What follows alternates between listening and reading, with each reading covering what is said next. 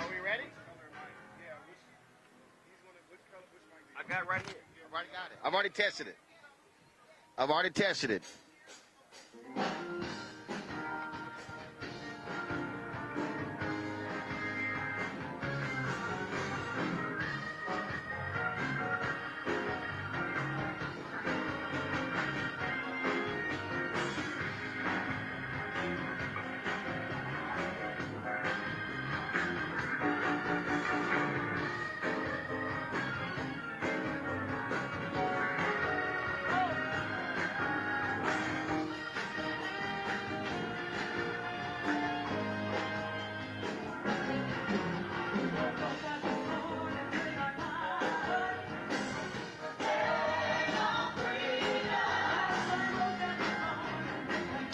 Hey folks, Roland Martin here. We are live here in the nation's capital for the Poor People's Assembly and mass rally here. It's going to be starting in about 10 minutes. This is the pre-program here where their choir is performing. And so you have folks from all across the country who are coming to the nation's capital here. And so what you'll see is, so we're going to get a shot that's further down Constitution. So let's take this shot here. And so folks, what you're seeing here is folks are coming here. More than 200 buses.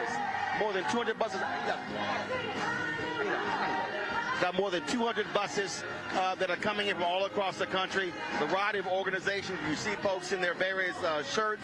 Of course, I see SEIU who are here. You also have the folks with Communication Workers of America. They are here as well. So folks, all of labor unions, grassroots organizers. The goal, of course, here is to get 15 million people touched and registered for this year's election. And talking to Reverend Dr. William Barber, Liz Theo Harris, what they have been doing is really focusing on organizing people, focusing on getting them straight, understanding how do you touch them, how do you reach them, but also forcing politicians, forcing elected officials to speak to the very issues that these folks care about. According to Reverend Barber, if they're able to reach these people, he fundamentally believes that they can make the difference in critical states all across the country. But not just the 7 battleground states the White House is focused on. They also understand the importance of the Senate races. They also understand the importance of state races, and also organizing people all across the South. But this Poor People's Campaign effort is not a black effort.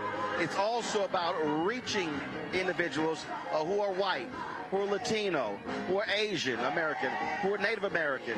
And so what you're going to see here, the folks on stage, you see this with the people who are actually in the choir. You're going to see this with the people here in the streets as well. You're going to see people from all different races. This is about poor people. This is about low-income workers. This is about all those people during the pandemic who were the affected workers. That's what this is all about. And so this rally is not just happening here in the nation's capital. They also have people who are mobilizing and organizing in state capitals all across. So this is the second year that we are here. here. We're running the commercial, running the ads, really focusing on these issues because they absolutely matter. It is, of course, a warm day here in the nation's capital, and so they've got everything out here that you need. Of course, they got portable water. They've got medics here. You name it, all of these folks here in order to properly care for folks. And so again, what you see here, this shot here, this shot here, actually at least go back to that shot. And so as you see, people who are arriving, people who are coming here. So people are coming here.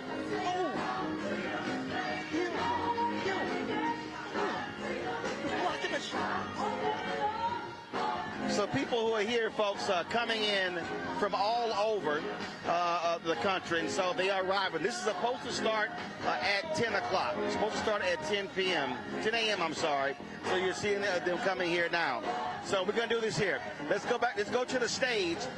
Go to the stage. We're going to take the choir here, and then we'll be right back.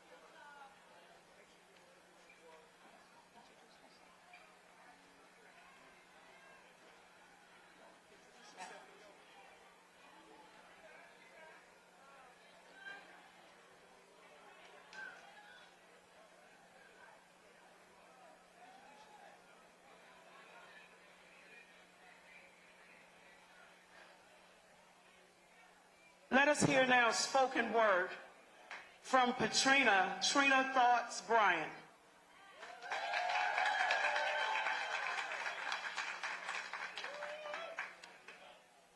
Dearly beloved, 140 million of us should be gathered here today in order to form a more perfect union. Poor and low-wage workers should be gathered in holy matrimony. This man and this woman struggles every day to stay alive, yet poverty is how they died. Fourth leading cause of death, America holds her breaths because she would rather you cash out on insurance policies, crooked policies, ensuring that the rich stay rich. And the poor pay the taxes. So I ask this, if anyone knows why these two groups should not be joined together, let them speak now or forever hold their peace. We are strong, not weak. Our vote is our voice, and the ballot box should be our choice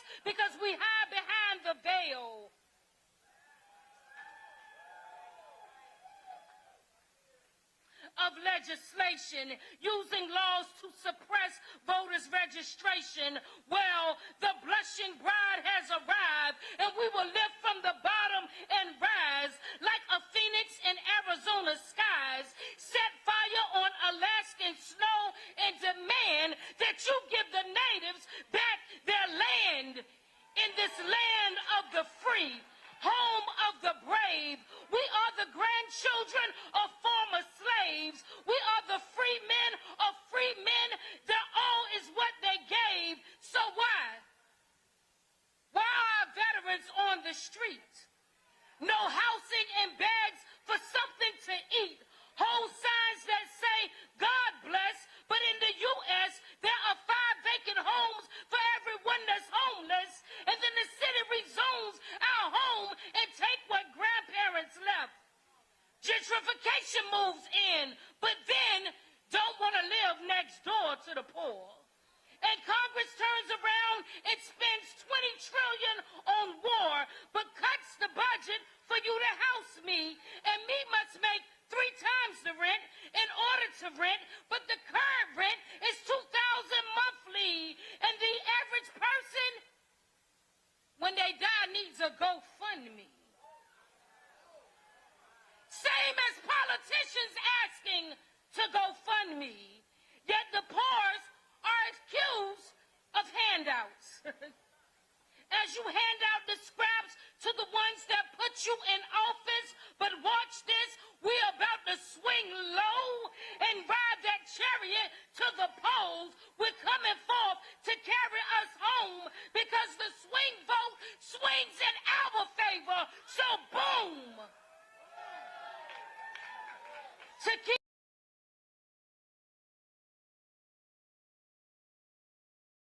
this mouth and to hold from this day forward, for richer, for poor, for better, for worse, in sickness and in health, to death do us part. Do you promise to vote and do your part? I do. Get ready. We're ready. We're ready to make our mark.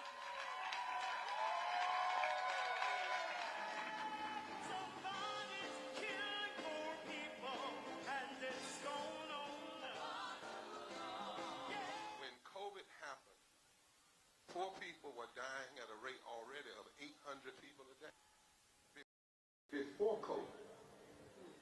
If you went to all right, folks, we're here again at the Poor People's Mass Rally.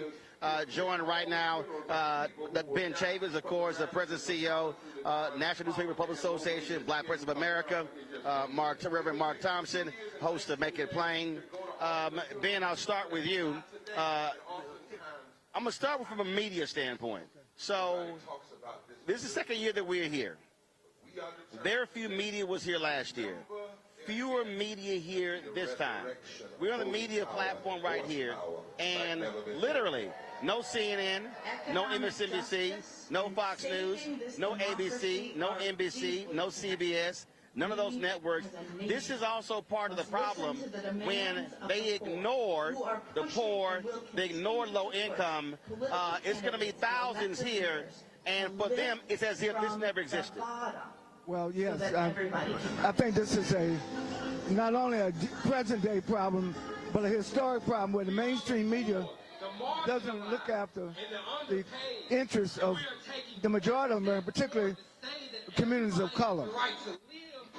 All the networks should be here. Roland, I'm so glad that you're here because you have become our mainstream. Because the other mainstream does not serve our needs. And I just got a call into serious questions CNN for excluding the black press at the presidential debate. I can't afford medicine. Sometimes I have to skip a whole wave of exclusion, and it cuts across conservative, moderate, and liberal. No matter what place they're on the political spectrum, they disrespect the black press, black-owned press. And if you disrespect the black-owned press, you disrespect black America. Mark, the whole point we're talking about is what's happening here. Literally, virtually no media here. And by mainstream media not being here, it shows exactly what their concern is, and to act as if this doesn't even exist today, to me, is utterly nonsensical. Well, yeah, and thank you for having us, Roland, too. Not only that, they don't care about poor people. This is, Bishop Barber is taking on the issue, the last issue Dr. King took on. And frankly, back then, a lot of people didn't want Dr. King to take on this issue. It's very, very difficult for people to get mobilized, but Bishop Barber has done that, and that's important. People are still on the debate, and it was funny, we led the way on that. We were on your show till 2 o'clock in the morning, and literally overnight, we saw how the perspective on the debate shifted. Everybody was in panic mode. By the time we got finished next morning, people had a wholly different thing. Even Biden must have watched it and got inspired and was a different person in North Carolina. So this is the place to be today. And this is not just in the context of just poverty in isolation. What Bishop Barber has shown us is that an enormous number of people who are living in poverty or suffering under low wages are not contacted or mobilized to vote. And so that can make a difference. So, frankly, as much as we may want to say, you know, Biden shouldn't drop out, he shouldn't. New York Times in there, Trump to drop out after 34 felonies. But the constructive criticism is Biden has got to recognize, and the Democrats have to recognize, that this is an untapped number of voters that they need to get behind and mobilize those voters. And at some point in the debate, poverty has to become an issue. On that particular point there, Ben, again, what this is about is how do you mobilize, how do you organize, and I think what's also important here, what Reverend Barber and Reverend Liz Theo Harris are saying is, we're not going to wait for a party, we're not going to wait for billionaire donors, we have to do it ourselves, and this is what I keep articulating, how we have to operate. We cannot wait on them to reach us, we got to do it ourselves. Exactly. Well, that's a very good point, Roland. Self-determination has to be from the bottom up, not from the top down. And I think what Reverend Barber has done with the poor people's movement is to include people who have been left out. And there are more people who have been left out than left in. And that's the power, potential power of this poor people's movement. I hope they have the largest voter turnout in 2024 of poor and low-wage people than ever before. And if we could change the Supreme Court, we could change what's going on in Congress, we could change what's going on in these state legislatures. So people have the power in their hand, but they got to use it.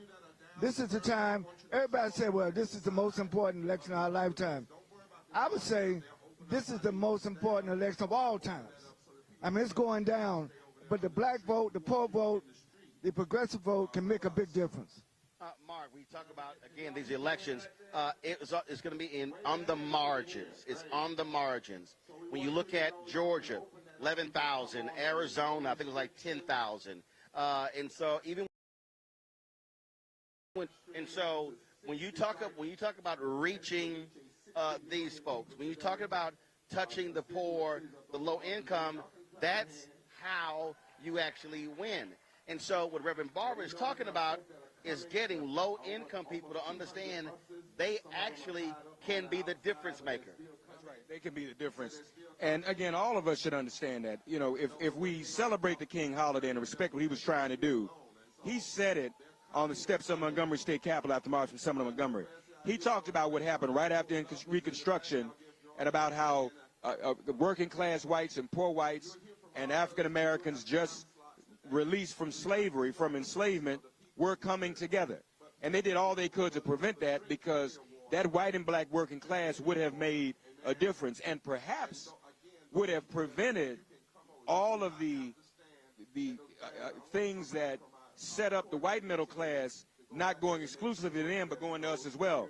They got the homestead loans. They got fair housing. They got Social Security. They got the FHA loans, the GI Bills, the things we didn't get. If we had come together, if they had not prevented us from coming together, maybe we would have gotten it. We know that was Abraham Lincoln's intention. And so until we can put this coalition back together, then we still aren't living out the true democracy of America. But even though they got those things, Brother Roland, and we got nothing, the clock has run out on the things they got, because economy keeps growing, but people's wages aren't growing.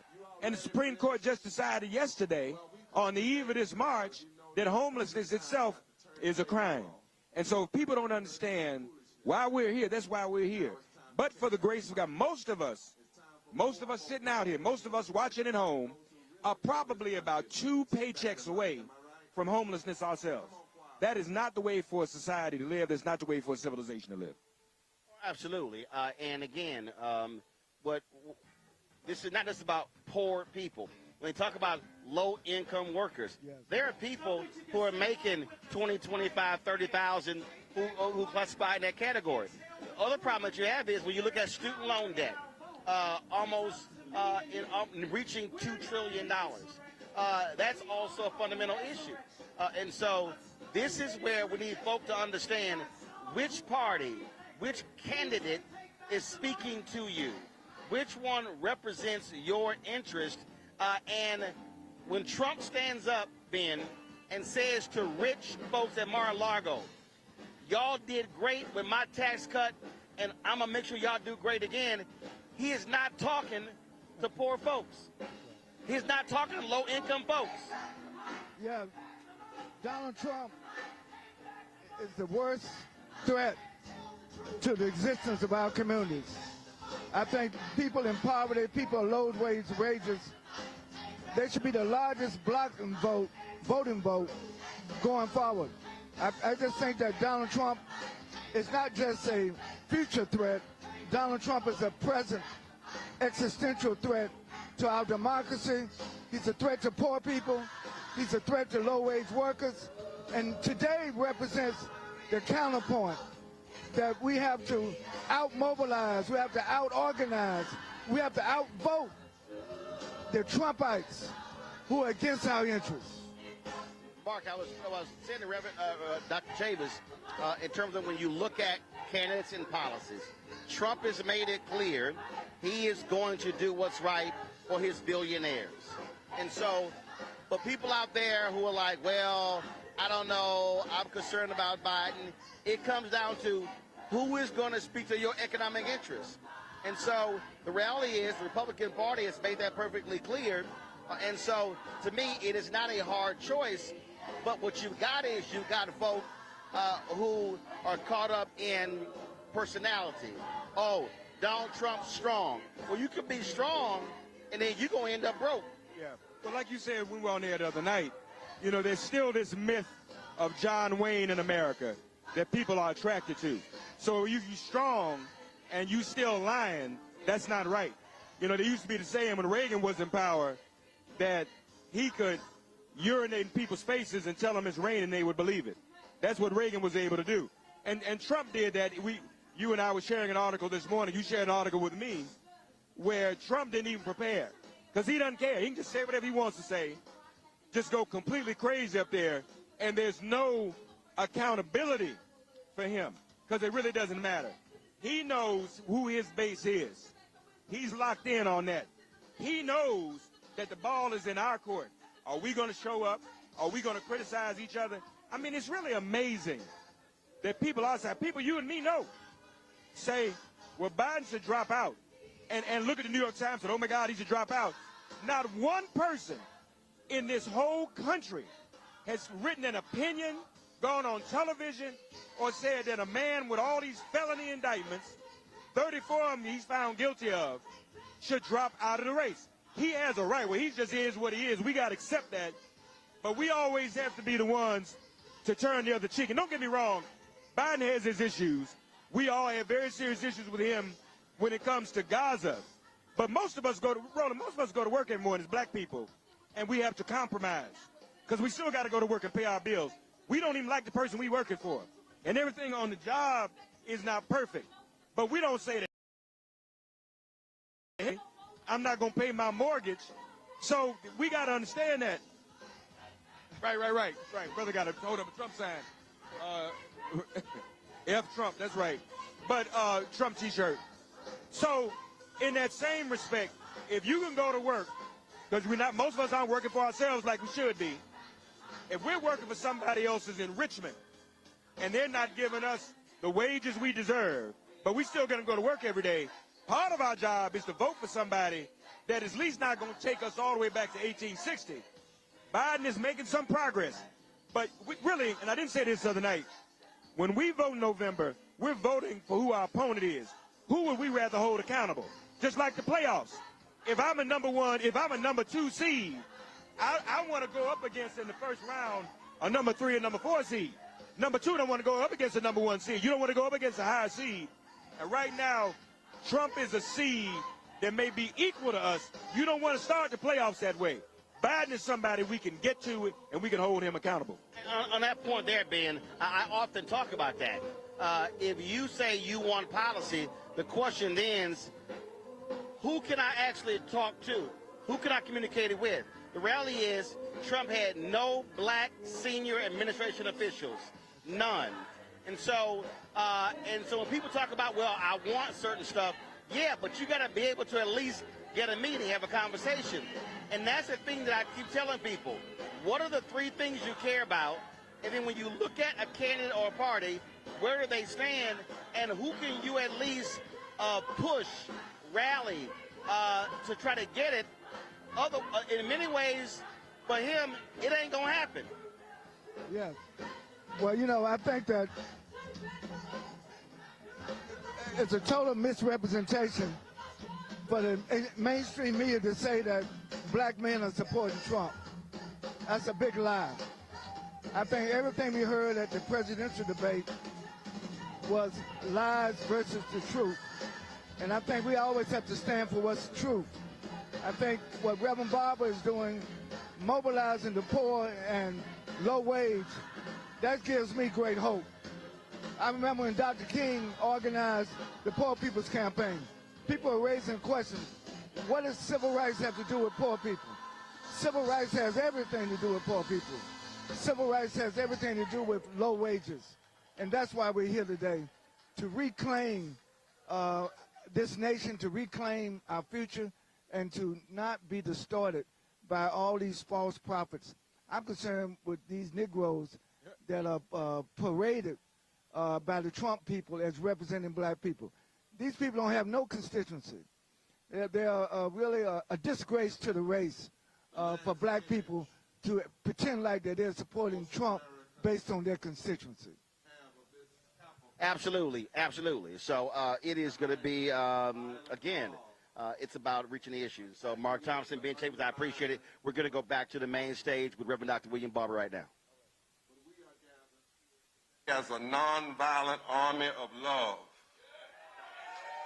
and truth. We don't need to be an insurrection because we are a powerful resurrection. We are here today as America's and representing America's largest potential swing vote, poor and low-wage brothers and sisters who make this country work.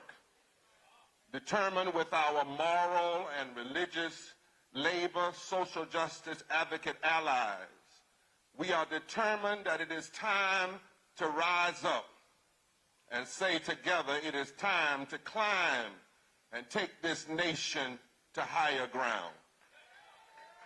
And we stand in a long tradition, brothers and sisters. We gather here today 70 years after the U.S. Supreme Court declared that segregating children by race had no place in public education. It was not so much that 9 men, white men in black robes woke up, but it was that millions of Americans, white and black, rose up. And our nation's conscience cried that it was beneath the promise of the Constitution to inflict the stigma of race, that it was beneath the call of the scriptures that declares, out of one blood God has made all people. And so responding to that cry, the court ruled that school segregation was too low down for the high ideals that we needed to rise to higher ground. We are assembled here today 59 years after Martin Luther King Jr. said, the greatest fear of the greedy oligarch in this country was for the masses of black people and white people to form a voting bloc that could fundamentally shift the economic architecture of this country. And 56 years after Dr. Martin King was murdered by a spirit so poisonous that it would kill presidents, preachers, and possibility. But less than 3 months after his assassination, welfare rights women who had called for the Poor People's Campaign joined Coretta Scott King, and Coretta Scott King said to the nation that violence was far more pervasive than the murder of her husband. She said 56 years ago to a crowd gathered just like this, she said, "I must remind you that starving a child is violence. Neglecting school children is violence. Punishing a mother and her family is violence. Discrimination against working people is violence. Ghetto housing is violence. Ignoring medical need is violence. And contempt for poverty is violence. And an apathetic attitude that refuses to deal with it is also violence." Ms. King joined poor people to call the nation to nonviolent moral public policy because anything less was too low down, and we needed to rise to higher ground. We agree today when we come here with Amanda Gorman, our nation's first youth poet laureate, when she wrote, "We've begun the task of building a tower together, a tower not stacked with steel and stone, but heart and home." In my spirit, for the last few months, I've been singing a song, "I'm pressing on the upward way. New heights I'm gaining every day. Still praying as I'm onward bound. Lord, plant my feet on higher ground." We come here today in a moment when too often meanness is the measure of public policy. And it is a way that is far too low down and beneath the vision of one nation under God. 135 million people, 140 million people struggling to survive with poverty and low wealth in the wealthiest nation in the history of the country is too low down for us to be satisfied. 800 people dying a day needlessly from poverty, 295,000 a year is too low down for us to be satisfied. A place where one study said that 350,000 people of the over 1 million people that died during COVID so far didn't die because of the virus. They died because of the lack of health care. That is too low down for us to be satisfied. When too many times people are having to choose between buying food and buying medicine, that is too low down to be satisfied. Cities where you can buy unleaded gas, but you can't buy unleaded water. That's too low down to be satisfied. A Supreme Court that says you can send somebody to jail for not having a home. You can send them to jail for sleeping. But then they turn around and say those with money can have unprecedented power in our election. That is too low down for a nation. A nation that can have an almost unanimous vote on spending more money for war and blowing up the world, but can't get a vote on healing bodies and healing broken communities and investing in poor communities and making sure people have health care in the Appalachians of the mountains of West Virginia, the deltas of Mississippi, the urban conclaves of the Bronx, and the tense territories of Tenderloin in San Francisco. Is too low down. And in this time, poor people, low-wage workers, religious leaders, and moral advocates, we join our voices today, hear us, America, to declare and commit that with protest and agitation in the street and litigation in the court and legislation in the suite and our massive swing vote in the ballot box, we will take this nation to higher ground. Now, there was a time when the watchword was woke, and rightly so. Folks said, you got to get woke. Folks have awakened to the realities of systemic racism, systemic poverty, ecological devastation, denial of health care, the war economy, the false moral, religious and distorted narrative of religious nationalism and Christian nationalism, and the heavy finance weaponizing of our communities and the war economy. But my tradition also says it's not just enough to get woke. When you get woke, you got to get out of bed. We understand and must do what Hoosier and Mabel Staples sang in their protest song when they said, it's not the waking, baby, it's the rising. It's the ground of the foot uncompromising. It's not the foregoing of the lie. It's not the opening of the eye. It's not the waking, it's the rising. It's not the song, it's the singing. It's the heaven of human spirit ringing. It's the bringing of the line. It's the bearing of the lie. It's not the waking, it's the rising. That's why we cry power. And we declare today it's time for a rising. Not an uprising of violence and fear, but a nonviolent rising of poor people and low-wage people and their allies that can resurrect the possibilities of this democracy. There will be no democracy worth saving if it doesn't lift the lives of poor and low-wage people all over this world. This is not a moment. Say your neighbor, it's not a moment. This is a movement that must rise until we lift this land from the nation, from the bottom, so that everybody rises. And we know that it is time out for being easily defeated and easily turned off. It's time out for listening to the talking heads rather than mobilizing the massive turnout of our swing vote of over 87 million poor and low-wealth people in this country. It's time out for foolishness. We can't get stuck arguing about which candidate performs better on TV. Oh, no. We can't get stuck on which candidate can give the best insults. Oh, no. We can't get stuck on what color a candidate's hair is. Oh, no. We can't get stuck on who's touched what prostitute or what porn star. Otherwise, we got to go all the way back in history and come back again. No. And we can't get stuck on who has a slight disability or not. Because in my tradition, Moses stuttered, but he brought down Pharaoh. Jeremiah had depression, but he stood up for justice. Jesus was acquainted with sorrow. Harriet Tubman had epilepsy. Folk are getting caught up on how a candidate walks. Well, let me tell you, I have trouble walking, but I know how to walk toward justice. President Roosevelt did more than any president of this nation, and he couldn't walk at all.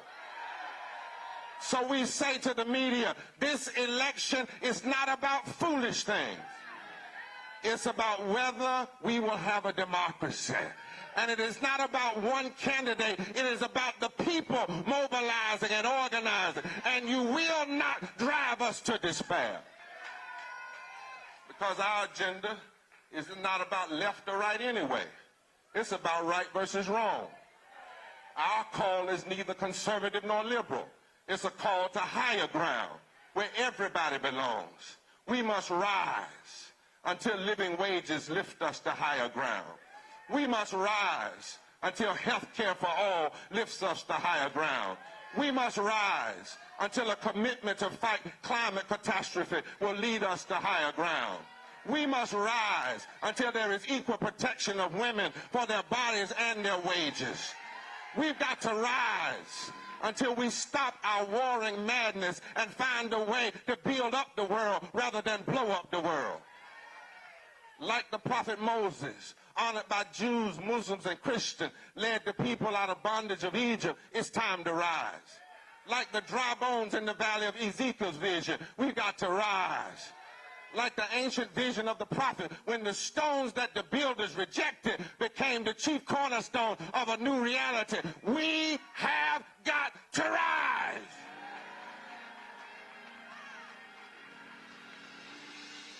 Like Rosa Parks rose.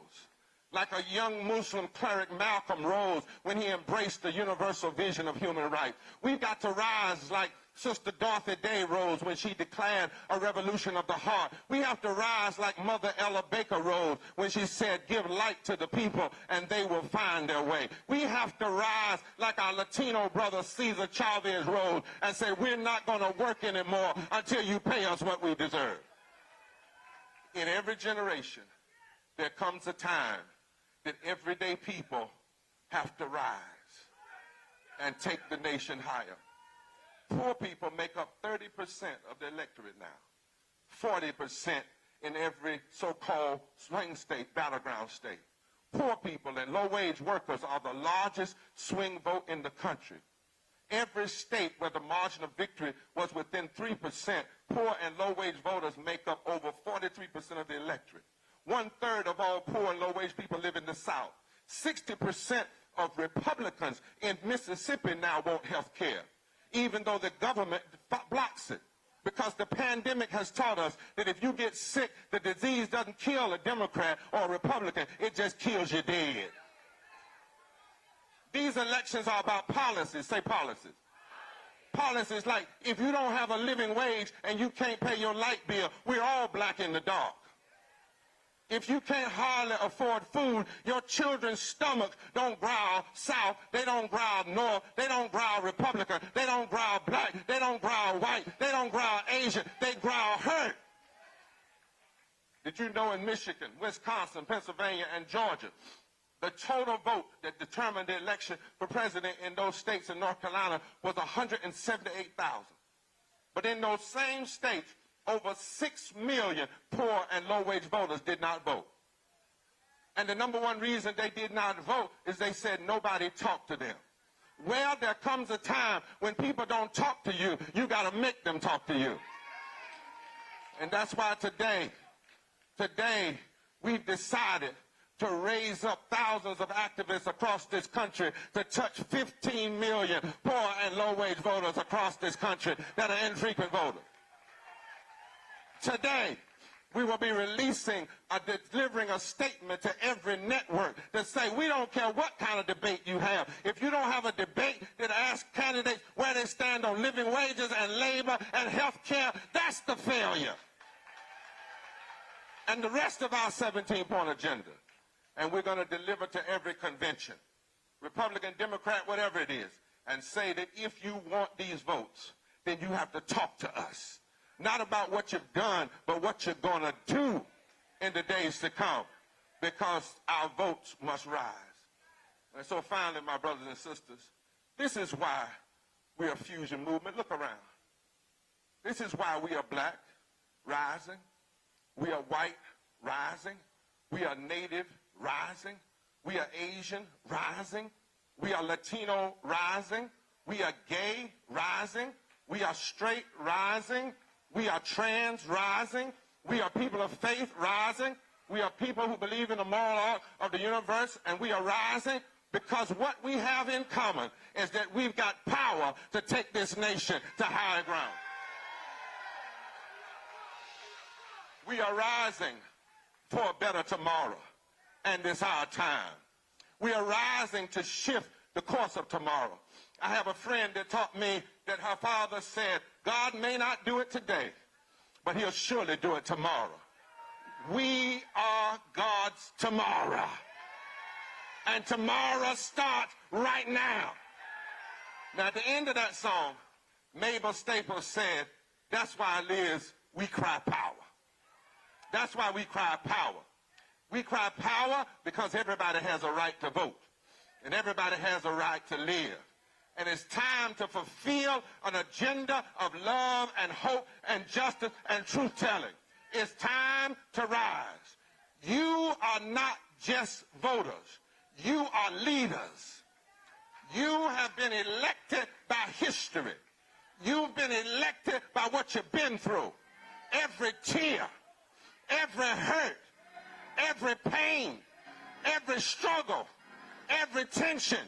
That gives you credibility to say to this nation, we cry power.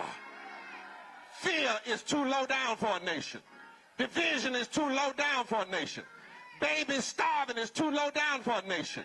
Workers not having a place to live is too low down for a nation. Having a recovery that leaves people still poor is too low down. It's beneath the call of God, and we cry power. God says, blessed are the poor. We cry power. God says, loose the chains of injustice. We cry power. God said the laborer is worth his hire. We cry power. God says treat the least of these right. We cry power. And I stopped by to tell you that the extremists don't have enough political power to shut us down. They can't vote us away. They can't insult us away. They can't scare us away. They don't have enough money to buy us away. Somebody turn to your neighbor and say like Sheila, say, I'm here and I ain't going nowhere. And we've got power. Power. Our agenda has power. Our numbers have power. Our unity has power. We cry power. Nonviolent power. Justice power. Mobilizing power. Voting power. Organizing power. Power to make a difference. Power to make changes. Power to overcome the lies. Power to make a new society. Turn to your neighbor and say, neighbor, we've got power. Power. Power. Until one day we are one nation, under God, indivisible, with liberty and justice for all. Power. Power. Power to rise. Power to stand. Power. Power. Power. Power. Power. Power. Power. Power. Power.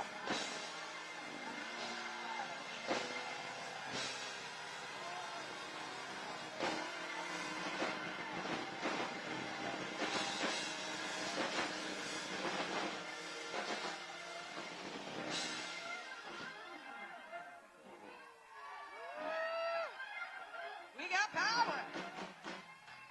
Yeah.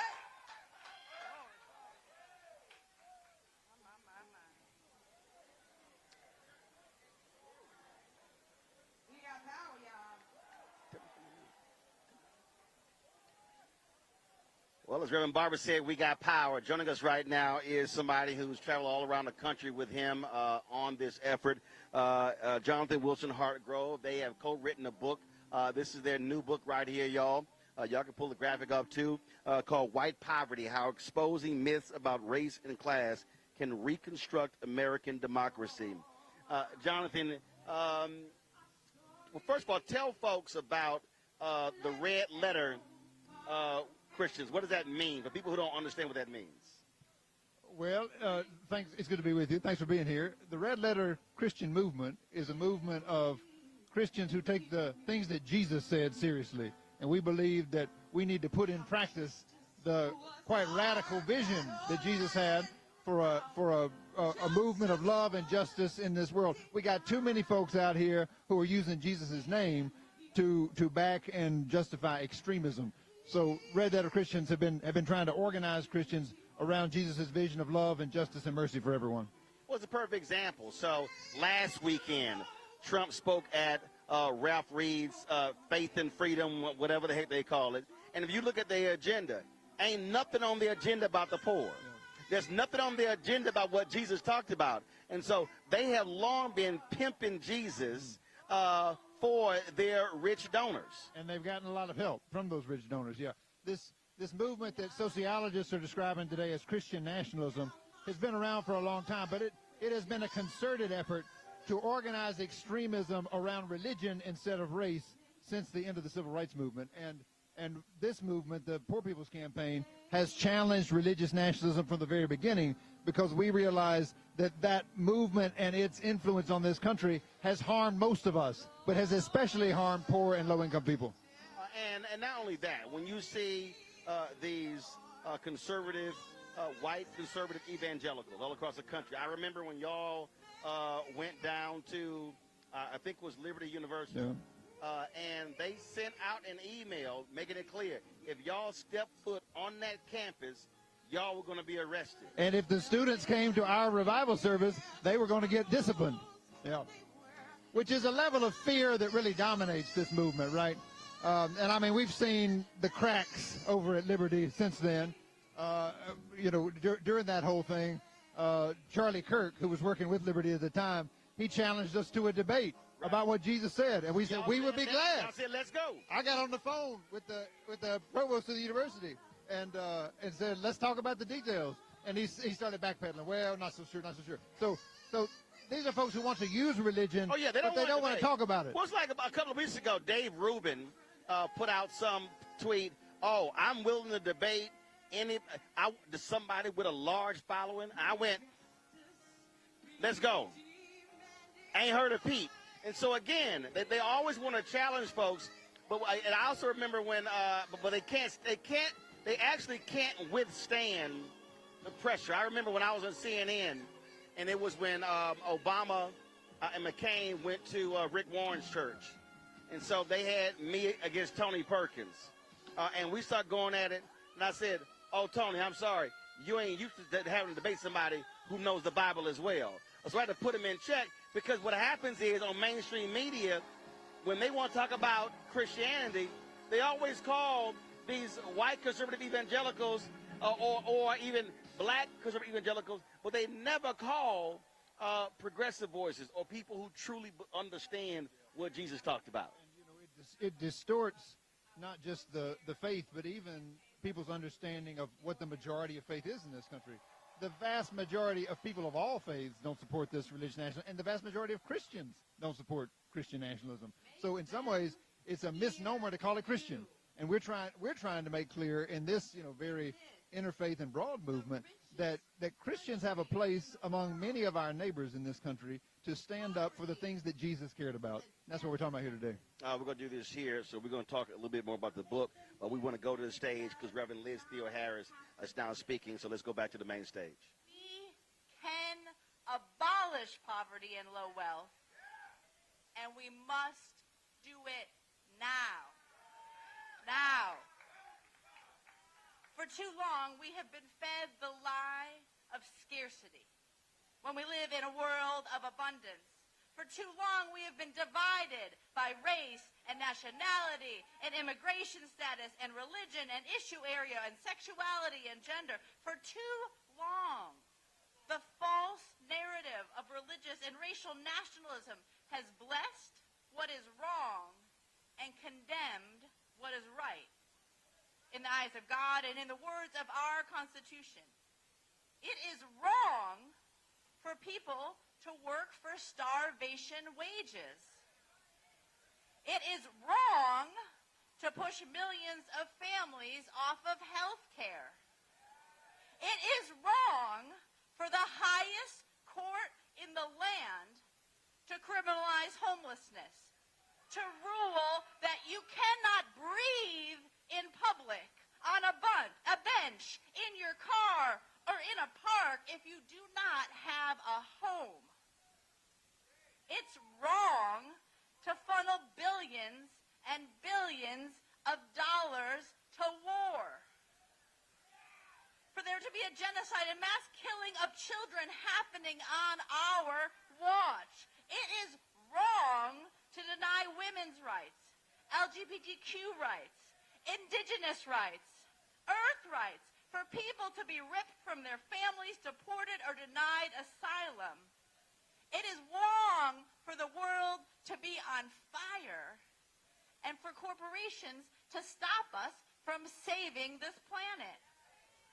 And it is wrong for the powerful to deny responsibility for these injustices, to take the power away to pass policies, enact orders that lift from the bottom so that everybody can rise. But we also know what's right. It's right to feed people, to give them health care, to secure the right to vote, to respect the dignity of all work. It is right to cancel debts, to offer a home to everyone. What's right is to abolish poverty and low wealth.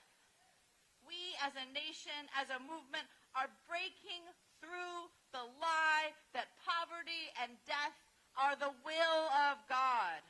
We must break through the lie that some lives are more precious than others, that it's impossible to unite and organize for change, that only small changes, one issue at a time, are possible, or that the rich and the powerful are coming to save us.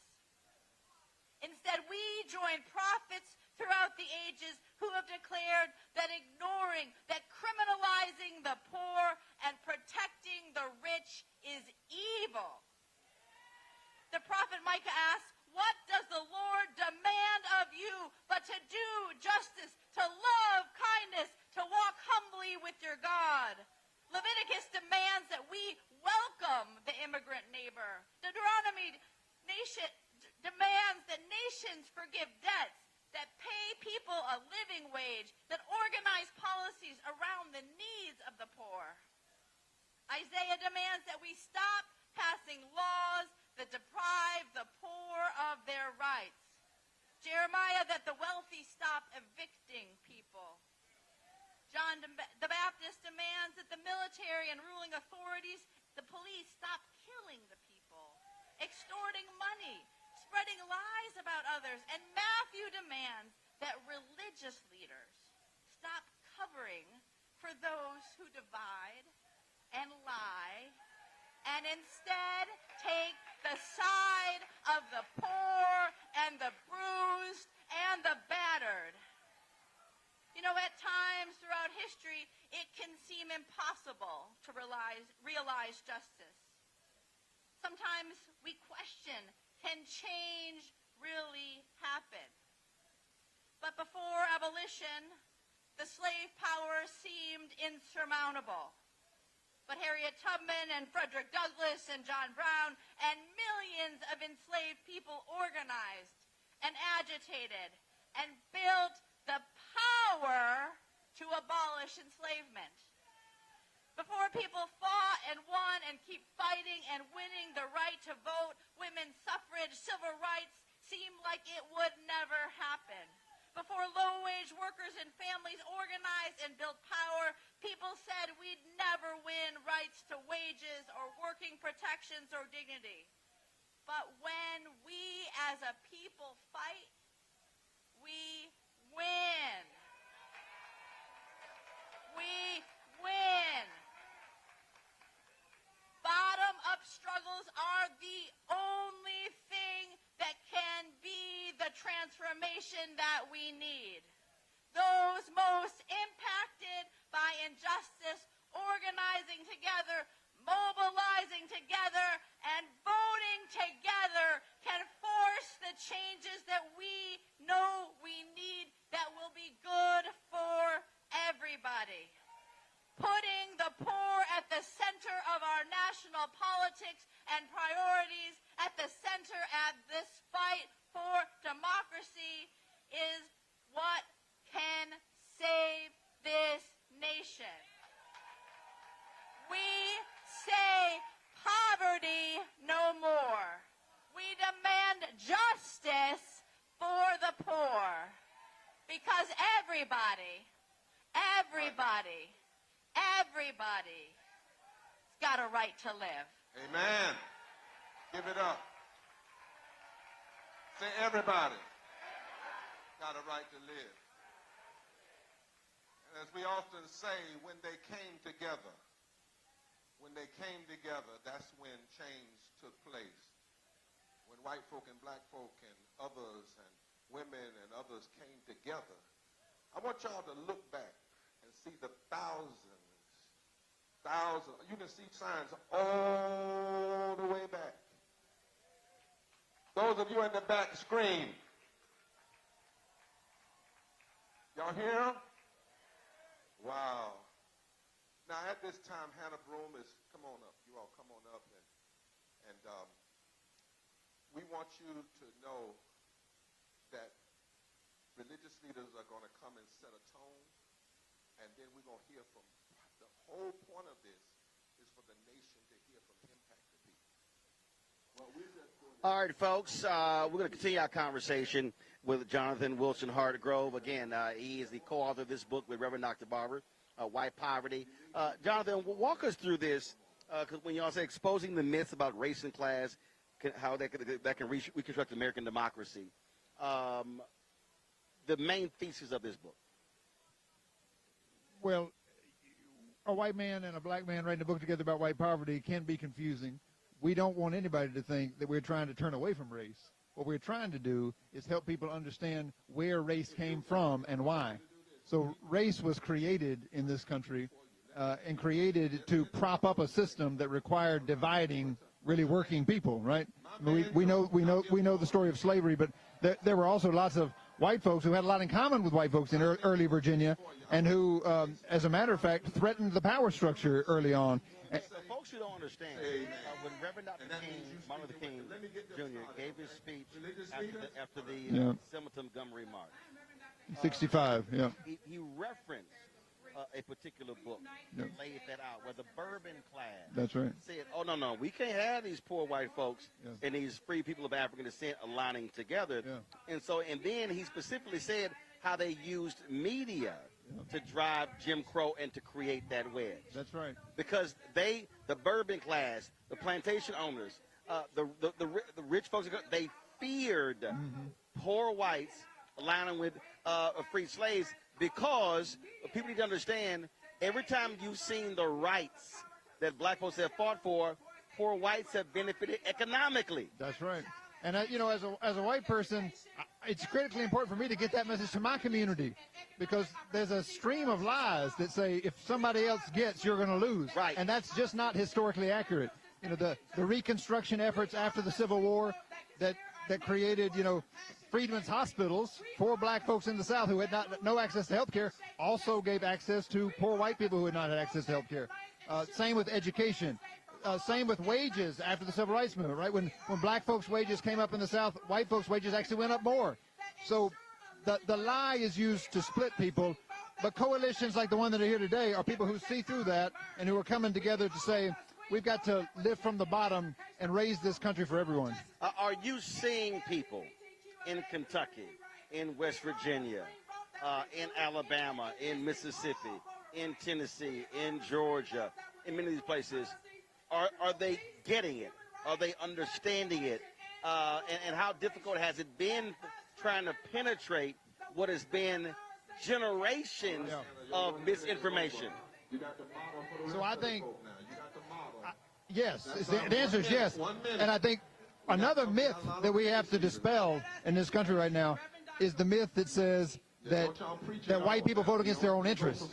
Because as a matter of fact, most white folks, poor white folks out there in these places where we're talking to people, they get it immediately. But they tell us we're not voting because there's nobody who's promising something that would really offer an alternative to this. So the strategy of this campaign to reach out to 15 million low-income voters who have not participated often in the past, that strategy is based on our genuine belief that people do get it.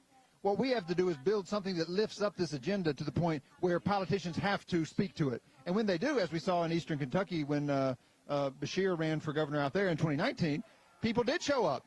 And it was actually white folks in rural eastern counties that gave him the margin. Now, he didn't win those counties, but it was enough to win the state. There you go. And that made the difference. There you go. And again, for people who don't understand, this ain't easy because you've got, in a lot of these places, people don't realize, a significant number of conservative radio stations. And you've got Fox News, you got conservative digital outlets who are pounding them with they're taking from you. The great replacement theory. Oh, they're coming to take your jobs. And it's all about scare tactics. Yeah. And these are people who are hurting, right? So they're trying to understand why they're hurting. You know, they have experienced the destruction of unions. They have experienced the fact that we haven't raised the minimum wage since 2009, and that you can't live on it anywhere in this country, you know, even in places where prices aren't as high as our cities. So people are hurting, and the extremists are giving them, you know, a theory for why they're hurting, which is why it's extremely important that people who have real policy answers stand up and say, no, there's actually another reason why you're hurting, and there's something we can do about it. That's what this movement is about, bringing people together to say there are very concrete policies that we've seen can make a difference. I mean, just to take one example from the pandemic, everybody saw the difference that it made when, for, you know, a year, this Congress back here passed an expanded child tax credit and said, we're going to make sure you get it, not at the end of the year, but every month. They saw that money in their banks, and they know the difference that makes. What we want to say is that is the kind of thing that a coalition like this can make possible with new leadership and with people who have majorities that can get policies passed. All right, then. Well, again, for folks, it is called White Poverty, How Exposing Myths About Race and Class Can Reconstruct American Democracy. Again, Reverend Dr. William J. Barber, Jonathan Wilson Hartgrove. Check him out. Follow Jonathan on social media. They are doing the good work out there. And, man, it's always good to see you. Yes, sir. Appreciate it. Thanks a bunch. Of course. Come on now. You need it in this, son. Come on. Well, see, when you're born and raised in Texas, you understand the heat. That's right. There you go. Appreciate it. Bless you, brother. All right, folks, we're going to go back to the main stage now to hear more of these religious leaders. This morning with some questions about what it means to live in this democracy we call the United States of America. What it means to be a person of faith and watch as the poor are robbed and taken advantage of just because they are poor. I have some questions that echo civil rights leader Fannie Lou Hamer, who was one of the architects of the 1964 Freedom Summer Project in Mississippi, who asked, is this America, the land of the free and the home of the brave, where we have to sleep with our telephones off the hooks because our lives be threatened daily because we want to live as decent human beings in America? And here we are 60 years later with our lives still being threatened. While our telephones aren't off the hook, they are sending us alerts and messages that our lives are threatened. When black people have a lower life expectancy than white people by 5 years, our lives are threatened. When black people are more likely to be uninsured and unable to afford health insurance, our lives are threatened. When the mortality rate of pregnant black women is 3 times that of white women, when white households have more than 9 times the wealth of black households, and the percentage of black folks living below the poverty line in this country is almost double their white counterparts. The question is this America, the land of the free and the home of the brave? Well, I just want to say that today we can do it together. We can make this truly the land of free and home of the brave. Thank you so much. Brothers and sisters, as you come as clergy, I want to remind you that we're asking you to deal with your theology. You don't have to deal with all the policies. The people that are the result of the policies are going to speak. Your job is to set the moral foundation. What does your faith say about why we ought to be here? Please adhere to that, because it's important, because we have to combat this heresy of Christian nationalism, right? Amen. So we know the policies. What we need to know is, what does your faith say? What does the word say? What the Lord say from your perspective? And it's 1.5 minutes. Please stop at 1.5 minutes, because we got a lot of impacted people, and if it doesn't happen, we're going to change it and put the impacted people on up. All right? Good morning, my brothers and sisters. I am the Reverend Terry Hord Owens, and I'm honored to serve as the General Minister and President for the Christian Church Disciples of Christ in the United States and Canada. As a Christian minister, I'm here, and we are here because we are informed by the teachings of Jesus to love God, to love your neighbor as yourself. And one of the epistles in the New Testament tells us that love is an action word. You can't just talk about it, you have to do it. And that means what I want for others is the same thing I want for myself. A living wage, health care, safe and affordable housing, quality schools that don't depend on my zip code. This love means that I want to ensure that there's a safety net so that no one needlessly suffers. This love means that I stand on the assurance of the God that I serve, that there is enough. This God is a God of abundance and not of scarcity, and too often we hear that what we want is too costly. But I argue that if we claim to be a moral and just society, we can make the right decisions to ensure the flourishing. Let's be the nation we say we are. Let's be the church we say we are. There is enough.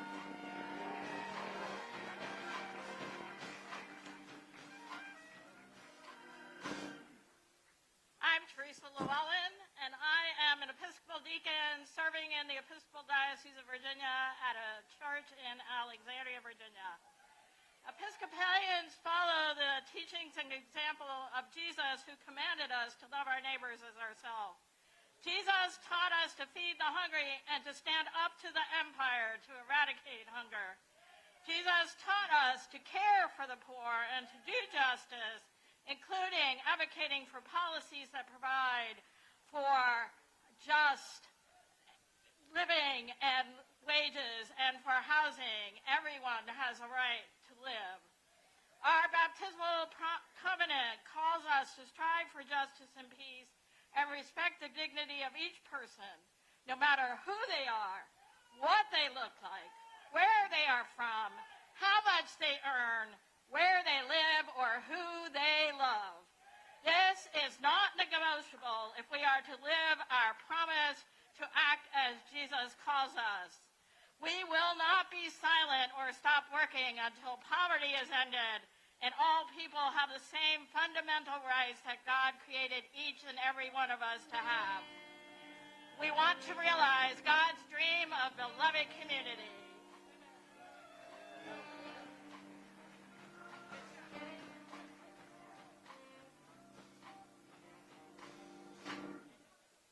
Good morning. I am Reverend Wayne Wilhelm, Tri-Chair for the state of North Carolina. The Bible has declared that we should love mercy and do justice and walk humbly with our God. The prophets came not only to share the word of God with us, but to let us know that we had power within the word of God, that we have a voice within the word of God. And we've come to gather today to remind these people that we will not accept poverty being the fourth leading cause of death in this country. But as faith leaders, we realize that the Bible reminds us that there is a great cloud of witnesses, that we do not stand by ourselves, but on the shoulders of so many others. So we stand with the ancestors today. We stand with that great cloud of witnesses today. And as faith leaders, we stand on our deepest religious and moral values and all of our sacred texts. Admonish us to take care of the poor, the women, and the children.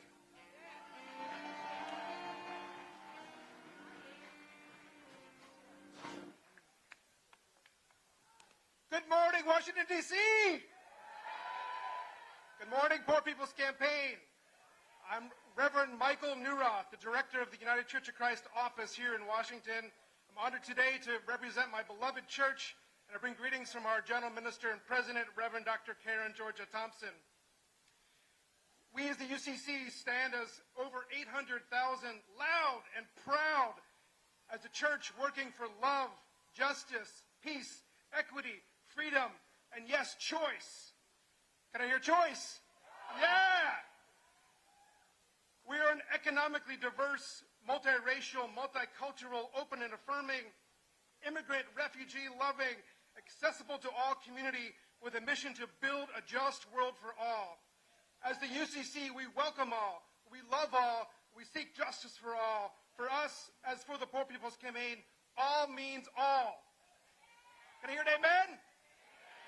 As followers of Jesus Christ, the low-wage worker and Palestinian Jewish rabbi, we are called to stand for the poor and with the poor, the outcast, the marginalized, to expand our sense of, to include the low-wage workers, the immigrant, the disabled, the drag queen, the child in Gaza, those of every hue, orientation, and culture. To see us all as beloved in God's sight. As William Barber and others are going to say today, we are a resurrection. And like the Resurrection City encampment in Washington, D.C. in 1968, we need to shock the conscience of this nation. Let us proclaim that black, poor, trans, immigrant, Palestinians, all of us are beloved by God. Amen?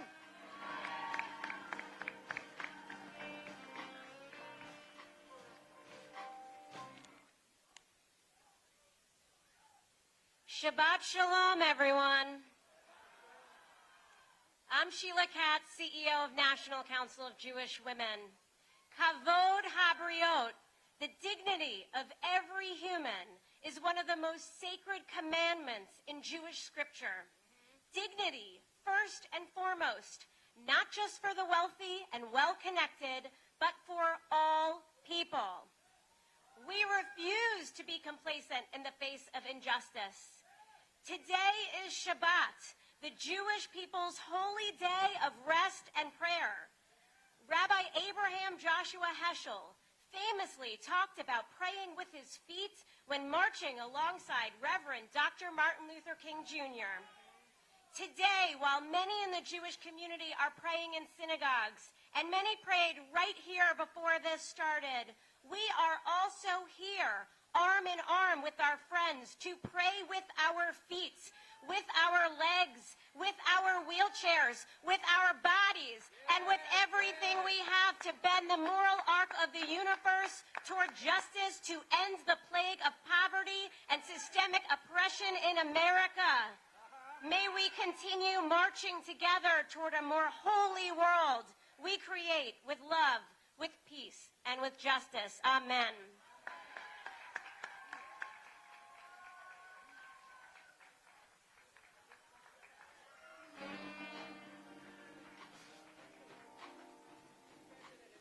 Secretary of the National Council of Churches. NCC is here today. We are on the ground. They are faith leaders and church members from our diverse denominations who have come to declare that they are committed to collaborate for justice and equity. We are standing here today as a testament to human dignity, a united force against oppression, poverty, and inequality. We must remember that our strength lies in our unity, our resilience, and our unyielding spirit, pressing forward and not stepping back. The system tells us that we are forgotten, that our struggles are invisible, that our voices don't matter. But you being here today and watching online tells the system that in no uncertain terms we rise as one. We have a right to be seen, a right to be heard, a right to live with dignity, and a right to a living wage. We're here today to fight for our share, better housing, and quality public education. We fight against the criminalization of poverty, systemic racism, and an economy that benefits the few at the cost of the many. Thank you, Bishop William Barber, for bringing the nation's attention to poverty and low-wage earners. The National Council of Churches is here today to amplify your voice so that our voice becomes votes and our voices becomes law. Let us continue to unite and work until victory is won.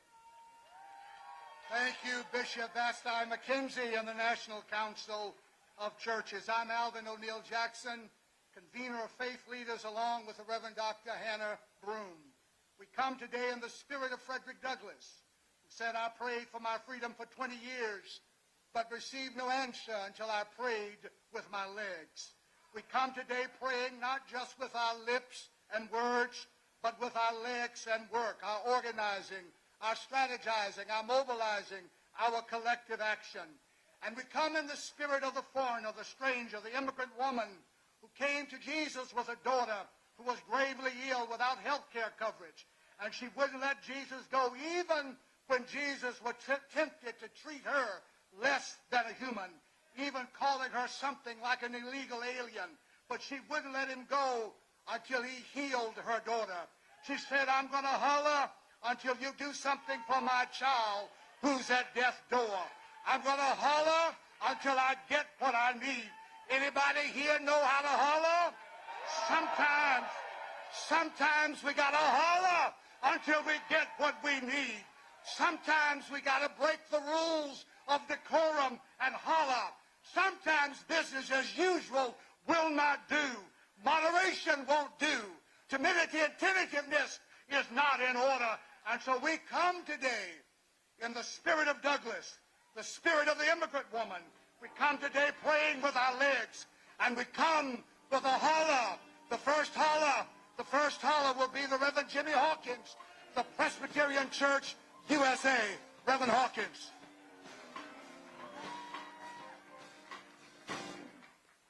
Hi, I'm here representing the Presbyterian Church. I'm the advocacy director for the Washington Office of Public Witness and also the UN office. The Presbyterian Church is a Matthew 25 church. And we have made a dedication that when you are hungry, we will feed you. But not only that, so that you can have a living wage and you can feed yourself. We are a Micah 6 church. We believe that we are called to love justice. We are an Amos 5 church. We want to let justice roll down like waters and righteousness like an ever-flowing stream. We are a church who believes in people, in a God who loves people, regardless of how much money they make, where they come from, or what they look like, because we are all made in the image and likeness of our God.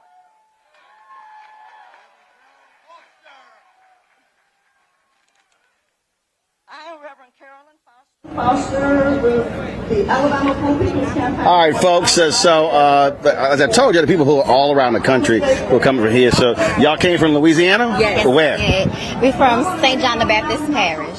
St. John the Baptist Parish. So why'd y'all want to be here? We wanted to support people. We wanted people to vote. Yes, we wanted to make sure we were the voice of the people. We wanted to make sure we were here for this monumental moment. Yes. I've honestly never been to anything like this. I cried earlier when I heard the choir. Like, it's a moment to be a part of, right? And with me being so young, it's like, you know, I'm making history. I can go and tell my kids, like, hey, I've been teaching all this time, and this is what I did when I was your age. So it's a moment. It's a moment. Y'all also have a lot of work to do there because there were a lot of people who sat the election out. Now you got MAGA Jeff Landry as the governor and doing all sorts of different things. And, you know, we kept talking about it. Gary Chambers often talk about it. And for a lot of people who just said, well, I'm going to stay home on the couch, now they're realizing what happens when you stay home on the couch. Right. And that's why it's called the swing vote. We have to make our voices heard. We have to. I also work voters registration. So a lot of times they call me in like, hey, can you help us with they have early elections that make it easier, to make it convenient for you, and people still don't come out. And it saddens me every time I work my shift because it's like, where is everybody? We need you. So I don't know, but we got to make a change. That's why I'm here. I can tell other people I've been here. I can tell my voters registration, hey, what do we need to do to get this out to let people know this is going on so that they can come out and vote? Well, the Deltas have, and y'all are active for sure. The River Parish Deltas have started calling people. We have started this calling line where we're calling for social action to make sure we ask them to vote, ask them to remember to vote. We're even going for the elderlies and actually bringing the papers into them to sign up. So we are doing things in the community. The Deltas definitely are, to make sure to ensure that we are moving our community in the right position, in the right movement for everybody. And the teachers union too. And the teachers. We had to do a telethon. At the last meeting we had in Baton Rouge, we had to do a telethon. So we're working. We're working. Well, we appreciate it. Y'all keep working. So now I know you came out, you wanted a photo, so I know. Hold on one second. I got you. Hold on. You hold this right here.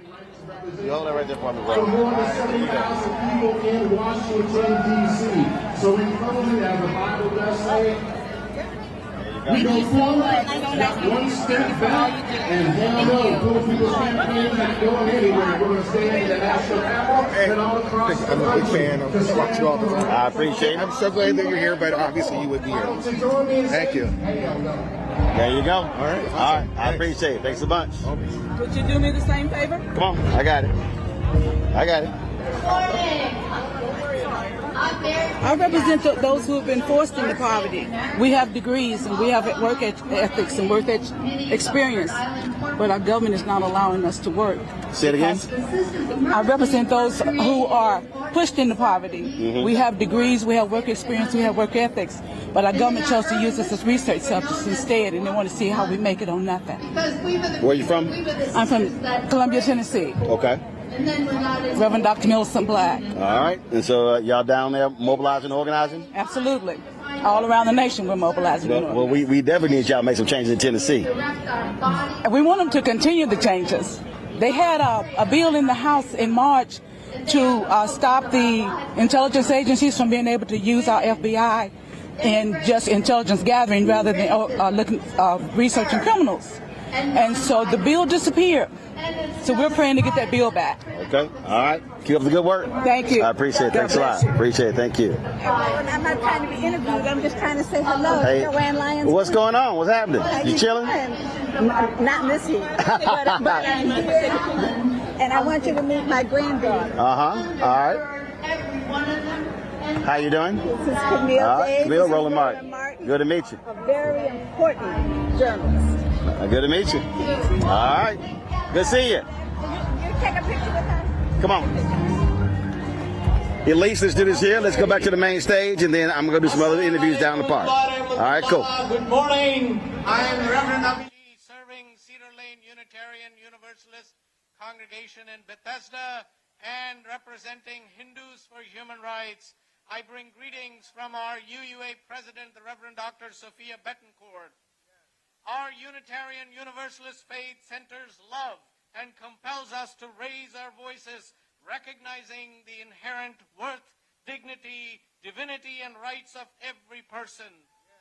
My Hindu faith rejects the false worship of broken systems to pursue justice and equity. In the Hindu sacred text, the Bhagavad Gita, Lord Krishna calls Arjuna to say, whenever righteousness declines and unrighteousness rises, I manifest to reestablish dharma, righteousness.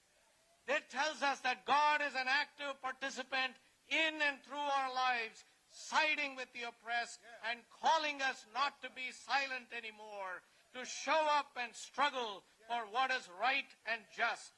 So let us be a dharmic resurrection. Let us take this nation to higher ground, forward together.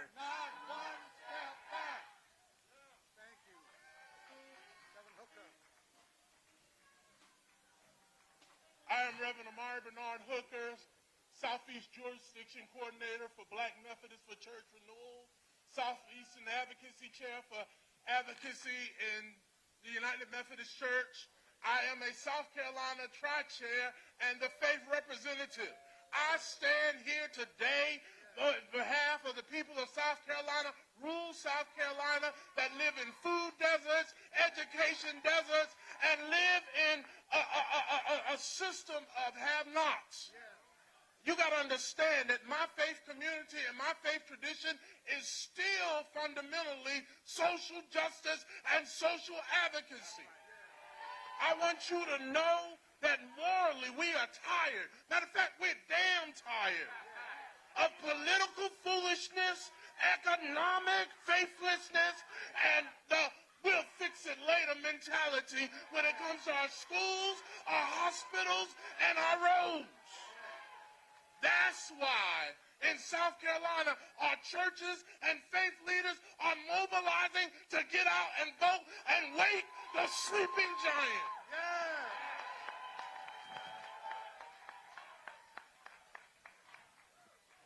Hi, y'all. My name is Gabriela Martinez, and I stand with you today as an employee of the Franciscan Action Network and the proud daughter of a migrant. Francis Sinclair cared about justice, peace, and the integrity of creation, as we are all children of God, no matter your color or where you live or how much money you make. So I will try to speak to all of our inner children as I tell you a personal story that I think all of us can relate to. I grew up in the industrial suburbs of Pennsylvania. I have vivid memories of playing in my daycare's playground, distracted by an awful smell in the air. And by the time I was 7 or 8, I was diagnosed with type 1 diabetes. I moved to rural Ohio trying to escape. Every day on my way to school, we had to drive by 2 large petrochemical plants whose pervasive fog was so thick that even if your lights were on, you could not see any cars in front of or behind you. And it smelled so rotten that I would count the minutes holding my breath. Not long later, I was diagnosed with a thyroid disorder. I grew up and I moved to Virginia, where the Great Potomac River has coal ash dumped into it, and my partner and I live again just across the street, but this time from a Superfund site. My whole life, I've been running only to find that there is nowhere to run in this country that is not contaminated by the disease of injustice. Meanwhile, a 3-month supply of my insulin, as medically necessary, retails at $1,600. At the federal minimum wage, someone with diabetes had to work 28 days full-time. And the child in me screams, why? The child in me screams, when? And the child in me screams, how? And then I look at all of us, and I know that we're the solution to our problem. Vote together! All right, folks, so we're over here. So as you can see, we're walking this way. Y'all come on. So you have, now granted, we're outdoors. Come on, keep walking. I need you to keep walking. So we're here, of course, over here. It's a warm day, and so you see the shot right there. You see the folks who are similar over there. Turn around there. Do a shot there. So they're over there, of course. No cover or anything like that. You see right here a number of the folks with SEIU. They are just coming. So you see them in their traditional purple shirts, and so they're here as well. And so it is a warm day. So you got folks over here who are over here under the trees, staying cool. So we're gonna go over here. How you doing? So we're gonna go over here and chat with some folks and chat with them. And so they're here. Hey, how y'all doing? Hey, what's happening? Y'all good? All right. Why was it important for y'all to come out here? Unpopular and expensive. We got my sons here with autism. Everybody's got a place in this culture. I want politicians that are going to work for everybody. Doesn't matter your status, doesn't matter your wealth. Who has a different set of priorities? All right. How about you? Over 1,000 scriptures speak to God's concern. I'm here just to advocate for justice. The needs and the dignity of That's all you got to do. That's simple. Absolutely. I appreciate it. How you doing? Okay, you were fully laid out here. I'm like, is like she taking a nap? How are you? No. I'm a part of the Poor People's Campaign. I've done this before with previous mobilizations. I'm just really disgusted with where our democracy has gone. And I think that people need to come together across racial lines, across economic lines, and stand up for the truth and justice. All right, where you from? I'm from D.C., from Washington, D.C. All right. I'm also organizing substitute teachers in Washington, D.C., and because we are part of the low-wage workers. And so anytime I can stand up with and come together with other unions and other people of faith, I'm here. All right, then. How you doing? How's it going? I'm good. What brings you out here? You and the poor people. Thank you for all you do. God bless you. I appreciate it. I honor you. And we need more people like you speaking for us. I appreciate it. You always speak truth. You give it so hard and straight. And I thank you. I appreciate it. You and your wife. I appreciate it. Can I get a picture? Yep, I got it. Okay. Now, we're here today. To the folk in the back, let me holler at you again. Y'all holler at the folk all the way back there. There you go. Thank you. I appreciate it. Thank you. All right, so we're going to go back here. How y'all doing? All good? What brings you out here?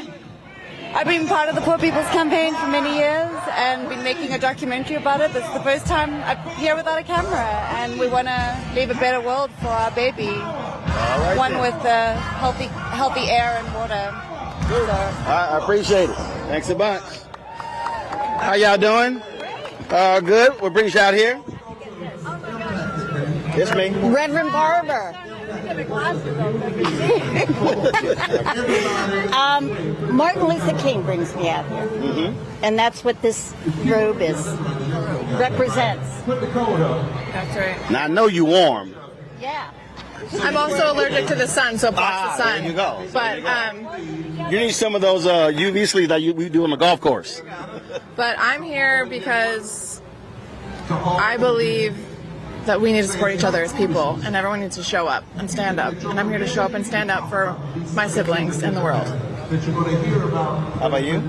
I'm here because it's the right thing to do. All right. And you? Moral imperative. All right, cool. I like that hat, too. Good to see y'all as well. Y'all be well. What's up, frat? All right. Absolutely. How you doing? How you doing? I'm all good, just chilling. What brings you out here? Well, you know, I work with the Poor People's Campaign. I got you, right. Yes. So I'm always happy to be out here. You said staff. I got you. Yeah. Out here working, and there's a work to be done. This country is like, you could be depressed, but why be depressed when you can go out here and work and actually raise your voice and make a difference? All right, then. Well, sounds great. Keep it up. Thank you. All right. So, as I said, y'all, it's a little warm today. So you see, you got folks sort of staying in the shade here.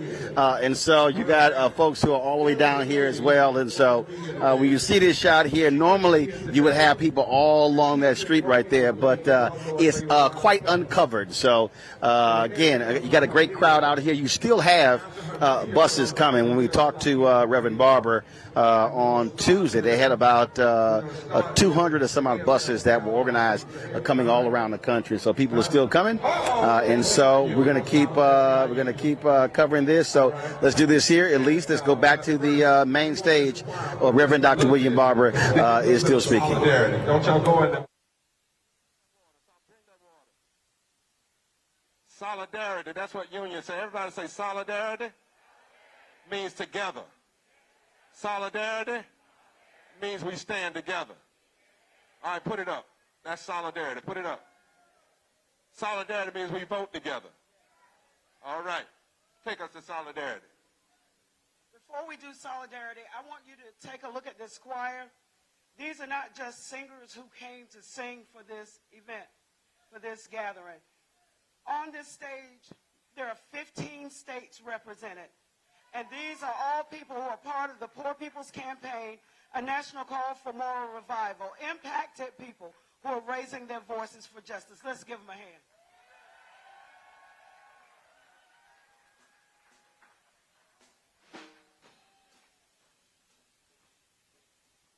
This song was written by Sauda Aishe, and it's called Solidarity. Let me hear you say solidarity.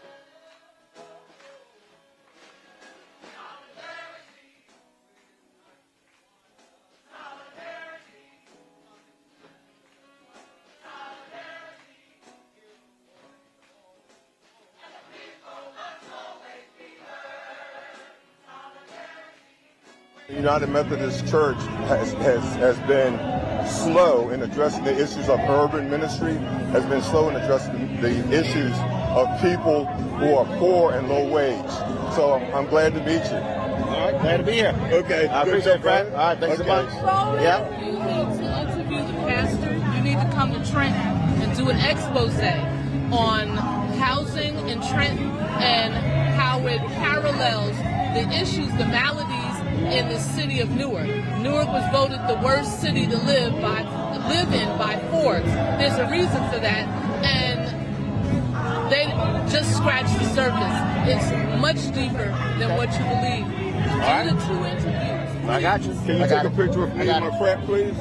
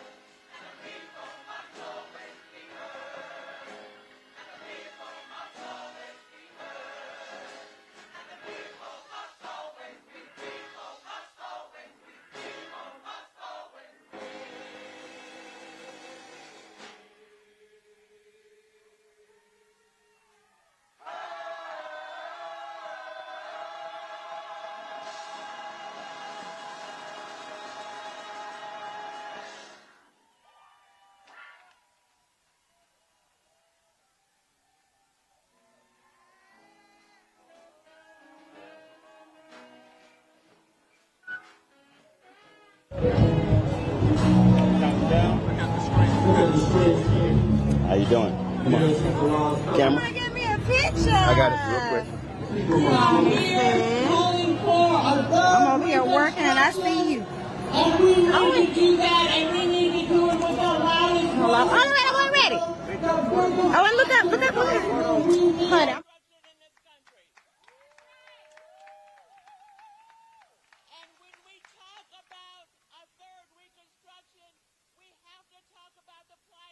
Plight of workers in this country.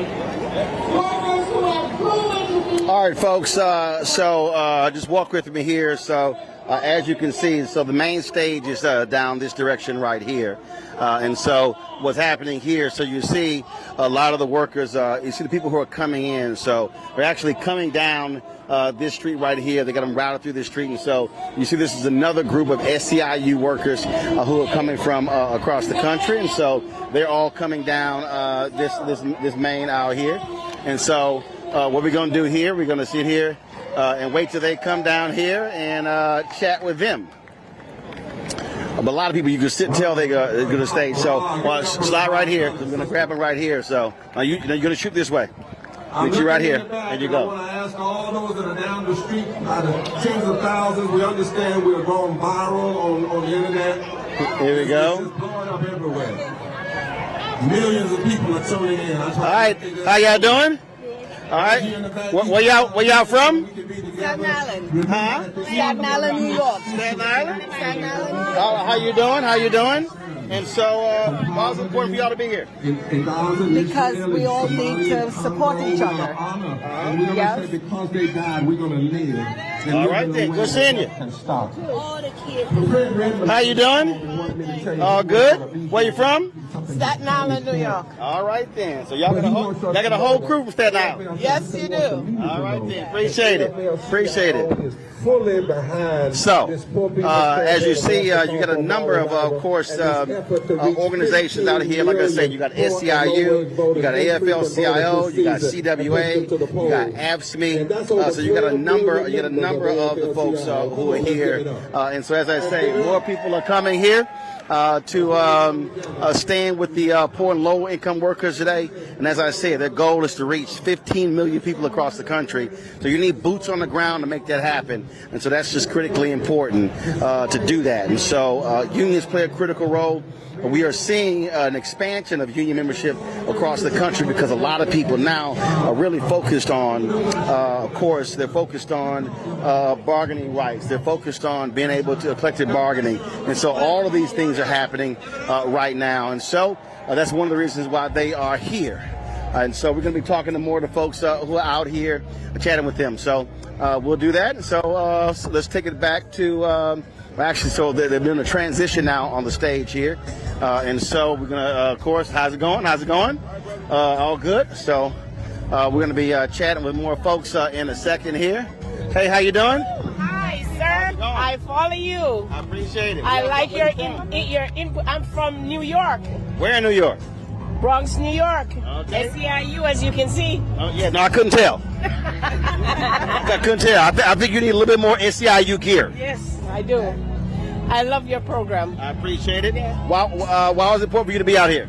To fight for justice, to fight for a right to vote, for what our ancestors died for, and don't take it for granted, and make sure Trump doesn't get back in office. All right. I appreciate it. Yeah. All right, keep giving hell. Yeah, we will. Then. Take care. Yeah. All right, folks. Elise, let's take it back to the stage, Elise.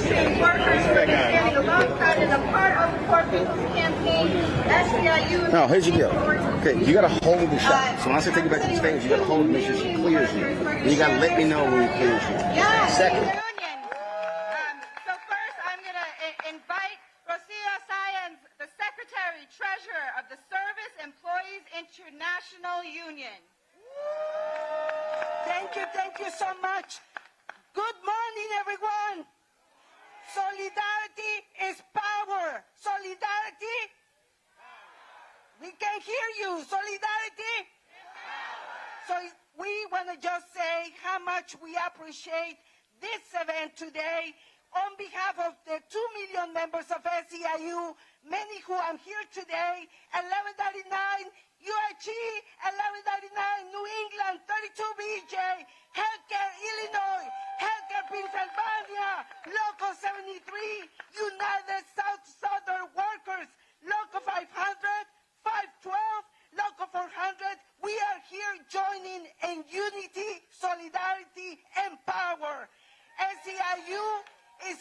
to partner with Poor People's Campaign and with other groups, and we labor to end poverty wage once and for all. And we together, we're going to march to the polls in November.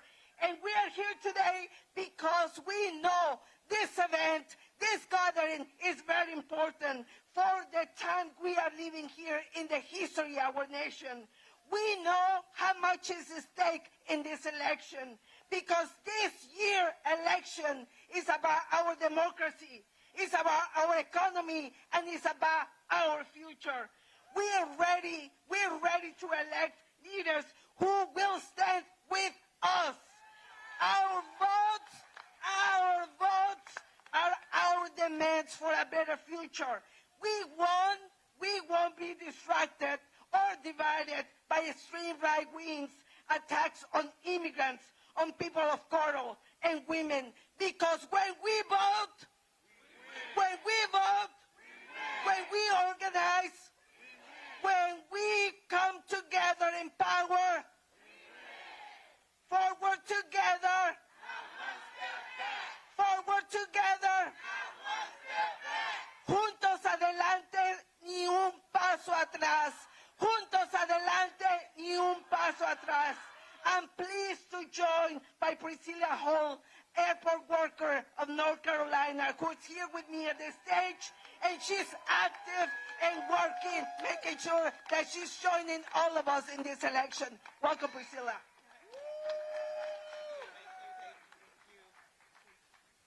Hello, DC. I am so excited to be here today to stand in solidarity with our poor people campaign and all our working people. My name is Priscilla. I am a lead cabin cleaner at Charlotte Douglas International Airport. My job is to clean, search, and make the planes completely clean and safety for all our passengers. Most of them fly with American Airlines. Despite being essential air travel, airport service worker like myself, we aren't respected for the work we do, for the struggle we provide for the families, to be safe for our families with our wages. As a single mama, it breaks my heart that I can't provide the life I want for my children. I'm sorry, guys, it makes me emotional even say that. I have to make so many sacrifices just to barely scrape by, paycheck to paycheck, just to keep a roof over my family's head. I don't even know what a vacation is. Honestly, coming here was my first time flying on American Airlines. Yes, that do mean I cannot afford to fly, me or my family. Every day we hear from passengers about all the travelers they do and where they visit. They don't know what we go through. They don't know what it means for us to not be able to take time off and go to the Bahamas or even Disneyland. It makes me angry to say that I have to live like this and my coworkers have to live like this while the CEO of American makes $15,000 an hour. I'm out here today because I'm sick and tired of helping American Airlines bring in millions of dollars to revenue while I struggle each and every day. I'm also sick and tired of seeing all the working people here today across all the industries struggling off of poverty wages and being left behind. Enough is enough. Right. I thank you.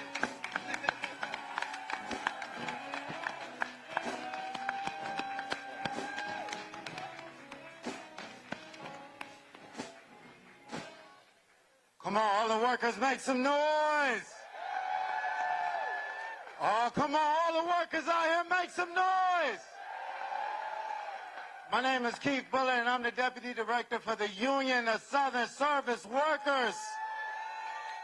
We are workers that are coming together all across the South in North Carolina, South Carolina, Georgia, and Alabama to stand up and fight back, because when worker rights are under attack, what do we do?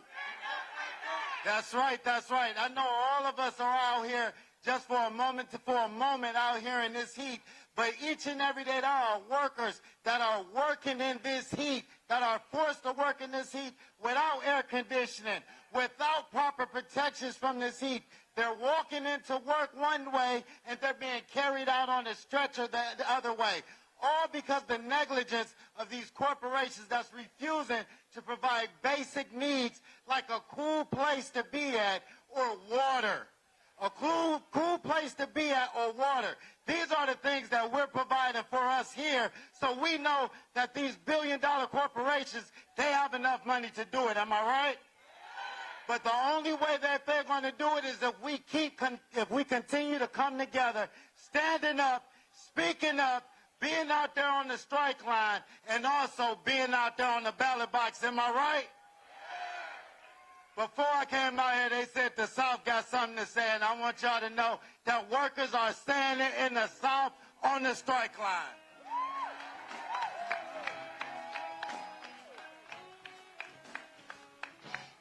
When I say wake up, y'all say rise up. Wake up. Wake up. Wake up.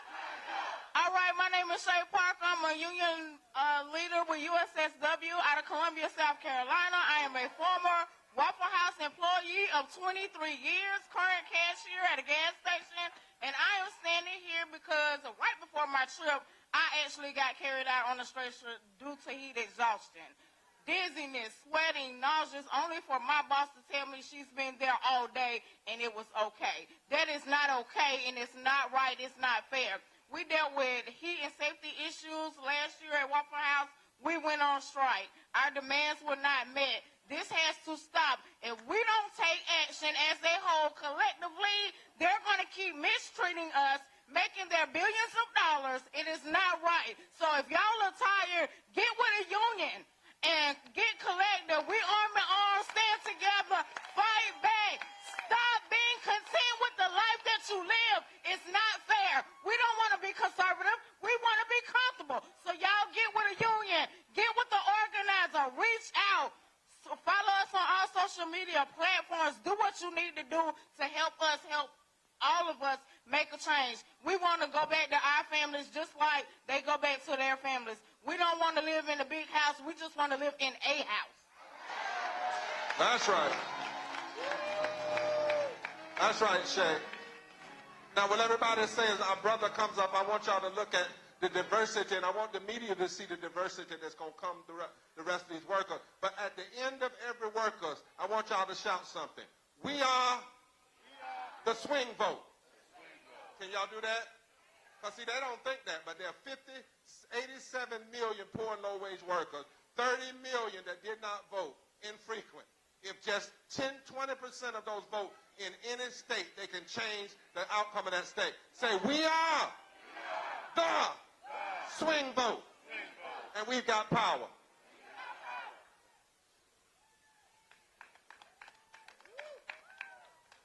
Hello, everyone. My name is William Kale. Hello, everyone. My name is William Kale. I'm a member of the Poor People's Campaign in Massachusetts and a delegate of 1199 SEIU. And also a delegate of the Greater Boston Labor Council. I am excited to be here with you today, accompanied by my three youngest daughters. My three youngest daughters, Yaviana, who is 14, Grace, who is 11, all right. And Destiny, who is 9. They're over that way.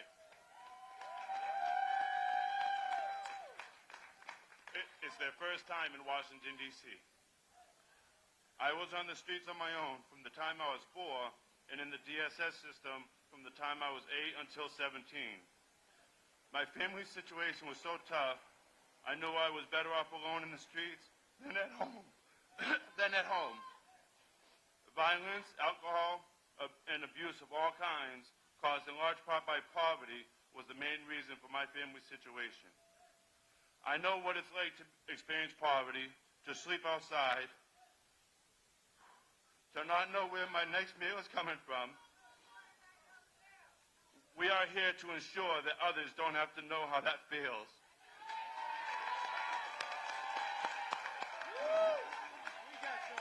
I am determined to do everything in my power to give my beautiful daughters a future where poverty no longer exists.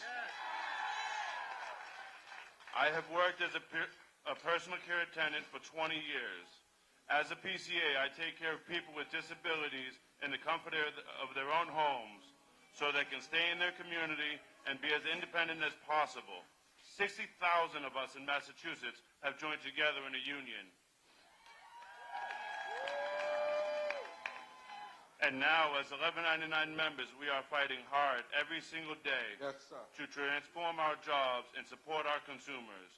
We are working to bring fellow consumer-directed care workers, brothers and sisters, into our 1199 SEIU union so they can also get the benefits they deserve and support their consumers as well.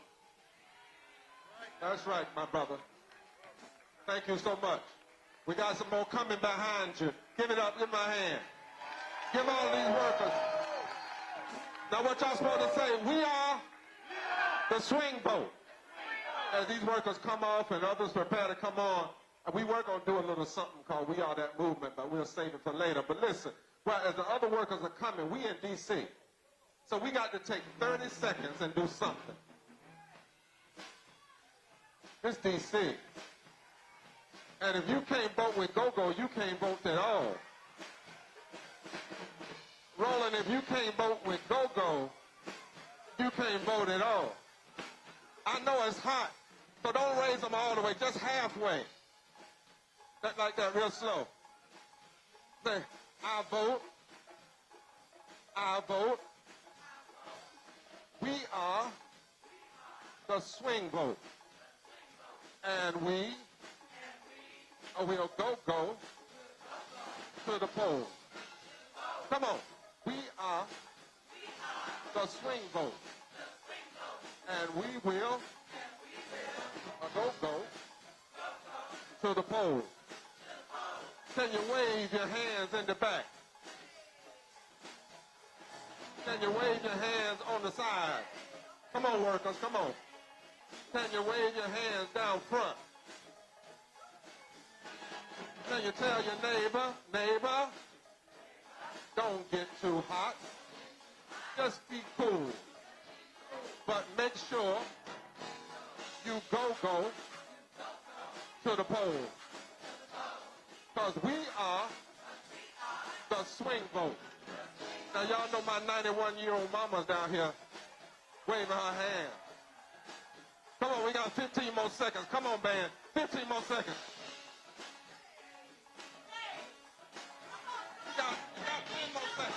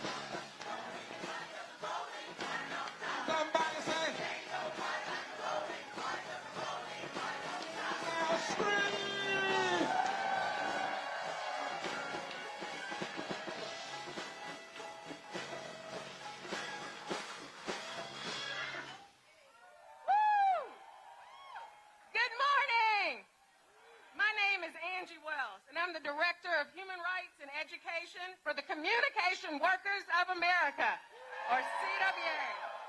And we are proud to be here today to demand that our elected officials address the immoral reality of mass poverty and low wages in the richest country on the planet. As I stand here today, I am reminded of another historic gathering of the March on Washington for Jobs and Freedom in 1963. Those marchers understood many of the things we're concerned about today. They understood that the federal government can play in uplifting families out of poverty, not just through legislation, but by ensuring that its own employment and contracting policies resulted in dignified jobs at decent wages. Over 50 years have passed. but many federal contract workers cannot make ends meet on their low-wage jobs, and they are treated with disrespect on the job. And that's not right. So some of those workers are here with me today. They work for a massive, for-profit, federal contractor called Maximus, mostly in the South. These workers are mostly women of color. They are skipping meals to afford to pay bills. They are avoiding going to the doctor, about worrying, racking up more medical bills. They are going to work while sick and in pain because they are terrified of losing their job, sleeping in cars and couches. They can't afford a stable place to live, and that's not right!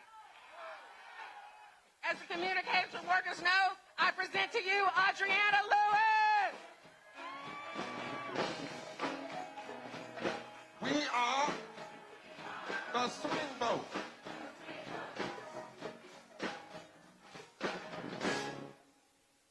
Hello, everyone. My name is Adriana Lewis, and I've worked at the Federal Call Center in Hattiesburg, Mississippi for 3 years now.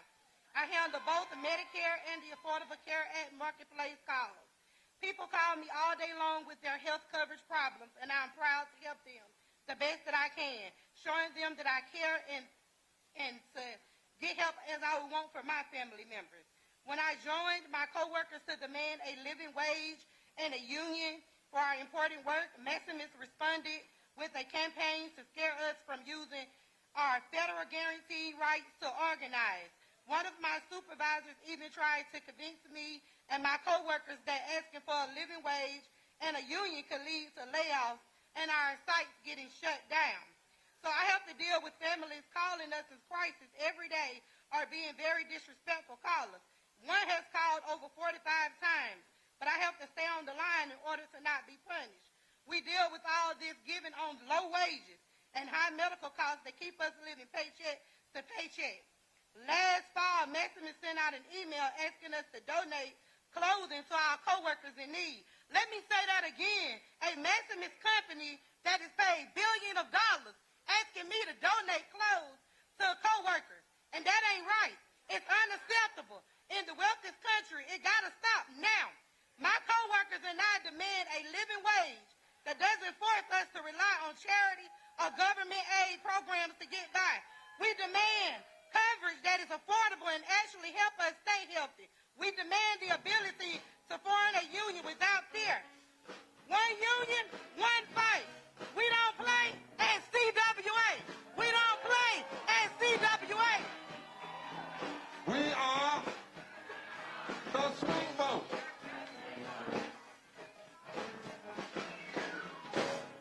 Good morning, good morning. My name is Raymond Jackson. I'm the president business agent of ATU Local 689. We represent the transit workers in this region. If you came here on public transit, then more than likely you was with one of my members. One of my members got you here. That's DC Metro, Fairfax Connector, DC Circulator, Lounge Connector, Metro Access.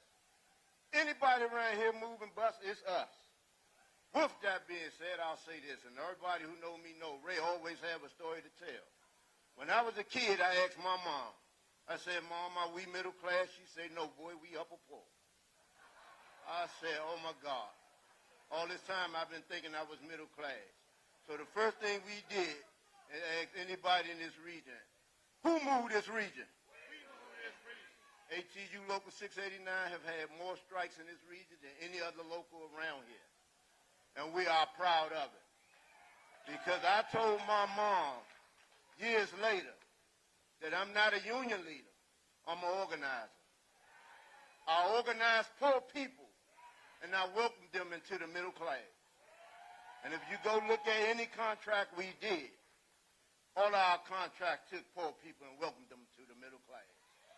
And then we don't forget where we come from. We go back to those same communities. And we started a CDL training course, and I'm putting it out there to the public.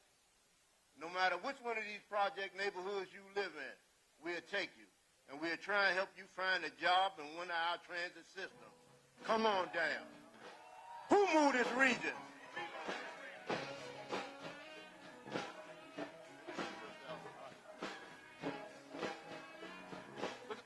Good morning, everybody. Good morning. Good morning. My name, as Mr. President said, my name is Rashid Mahamdi. I'm here. I'm pleased to be speaking with you today. We are gathered here for a special reason. We are here to give our voice for collective struggle, to demand more from our country. After all, we know that putting people behind, above the prophet is the right thing to do to build the true liberty and justice for all. This poor people march, a revival, a moral revival for Mobilizing is very important. Working people, not only in DC area, but all around the country, has been consistently be pushed to the brink by organized greed. Listen up. Let's listen up. By organized greed. And we know counter to organized greed is organized people, organized labor. I've been working with Fairfax Connector for over 20 years. And I come from small town from Morocco, and I am American citizen, and I'm proud to be member of HEU Local 689. That's right. However, me and my sibling in labor have been often struggled have been struggled too hard against what we hoped were lyric of the past. Let me be clear: white collar, law breaking, greed, exploitation from capitalism, reinforced poverty, suffering, and inequality. What I saw from our own company, Transdev, from Fairfax Connector, is evidence of that. We are the swing vote. We are the swing vote. Thank you, sir. Thank you, sir. Thank you, sir. Thank you. Thank you. I want you all to do something for me. Shh. Now you know the powers that be aren't going to listen to us if we don't listen to each other. So turn to your neighbor and say, now, we can't start talking. We got to pay attention to the stage. Because you know if a camera's out there and they see y'all talking like you're not paying, the camera going to turn off. And we want the news to hear this, right? So everybody help police with one another with love. Say, let's pay attention. Because they're speaking for us. We are the swing vote. The swing vote. Say it. We are the swing vote. Working people, make some noise. Greetings, Reverend Barber, Poor People's Campaign. My name is Theo Harris. I am a United Airlines flight attendant and the International Secretary-Treasurer for the largest flight attendant union in the world, the Association of Flight Attendants, CWA. I've got a question for all of you. How many of y'all think that working people should be paid for every hour, every minute, and every second that we're on the job? Well, let me tell you something. Flight attendants are not paid for all the preparation time, the safety checks, the passenger boarding, or flight delays. We're also not paid for any time between flight segments. But I have another question for you all. How many people think that workers who do the same job, have the same federal qualifications, wear the same uniform, should get the same pay? Well, let me tell you something else. Regional flight attendants who fly routes for carriers such as United Airlines, American, Alaska, Delta Airlines are paid a fraction of the pay that mainline flight attendants get. These regional flight attendants work for companies like Endeavor Air, Horizon Air, Air Wisconsin, Mesa, GoJet, Silver, SkyWest, Piedmont, Envoy, and PSA. Many of you don't recognize these names, and their flight attendants are often in the shadows because United, American, Alaskan, and Delta brands are on the side of those airplanes, and passengers aren't aware of those differences. Well, I'm here to bring them out of the shadows and into the light. When I say same job, you say same pay, same job, same job, same job. I want to introduce you to one of my colleagues, London Lester, a member of AFA-CWA and a flight attendant for PSA, which is a wholly owned subsidiary of American Airlines. London Lester is here to tell her story. We are the swing vote. Hello, everyone. My name is London Lester, and I've been a flight attendant for 17 years, and I am proud to represent 1,500 flight attendants at PSA Airlines, as well as 55,000 flight attendants at 19 other airlines, and the Association of Flight Attendants, CWA. I want to start by thanking the Poor People's Campaign and Reverend Barber for all of your incredible work to uplift our stories. Like every other airline in America, airline corporations have built huge profits on the back of workers. Most of you probably don't recognize my airline, PSA, when you fly. We fly the smaller planes under the American Eagle brand, and we're owned by American Airlines. We wear the same uniforms, we do the same work, but our corporate bosses have created tiers between regional and mainline so that they can pay a huge part of workforce's poverty wages. That's why it's important for us to come together, and why AFA-CW is proud to be a part of the Morale March on Washington at the polls. We can't be silent and we can't be divided. We are stronger together, better together, and together we have the power to create change. Thank you so much. Same job, same job, same job.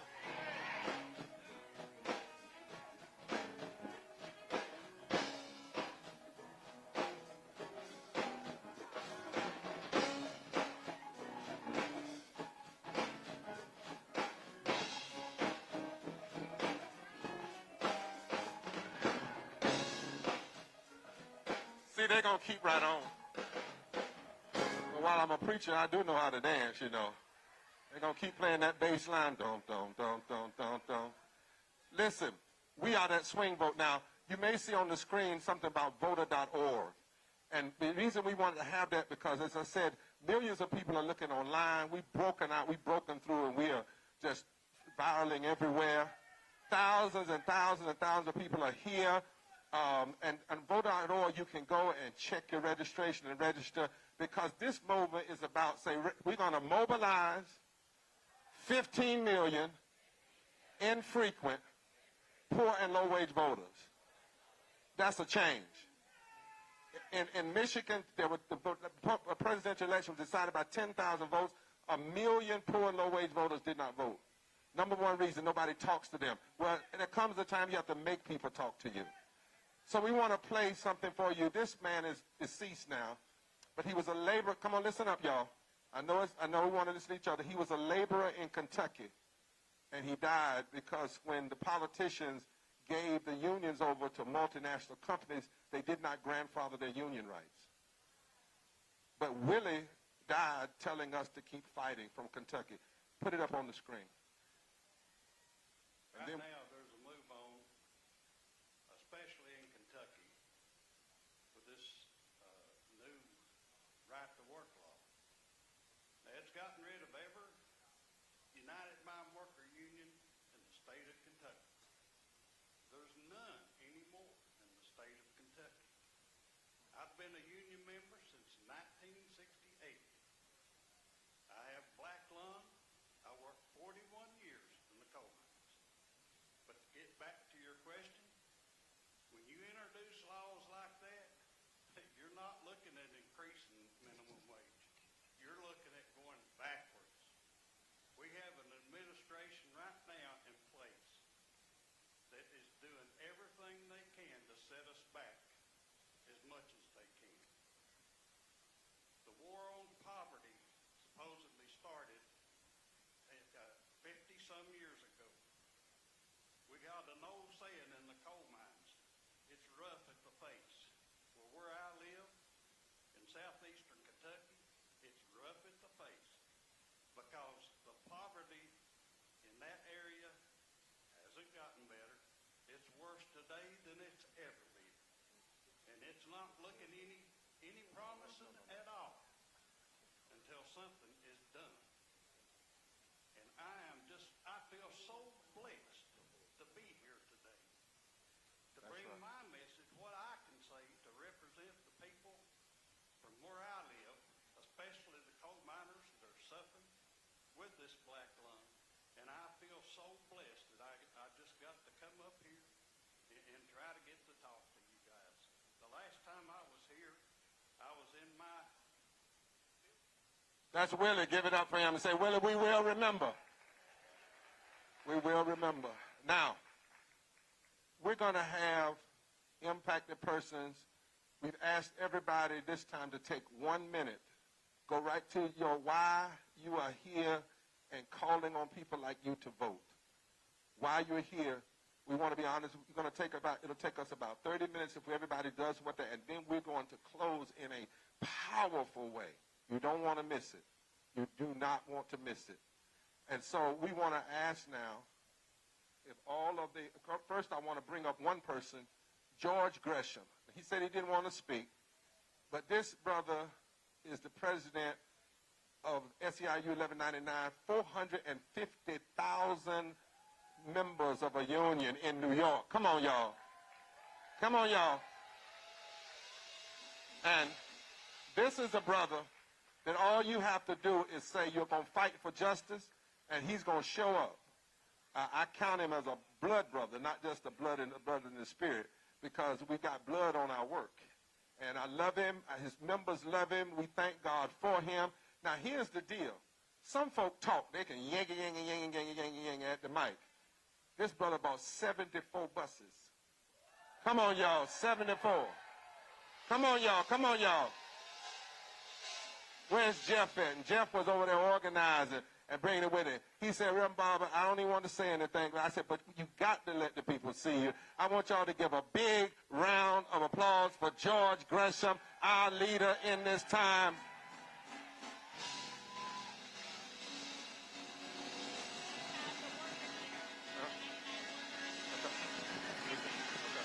And, yeah. Somebody shout, we are that movement. And we are the swing vote. And he brought a worker with him to speak. Is that right? And she's coming right now to the mic. Come on, sister.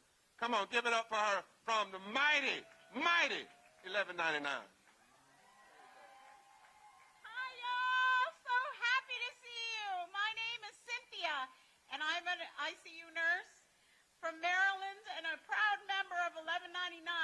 I want to say we're so thankful to see you all out here. Yay! Give yourself a hand.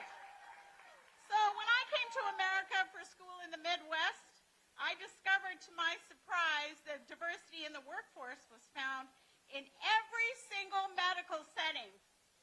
All races, all languages, all cultures, all colors, all foods. On this day, as we reflect on the work of Martin Luther King almost 60 years later, it feels like we are regressing from the fundamental truth that all people are equal and deserve equal treatment and respect. We see this manifested in the way our congressmen and women treat each other on TV, who are either red or blue. Today, I want to say that we have still not recovered from the devastation and confusion of COVID. Many lawmakers did not believe in COVID and spread disinformation about the disease, masks, and the vaccine. Hundreds and thousands of people died. The healthcare industry, which was short before COVID, has still not recovered. Nobody wants to come back and work in healthcare. I am speaking for all the workers, from the doctors, the nurses, the people who do dietary, the environmental services. Healthcare is a right. I want you to never give up, people. We are together in this fight today through health, through sickness, through heat. The only way we can effect change is together. We must vote. All right, thank you. Yes, sir.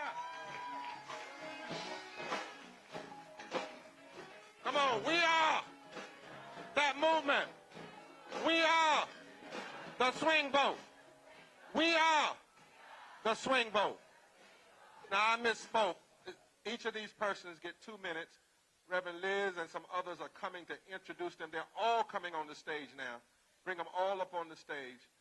These are the last speakers. They are the impacted persons. Their stories come from different places. Some are poor and low wage, and they're going to talk about women's rights. Some are poor and low wage, and they're going to talk about environmental. Some are poor, but what they all know is this. Most folk that are anti-poor are anti-gay, are anti-public education. They are anti-living wages. If they are cynical enough to be together, we got to be smart enough to vote together. Is that right? So bring all the folk up, everybody from each group, bring on up. Reverend Liz is going to introduce this first group. They're going to come, then the next group's going to come, next group, and then we have a powerful, don't you leave, because we came to do work today. So indeed, we have some powerful impacted speakers, and the first one, and then everyone's going to introduce themselves, is Base from the Apache Stronghold.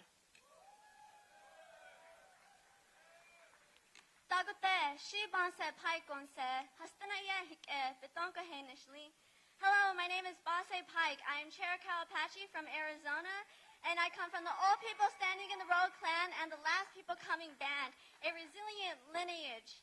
I stand here humbly with you today to urge you and to urge the people of this country to wake up. Right now, the United States hasn't ever changed since the foundation that it has started. And it only has evolved to spread the lies and deceive our children and our people. And right now, I am fighting to protect my religion. I am fighting to protect my sacred sites. Right now, with the Apache Stronghold, we are in a court case with the United States, and the United States is telling us that we have no spiritual connection to the land, when all people of faith know that the Spirit is within the land, that God created the land with the Spirit. And how are we supposed to continue in this world if there is no land, if the corporations continue to strip minerals away? It is not right. I pray and I urge you all to remember that it is Nugu Sun, Mother Earth, that allows you to breathe every day, that allows you to wake up and live and eat every day. So, don't forget the foundation of all of us, Mother Earth, Nugu Sun, and Yosin, the Creator. Thank you, and Ahiya Sean, I pray that when you go to those ballots, that you make a moral decision and our leaders make a moral decision. Ahiya Sean. Yeah! We are the swing vote. My name is Wayne, and I'm from Wisconsin, and my story starts by saying I had a medical year in 2009, and by stating our healthcare system is broken, the most expensive in the world, does not provide world-class care, thus denying a basic human right to millions of poor and low-income workers, among others. I was insured but could not access health care because of deductibles for 10 years. By 2009, I could not walk without a bad limp. I had a growth on the back of my neck the size of a 12-inch softball. I felt and looked like the hunchback of Notre Dame, outcast from society. In January 2009, I fell on black ice due to lack of mobility. I had surgery to fix my broken bone near the ankle, rotator cuff surgery. In March, the church luckily had insurance to cover my deductible, so I followed through with hip surgery in July. The insurance company paid for 3 surgeries instead of one I originally needed, thus driving up the cost of health care for everyone. Poverty is the fourth leading cause of death in the richest country of the world. I personally knew 2 people who died because they were denied their human right to health care. Sadly, these cases are the norm and not the outlier. I am here today to say that we already would have had a solution if state and national elected leaders did not have access to health care greater than the least of whom they serve. We demand universal health care. Prior to joining the Poor People's Campaign, I had lost hope of ever seeing change that would protect the future of my 9-year-old granddaughter who is with me today and the suffering of all people who lack affordable access to health care. I learned by joining PPC that we have the power to change the system together. We just need to exercise the power by voting. Poor and low-income people, over 1/3 of the electorate of this country, join us, and together we are the swing vote. That is not saying to vote red or blue, but rather to say vote for candidates that support universal health care. Raise our voices together. We won't be silent anymore. We won't be silent anymore. Are you listening, Washington? Thank you. The swing vote.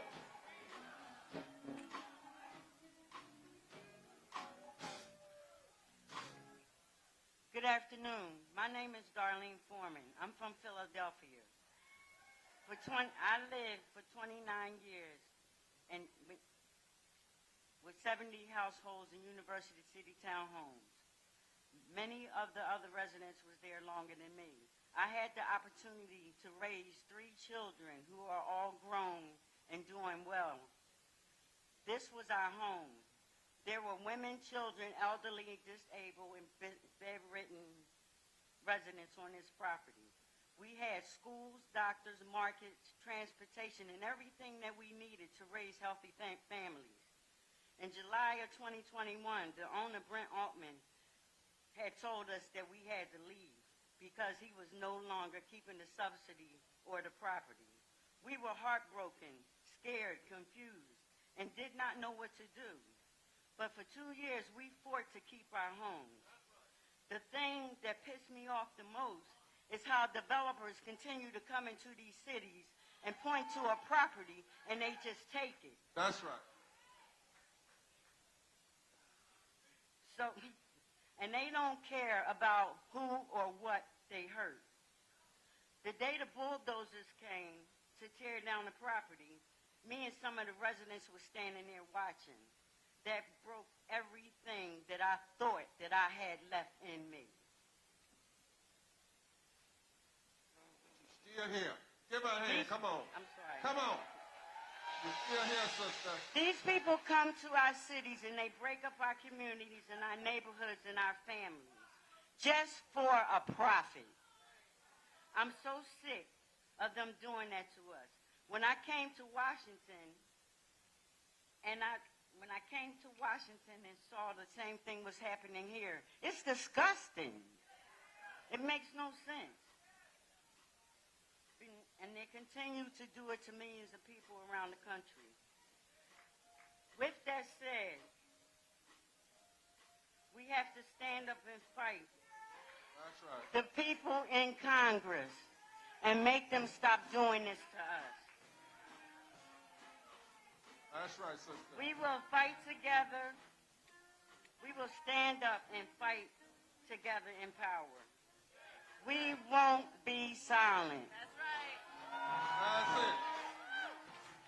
We are the swing vote. We are the swing vote.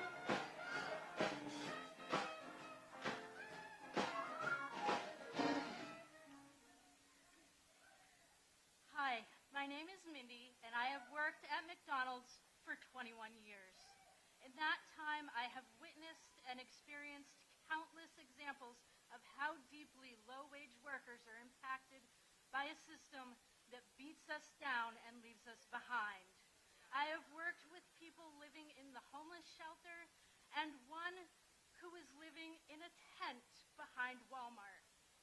We work hard while being judged for our situations and being told to work harder. Our hours are cut, and at the same time, we are being asked to work up to 4 positions at once, hearing from customers and society that the problem is nobody wants to work anymore. This past year, I witnessed a coworker lose their housing because a mistake delayed their paycheck. Pay is so low and housing costs are so high that someone can become homeless because they missed 1 week's pay. That's it. That's it. Now I want you to imagine you are the sole caregiver of a parent who is almost completely bedridden. You work, pay the bills, and hold things together as best you can. After countless trips to the ER and being told countless times there is nothing wrong, when somebody finally listens to you, you find out that your parent has stage 4 cancer and that it had shown up on a scan 5 years ago. But because that wasn't why you brought them to the doctor didn't mention it because they're on main care. Your parent has just been given a death sentence by a broken and inaccessible healthcare system. This, my friends, is a true story. And it is these stories, the stories of people who show up at 4 a.m. so that you can have your morning coffee, who are told their job is for teenagers and that they deserve their low wages and lack of benefits, that brought me here today. We deserve better, and we have the power to fight. That's right. Thank you. Now listen, y'all, as she says that everything they're talking about can be changed through policy. And every policy can be changed by who you put in office. So from the back, all the way in the back to here, say, we are the swing vote.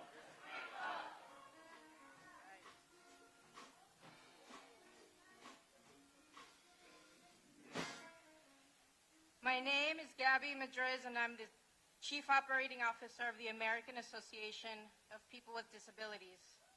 I am also a proud queer, Latinx, immigrant, formerly undocumented, disabled woman.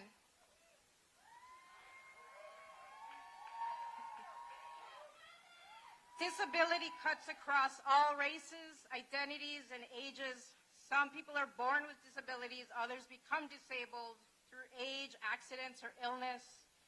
But any of us can acquire a disability or a new disability. And this is important to remember because disability and poverty are unfortunately intimately related. Being disabled can lead to poverty, and being poor can lead to becoming disabled or worsening disabilities. Many of you here already know that. You've experienced that. Maybe you know a newly disabled person who now can't get a job and finds themselves in poverty, or you know a disabled child who's developed anxiety and depression because they can't access accommodations in their classrooms. Our current systems are failing people like us. And I need you to repeat after me. We demand better. We demand better. In the U.S., disabled people are twice as likely as non-disabled people to live in poverty, and far more likely not to be able to afford food and rent. And Black disabled people and disabled people of color face even higher barriers due to systemic racism. We demand better.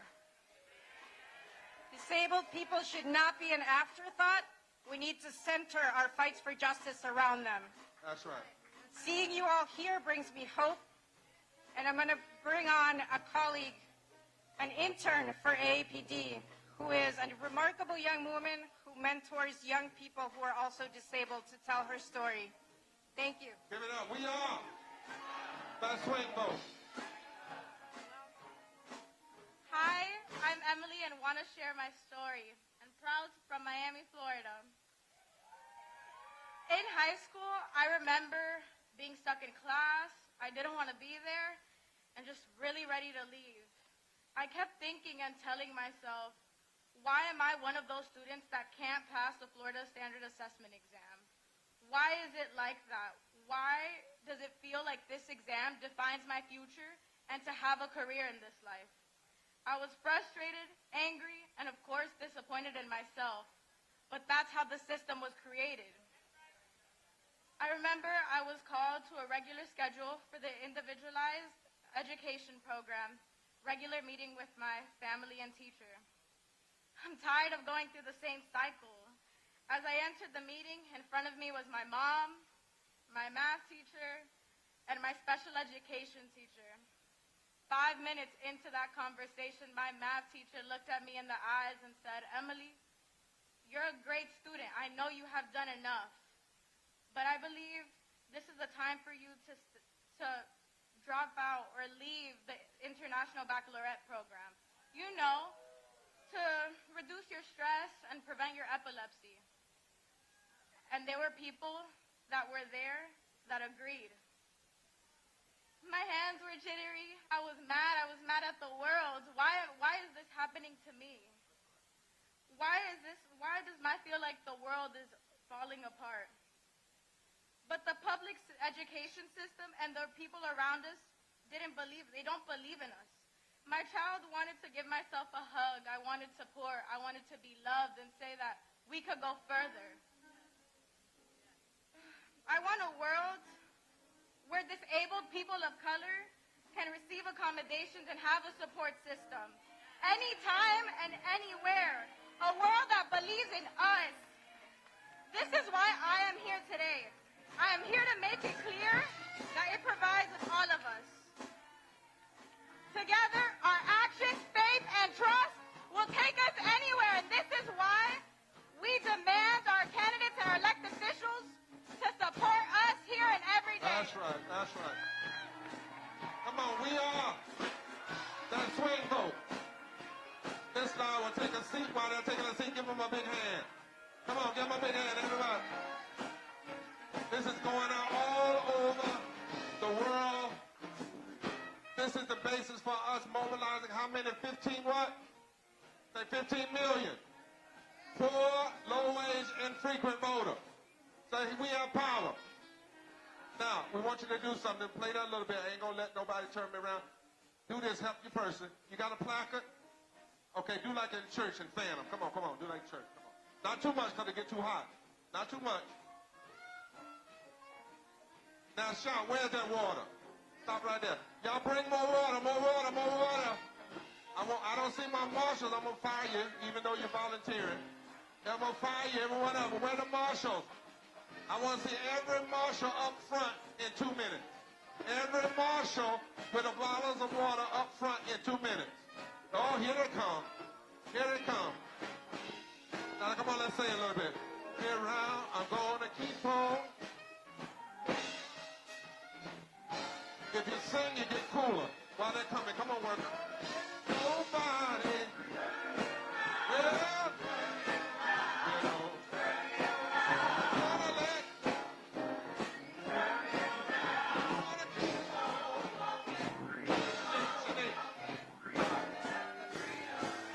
Come on, next back. Come on.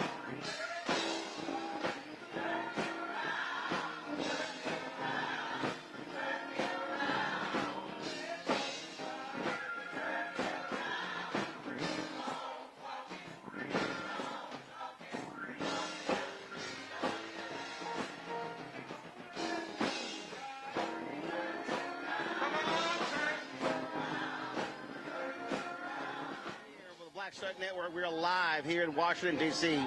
at the Poor People's Campaign Mass Assembly. And so as you see, you just had the affected workers speak there. Now, understand what we're dealing with here is it's about 90, so it's 87 degrees right now, but the feels like it's about 92 degrees. And so it's very warm. It's very warm out here. And so that's one of the reasons why you see behind me, if you give me a crowd shot behind me, Elise, so if you give me a crowd shot behind me, that's one of the reasons why when you see the folks behind me, it looks sparse. But what's happening is there are people who are all over. Elise, give me a crowd shot, please.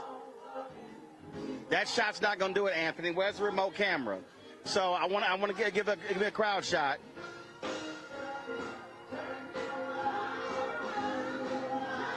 So, yeah. Here we go. So what you see is, folks, so you see people dispersed all along the streets down here. Go back to the crowd shot, please.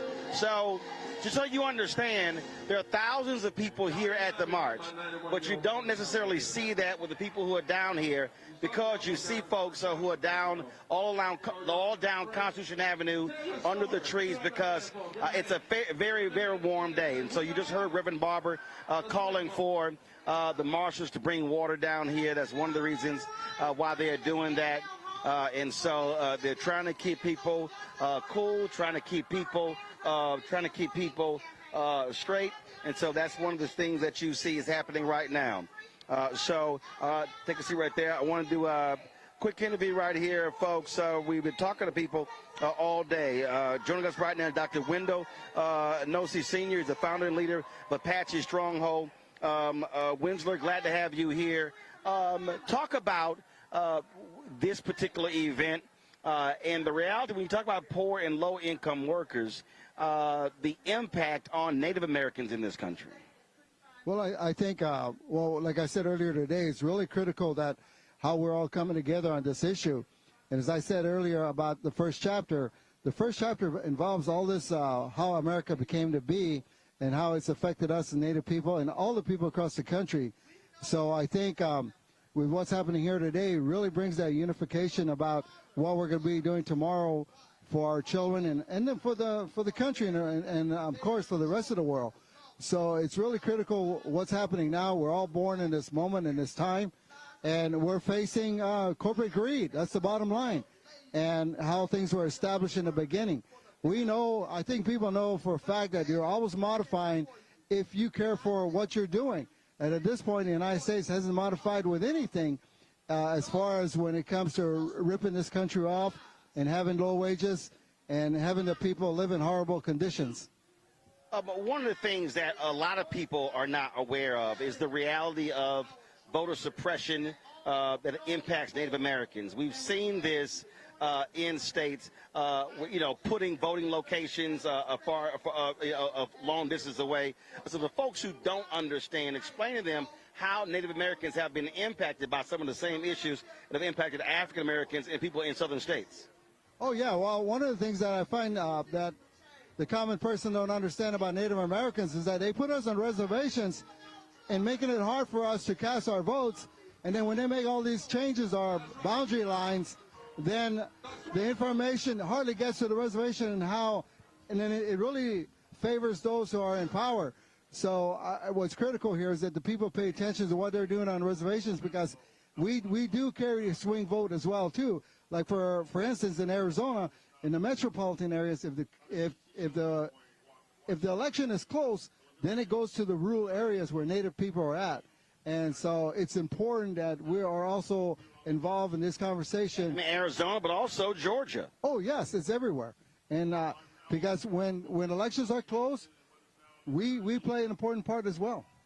So in terms of this year, one of the things that Reverend Barber was talking about is mobilizing and organizing. And so what is actually happening among Native Americans across the country? How are you getting them to understand how critical this election is and why they must maximize their voting numbers?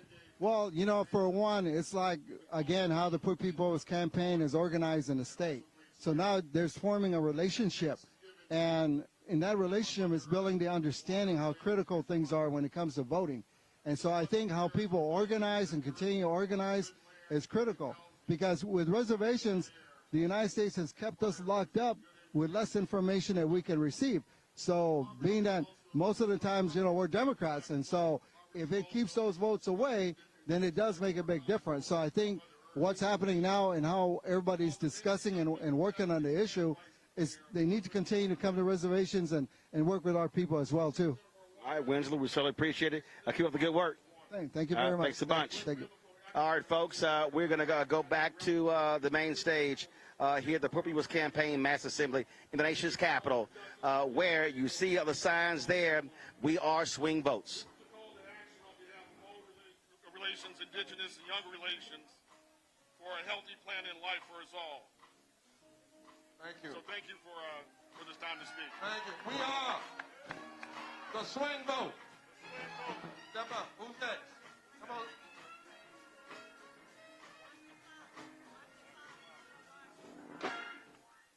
Ain't no crime to be homeless. Ain't no crime to be homeless. My name is Tana Fogel, lead organizer for Kentuckians for the Commonwealth. To God be the glory. Can't do nothing without him. I know you're hot. I know you're tired. But if you do not register to vote, and if you don't go to vote, then this is for nothing. Because I just heard we are the swing vote. Can I hear it? We are the swing vote. We are the swing vote. Kentucky is ready to rise. We have traveled 9.5 hours on a bus. Forward Justice, Street Voice Council, Vocal, Kentuckians for the Commonwealth to stand in solidarity. Nothing is more important than the vote. So I want you to put your hands, just dig down, just for a little bit longer, and shout and scream. But it goes to deaf ear if you do not get out and vote. How many people out there is not registered to vote? Be honest. We'll register you today. Get out and vote. Stand for justice. Ain't no crime to be homeless. Ain't no crime to be homeless. Ain't no crime to be homeless. Ain't no crime to be homeless. Ain't no crime to be homeless. Thank you. We are the swing vote.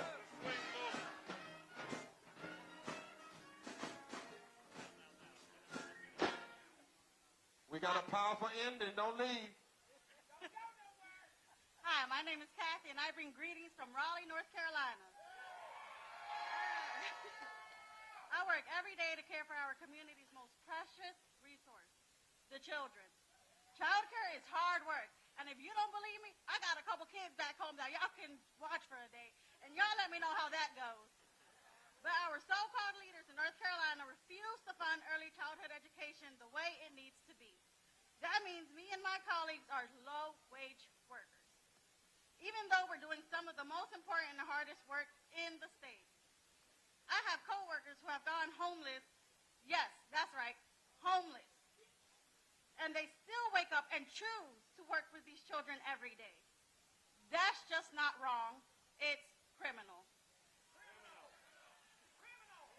In North Carolina, we have funding cliff tomorrow, June 30th.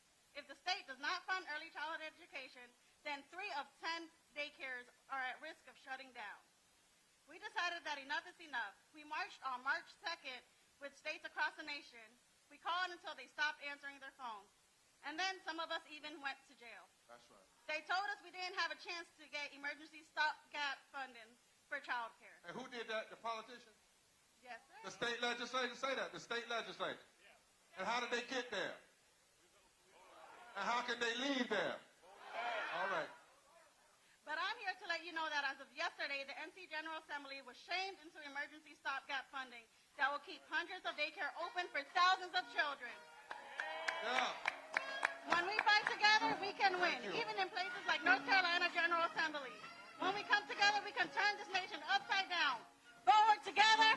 Now, somebody shout, we are the swing vote. Now, brothers and sisters, they don't want us to believe this because they've been telling us so long that there wasn't for 37 million poor folk. You're not poor if you make $13,000 a year. All these lies, we are destroying them. There are 140 million of us, and there are 87 million of us who have votes, and 30 million didn't vote, and just 20% of that can change things. Say, we are the swing vote. Those of you that are in the back, we want you to come forward. Some come forward. Way in the back because we got a powerful closing and we need everybody to be a part of it. So start walking this way. Next speaker. Next speaker. Hello, everybody. I am Felicia Gilliard and I'm from Tallahassee, Florida. I come to you all today. I lost my granddaughter due to gun violence. She was just 17 years old. She had just graduated from high school at the age of 16. She was currently in college, and she had a great future ahead of her. She was also a YPD youth minister in the church. She had 2 businesses, 1 full-time job. She was a CPA. She was a very happy young lady, and she had accomplished a lot, and she was very happy for her accomplishments, being that she was just 17. And let me ask you a question, sister. And why does that make you want to tell people to vote? Why is it that because you lost, what is it that you want to say to America about voting and why? Well, what I would like to say, because it's at the end, I would like to say, and it happened again a few weeks ago in Tallahassee. We just had another one. Also, if you don't vote, it'll continue to go. And I don't want to see it. We're losing so many kids all over. Is that because the politicians keep passing these gun laws and letting everybody? That's what I wanted to get to. Yes. If you care about her daughter, yes, you got to vote for politicians that don't keep putting guns on the street. Yes. Is that right? Yes. That's what we want to say. Yes. Say for your daughter. Is your daughter? It's my granddaughter. Your granddaughter. What's her name? Her name is Marlacia Kitchen. Call her name, everybody. Call her name. And say, and for Malaysia. We will. We will. Vote. Vote. Give her a hand. Give her a hand. Come on, all the way from Florida. Thank you all. Thank everybody. The swing vote. We are the Come on. same vote. I want y'all to see these are people mixed up. It's not just workers, but it's all about poverty and low wages and why we have to stand together. Come on, brother. Talk to us. Thank you. As my brother said, water is life. I'm coming to you from Jackson, Mississippi. We wake up with a daily fear of being exposed to toxins in our water, our family, our community. This is our reality. Either we see brown water, which we know is dirty, or we have tinted water, which we don't know how long we'll have to rinse it out until it's clear. My 3-year-old has now gone 4 consecutive days without sitting in the bathtub because the water is consistently tinted brown or just plain dark brown. And who creates that? Who makes it like that? The politicians, those that we vote in there. The politicians and those that we vote in there. The state of Mississippi, the politicians in Mississippi have failed us, to your point. The EPE has failed us. The refusal to put people before profit, the refusal to put people before politics has failed us. There's an entire Mississippi delegation along with me representing these horrors. This is not just me. There's been a breach. When the governor of Mississippi pulls a water truck full of clean water in front of his mansion, while we sit there and can't drink water, there's been a breach. When Mississippi has introduced 36 voter restrictive bills since 2020, which 3 have passed, there's been a breach. That breach must be repaired. Poor and low-income folks make up over 43% of Mississippi's electorate. We can fight this. We can get rid of Tate Reeves and any other politician that hurt the people. My grandfather was part of the original 1960s People's Assembly with the Poor People Campaign. The fact that we're still fighting for this, there's been a breach. We better do something. We are the swing vote. Forward together. Not one step back. We are. Give it up. Go on and let. Come on, say it. Come on, musicians. Come on, musicians.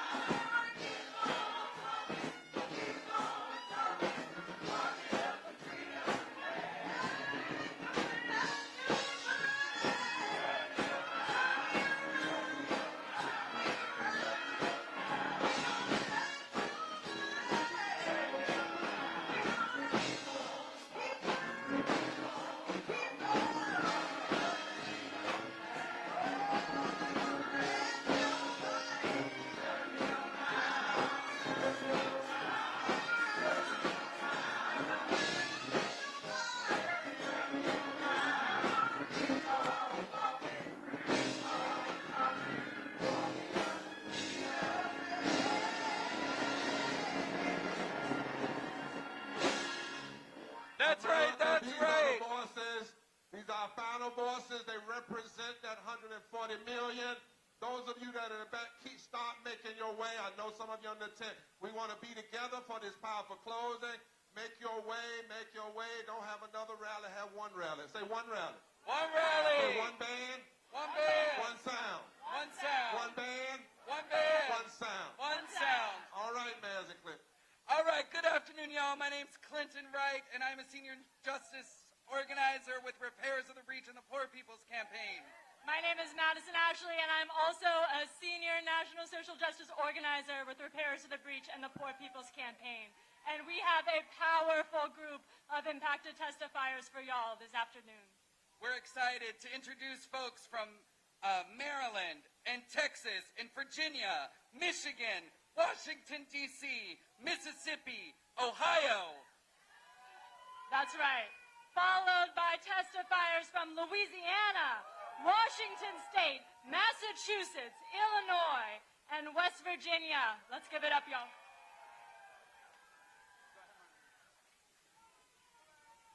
Let's go. Bring the fire. Talk to America today. Starting with my sister right here. We need this mic on. We need this mic right here.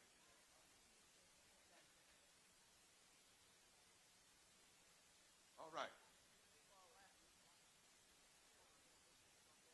Thank you. Yeah, what's that good? Okay. Hello, my name is Marlene Henwell. I have lived in Maryland my whole life and have lived in Howard County for 21 years. I developed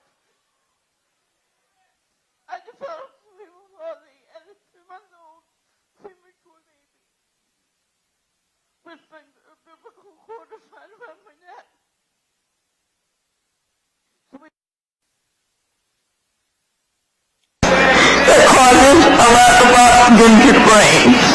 I was diagnosed with CP at 3 days old. I want to repeat 3 days old because my testimony has one main point. I have been permanently disabled all my life, and yet the system makes me fight for my medical life care and benefits over and over again. As an infant, doctors recommended institutionalizing me, but my father refused. Instead, my dad works 3 jobs, including being a professional photographer, to make sure that my needs were met. My father made sure I had everything I needed to thrive, and I got excellent care. Without my dad's constant care, I would not have thrived. You need to know that I worked as much as possible as a paid employee.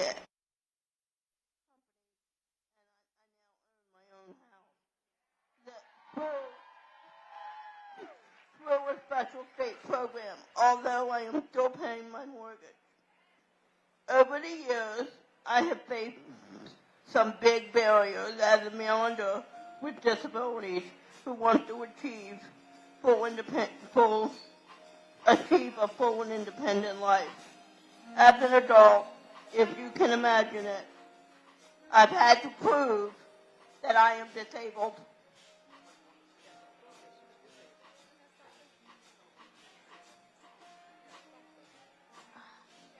It is very important to vote because the budget cuts throughout the United States affect people with disabilities. We have to make sure they do not cut the program for people with disabilities. Because it costs more for them to live in institutions than for them to live in the community. We want to be able to stay in the community. So it's important to vote.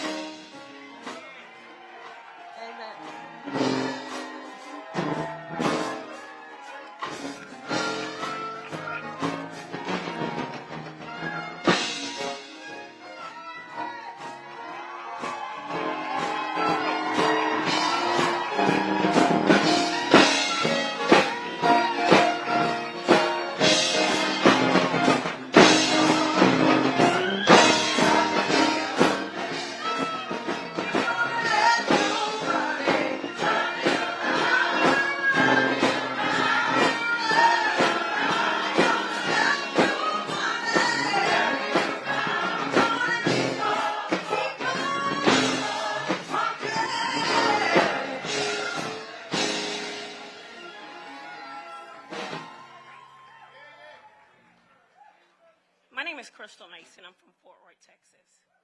I was sentenced to 5 years for illegally voting for filling out a provisional ballot that never counted. August 2016, I completed my federal time for a tax charge, and I was on something called supervised release. February 2017, Tarrant County indicted me for illegally voting. September 2018, I was sent back to federal prison for 10 months for violating my supervised condition. March 2024, I was acquitted for all charges. I've been out on the appeal bond for 6 years, fighting to stay free.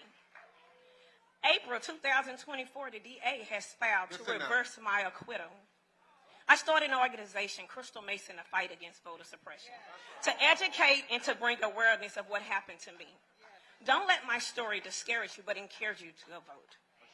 Remember, everyone that was on my case, they're elected officials. The judge, the DA, the prosecutor. Say that one more time, Crystal. Everyone in my case are elected officials. The judge, the DA, they're all elected officials. In the late Martin Luther King voice, an injustice anywhere is a threat to justice everywhere. Wow, give it up for Crystal Fighter. And somebody shout, we will fight. Because we are the swing vote. The swing vote. Hi, my name is Nikki Lynn Lee, but my friends call me Nitch. I am part of an Appalachian contingent of the Poor People's Campaign living on ancestral lands of the Monacan Indian Nation, currently called Stanton, Virginia. My story is not one of great renown. It is much like the millions of other stories told by poor peoples and low-wage workers across this nation. I have spent years being hospitalized, housebound, or bedridden due to my disability, and although I was able to purchase a home in 2007, I am now facing homelessness. I have struggled to afford the most basic of human needs, but by the good graces and generosity of my community who saw in me a life worth living. But it hasn't always seemed that way to me, a life worth living, that is. You see, my problems are not just my own, albeit I shoulder them as best as I can. They are not a mere individual moral failing on my part, because let me tell you, the neurotic negative in my head, which is all the voices that have ever said to me in no less words that I am a burden unworthy of consideration, well, if nothing else, it keeps me striving and trying to be better, to do better, to live better. But how does a girl who has felt nothing but rejection grow into a woman of status and perfection under generations of obligations to systemic oppression? If my problems are socially driven, then my suffering is not my own either, because unfortunately it is universally felt by those of us who have nearly lost hope for reconciliation, much less reparations, for the harms and grievances heaped upon poor and low-wage workers for countless generations. So I'm here today to be your beacon of hope. In a world that runs wild with greed and conceit, I want to remind you, my class 10, my status friends, go vote!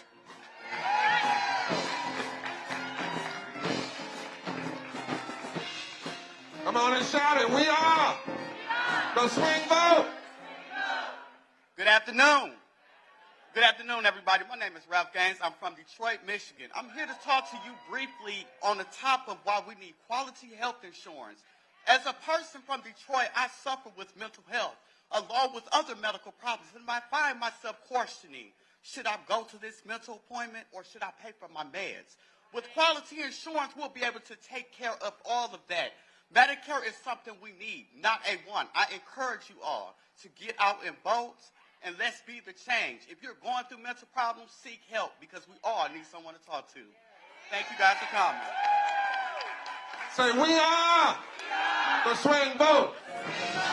We have not lost our fight. Hi, my name is Angie Whitehurst.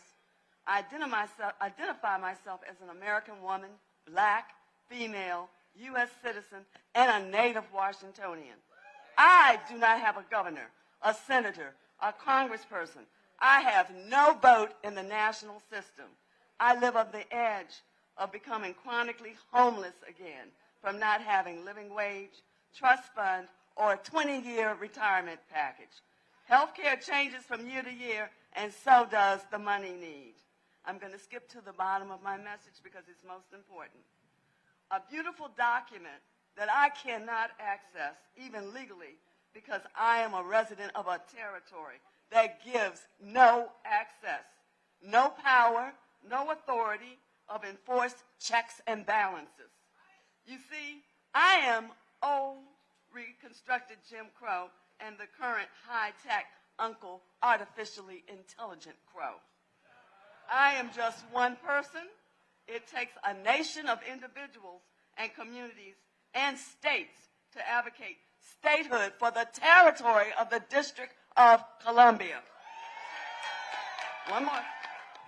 I live in a U.S. territory, and I am asking all of you to stand with me and the residents who live in this city to have statehood, a promise guaranteed by the U.S. Constitution.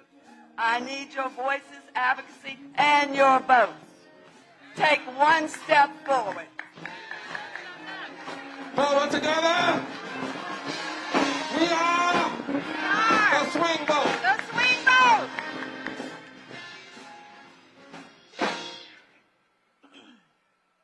My name is Chara Sherman Breland.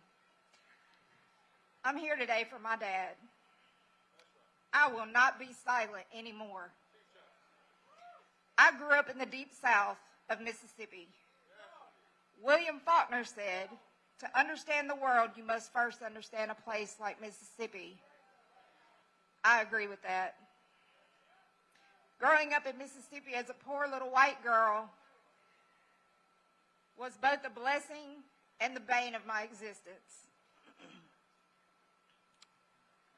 We grew up so poor that sometimes the community would come together and help us. The construct of racism is so ingrained in who we are and how we make our decisions, especially political decisions. 43% of Mississippians are poor and low income. Teach us. 75% of those low income families are white. They're white, sister. Yes. You don't hear me. Let's listen. During the height of the COVID pandemic, counties living in poverty lost loved ones at a rate of 5 times higher than the wealthy counties in Mississippi. Wow. They believed their conservative extremist president when he told them that it was a hoax. They believed him when they told them that the vaccine was not safe. My father was one of them. My father was the greatest man I ever knew. I named my son after him. Yes. He was my person my entire life. He fought for me every single day of his life. Yes. And I will fight for him.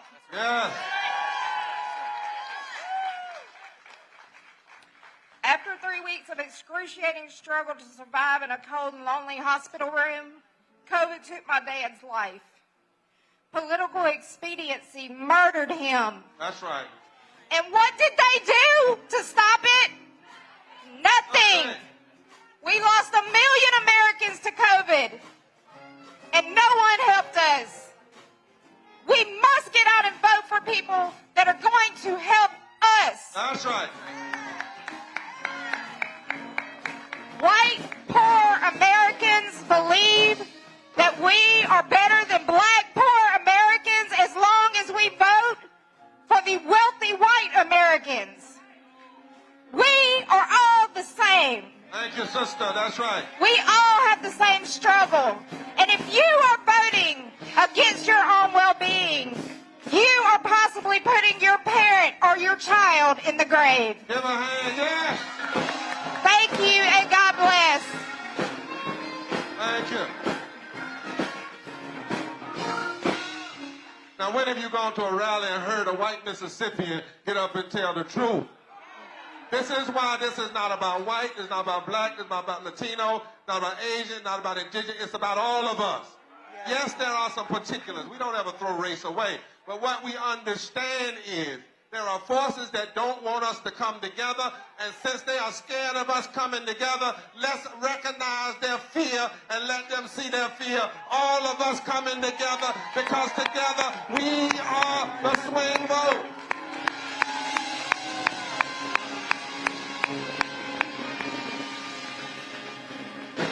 Come on, y'all, begin to make your way up closer. We're almost there. My name is Joyce Kendrick, and I live in Middletown, Ohio. I'm also the very recent widow of Jeff Kendrick, who died 6 days shy of his 57th birthday on September 11th, 2003. On Friday, that's September 8th, 2003, we had an appointment to see a doctor because his leg was swollen and painful. We arrived on time, and we were turned away when we tried to check in, because we didn't have a $35 copay. We were sent home, told to keep an eye on his leg and return on Monday. We came back after borrowing the money on the weekend. We were ready to go to his appointment. Before it was time to leave, Jeff told me that he was tired. He was going to lay his head down on his desk and rest before we went. When I went to check on him 90 minutes later, he was cold and stiff. The swelling in his leg was a blood clot, and it killed him instantly when it broke away. For the lack of $35, on Friday. My 56-year-old husband was dead on Monday. He was one of 799 others who died that day from poverty, the fourth leading killer in the richest country in the world. This is unacceptable. My Jeff should be here today. In Ohio alone, over 830,000 people lost their Medicaid coverage, more than we expected. I shouldn't be a widow. That's right. Give it up for Jeff. Come on. Say his name. His name is Jeff Kendrick. Jeff Kendrick. Say his name. Jeff Kendrick. Say his name. Jeff Kendrick. Thank you. And we will vote. Say, we are the swing vote.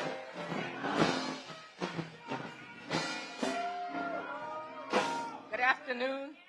My name is Sharon Cayette Levine. I'm from St. James, Louisiana. I'm the director of a faith-based organization called Rise St. James, Louisiana, and we are fighting for our life. Our water is polluted. Our air is polluted. Our politicians are in the pocket of industry. Industry runs everything in Cancer Alley. And we formed this organization to stop a $9.4 billion Formosa plastic plant from coming into St. James Parish, 2 miles from our home. We have been fighting since 2018. We did the Jericho March. We prayed. We did everything we could think of. That plant is not here. That's the power of prayer. Whenever you pray, you have to take God with you. That's what we did from the beginning. We have another plant that's trying to come in. It's called GG Fuse. He says it's going to be clean. No, if you have to get an air permit, you are not clean. We don't want any more in St. James. We have 12 industries within a 10-mile radius. We have over 100 storage tanks, all storage tanks within the 10-mile radius. No other area in my parish has storage tanks but us. We live in that 10-mile radius. We live in the heart of Cancer Alley. My people are dying. Melvin found out that he has stage 2 colon cancer. Norma Jean found out she had stage 4 liver cancer. By the grace of God, she's still here. We are fighting for our lives in St. James Parish and through the River Parish, throughout Cancer Alley, and we will not be a sacrifice. And we are the swing vote. We are the swing vote. Say, we are the swing vote. Did you all know that because of that fight, Miss Sharon was just named one of Time 100 most influential people in the world? And her counterpart, Brother Robert, where's Brother Robert? He's out there. We give it up for Brother Robert as well. Look at your neighbor and say, all this stuff is connected. Say, if all the mean folk are connected, then all the good folk and the loving folk and the justice folk, we ought to get together because we are the swing vote and we've got power. Hello, I'm a proud Korean American immigrant from Washington State. My parents and I and my siblings immigrated to the United States with the promise of the American dream. We were told that if we are the model minority, the American dream will be possible for us. But now I have come to see that as a myth. It's a myth because currently in the United States, poverty is the 4th leading cause of death. It is higher than homicide, gun violence, drug overdose, suicide, and diabetes. As a healthcare worker, I have seen the burnout and moral distress of our healthcare team as I work within a system where people with mental health challenges and physical illnesses do not get adequate and humane care. In my family's life, we have also been impacted by poverty. My father is 66 years old with a meniscus tear on his right knee. My mother has chronic pain all over her body, but they continue to work till exhaustion. My grandmother, who recently immigrated here to the United States, do not have access to health care because she does not qualify for Medicare. Even for myself, I cannot afford to live on my own because of the high cost of living. But but I will still have hope. I will not be silent because I believe that if we come together, we will make a difference because our votes matter. Because we are the swing vote.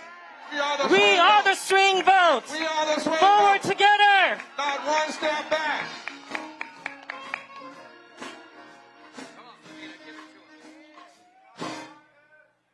My name is Savina Martin, and I live in the 8th Congressional District of Massachusetts.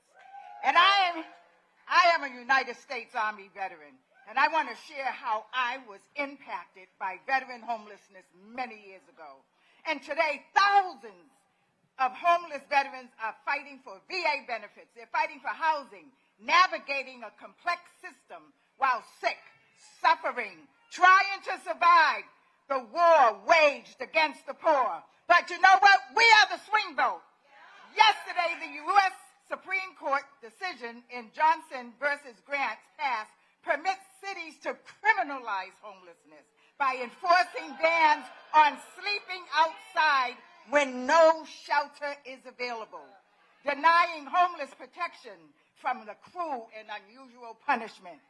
How can sleeping while homeless be against the law? If you sleep, you get arrested. This system depends on us to fight for their wars, but we can't depend on them to guarantee higher wages, housing, and health care, and they allocate trillions of dollars to war weapons in a system that criminalizes the poor. We're going back to our communities, and we're organizing every homeless veteran in our state across this country, and we're uniting. You know why? Because we are the swing vote. We are a new and unsettling force, forward together and not one step back. Forward together, not one step back. We are the swing vote.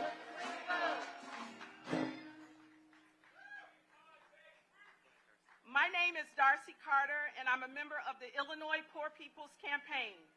I have lived my entire life in poverty. I've earned a bachelor's degree in my early 20s, but my life was interrupted by mental illness. Because of my challenges, I am one of the 135 million Americans who are poor and low-wage workers.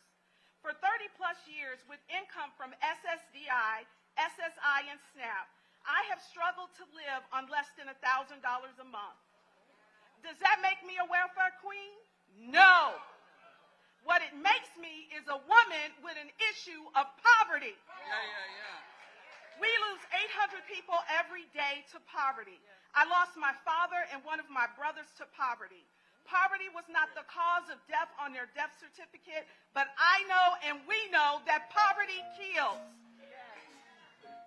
Together, we will usher in a third Reconstruction and a moral agenda to save our democracy, and we will abolish poverty. We are the swing vote, and we will be heard. We are the swing vote, and we will determine every electoral contest in every state, in the Congress, in the White House.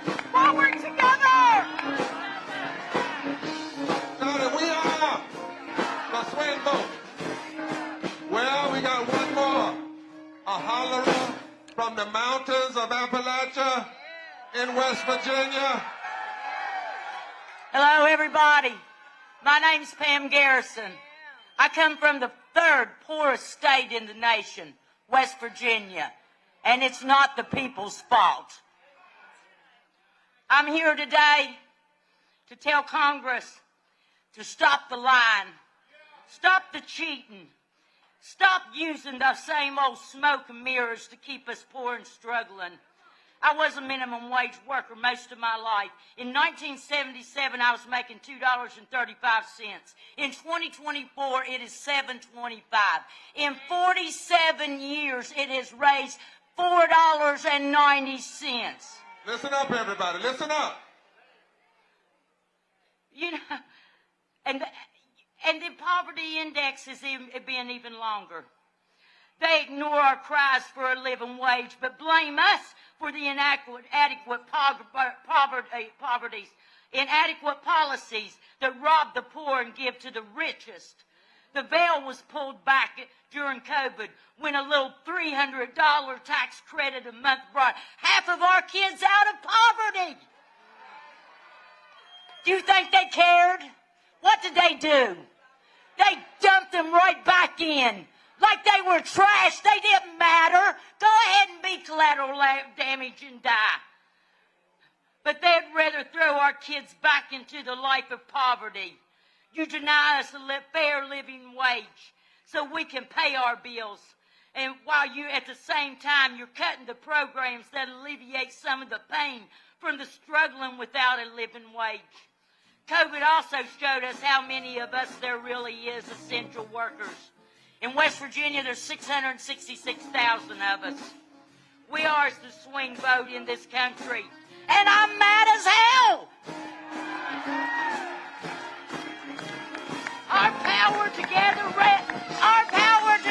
ran this country. We saved this country. Together we can do it again. Yeah. Vote. Vote. Somebody say I'm mad as hell, but I ain't quitting. I'm gonna vote like heaven. We are the swing vote, and we will be heard. That's all of them? Yeah, give it up, give it a hand.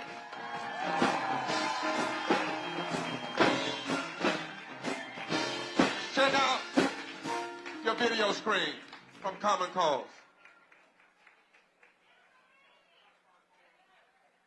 Let us get close. We're almost there. Bring the video up. Good morning. I'm Virginia, President and CEO of Common Cause. Thank you for joining us for this important moral revival. On behalf of our 1.5 million members in every congressional district around the country, we want to remind everyone today that the most important thing you can do is have your voice heard at the ballot box. We have the power to change everything that happens in our country, but only if we show up.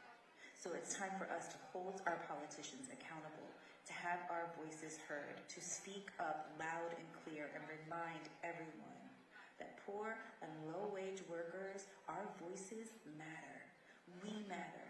That we, the people, hold the key to the future of this country, and we will be making the decisions. And if they don't follow our agenda, our moral agenda, we will vote them out. On behalf of all Common Cause, we say together, one step forward, not one step back.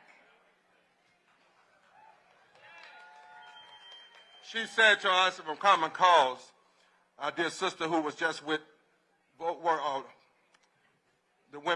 League of Women Voters. Now, brothers and sisters, in a moment we're coming not to an end. We're not going to give a benediction. We're going to give a, this is not a commemoration. This is a commitment time. And we want those of you that are in the back to keep coming up now and get closer. Give y'all a pop quiz. What do you think the margin of victory of the vote for president was in Texas? It was around 600,000 votes. You know how many poor and low-wage voters could have voted that didn't? Over 2.4 million. In North Carolina, it was 74,000 determined the presidency. Over 1 million voters. We have been getting presidents in this country for the last few cycles for less than 87,000 total votes in about 4 states. And in those same states, about 5 million poor and low-wealth voters that are already eligible and registered got discouraged because people didn't listen to them. And so they didn't vote. But there comes a time you got to make people hear you. When people are winning by only 87,000 votes and you have millions, we must recognize what the media will never tell us until you show them. We are the largest swing vote in this country. Now, you got to have an agenda. And as we said at the beginning, we're going to send this agenda to every convention, to all the media. But today, Attorney Shalley and Reverend Kaz are going to come. And that's why we're telling folks to come close, because we're going to affirm this agenda so that they hear we are united. Don't come telling us a bunch of stuff. We want to know, if you want these votes, where do you stand on these issues? Come on, Reverend Cass. Come on, Charlie. And let's give it up for them as they come.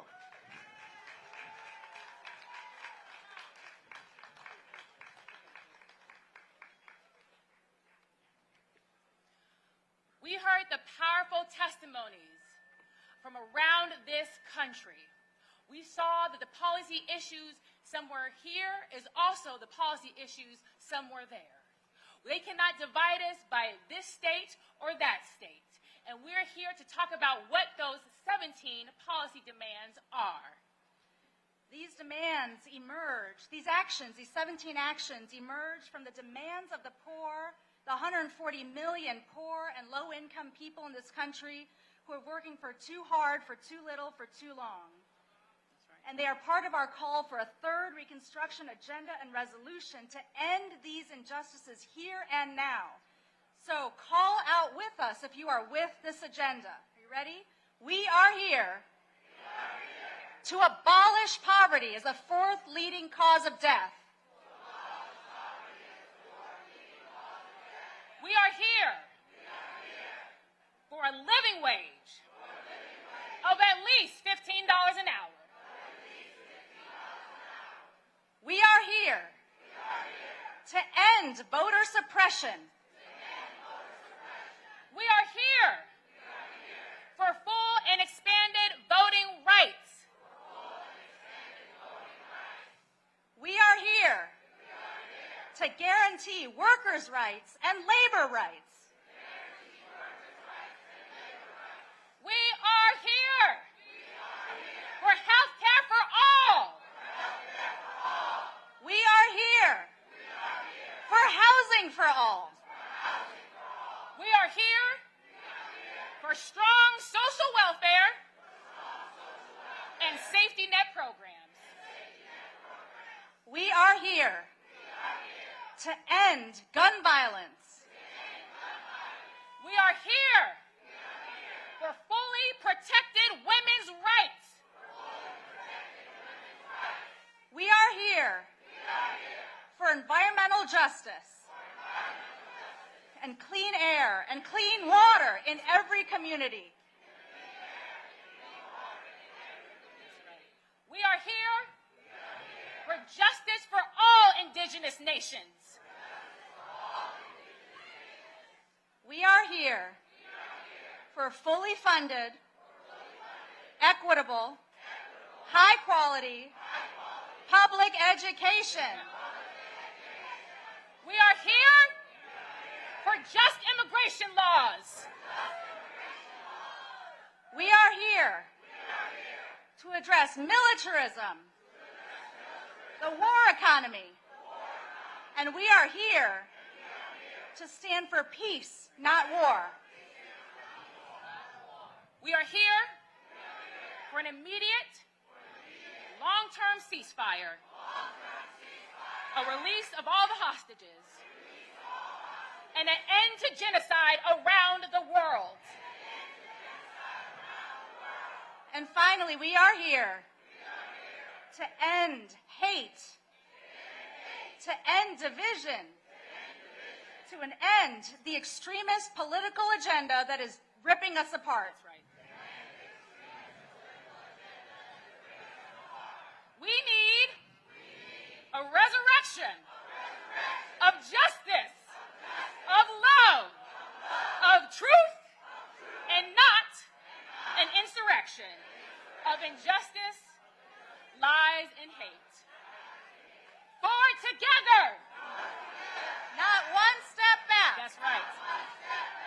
If you affirm that this agenda can unite all of us, from poor and low-wage people to labor, to religious, to people of faith, people not of faith, regardless of what color we are, what creed we are, what sexuality we are. If you affirm that, shout as loud as you can from the back to the front. We are the swing vote. The swing vote. And Mr. Politician, Miss Politician, if you want these votes, our votes, our demands, talk about, agree with, put in practice, put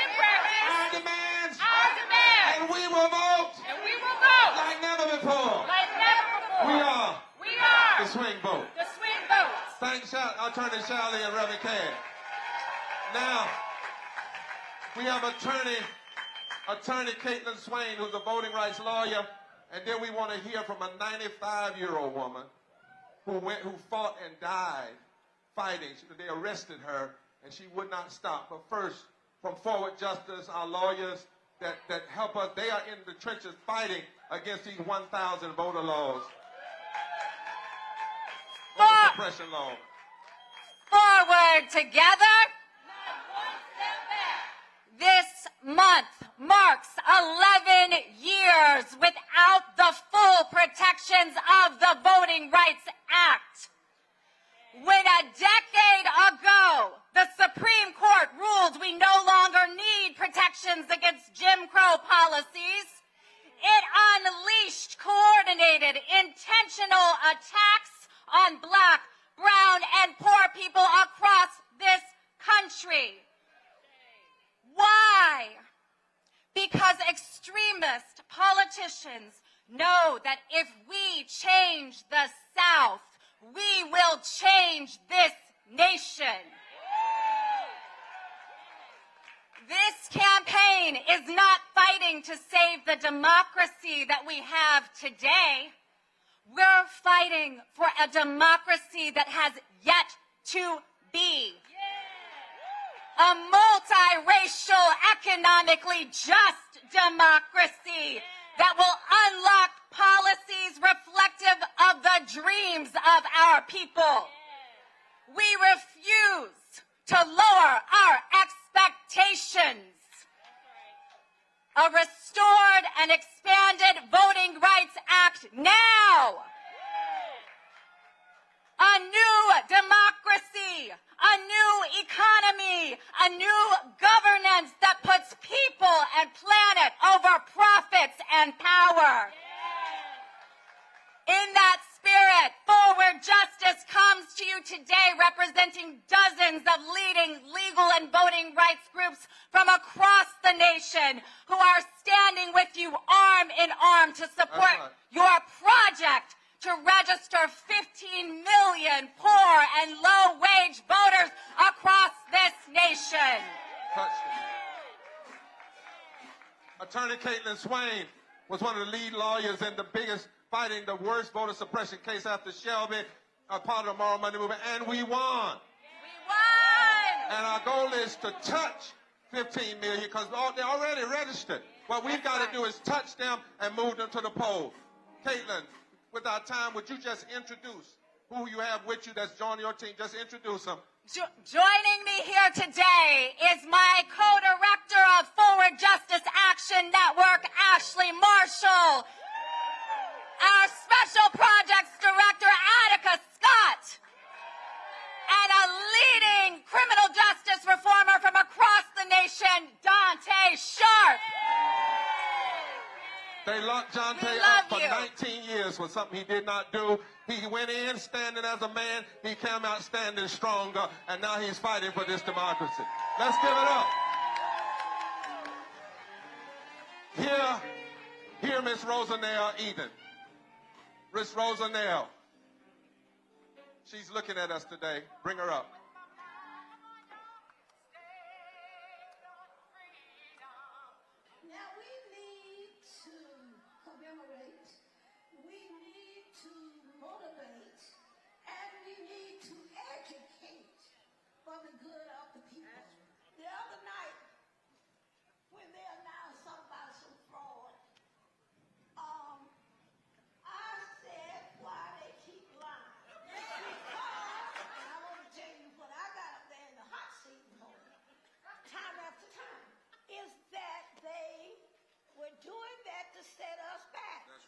Should get interested.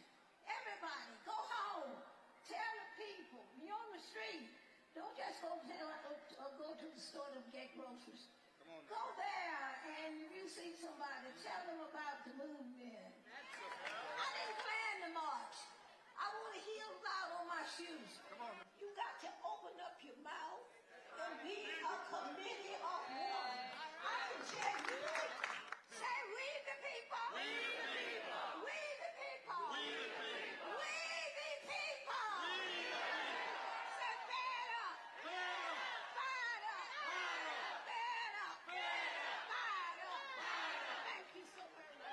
Rosenell.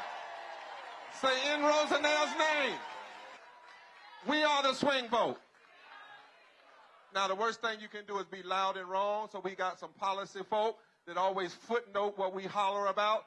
2 of them are going to come. A bunch of them come, but 2 are going to speak, because these are the kind of policy folk you got to have in a movement on the team, because people will question what you say. So you got to make sure you got somebody that can footnote. Thank you. Good afternoon. The policy groups join the lawyers, join the movement groups, join the unions, join the faith groups. We are all one. I'm John Cavanagh from the Institute for Policy Studies, a close policy partner of the campaign for its entire 8 years.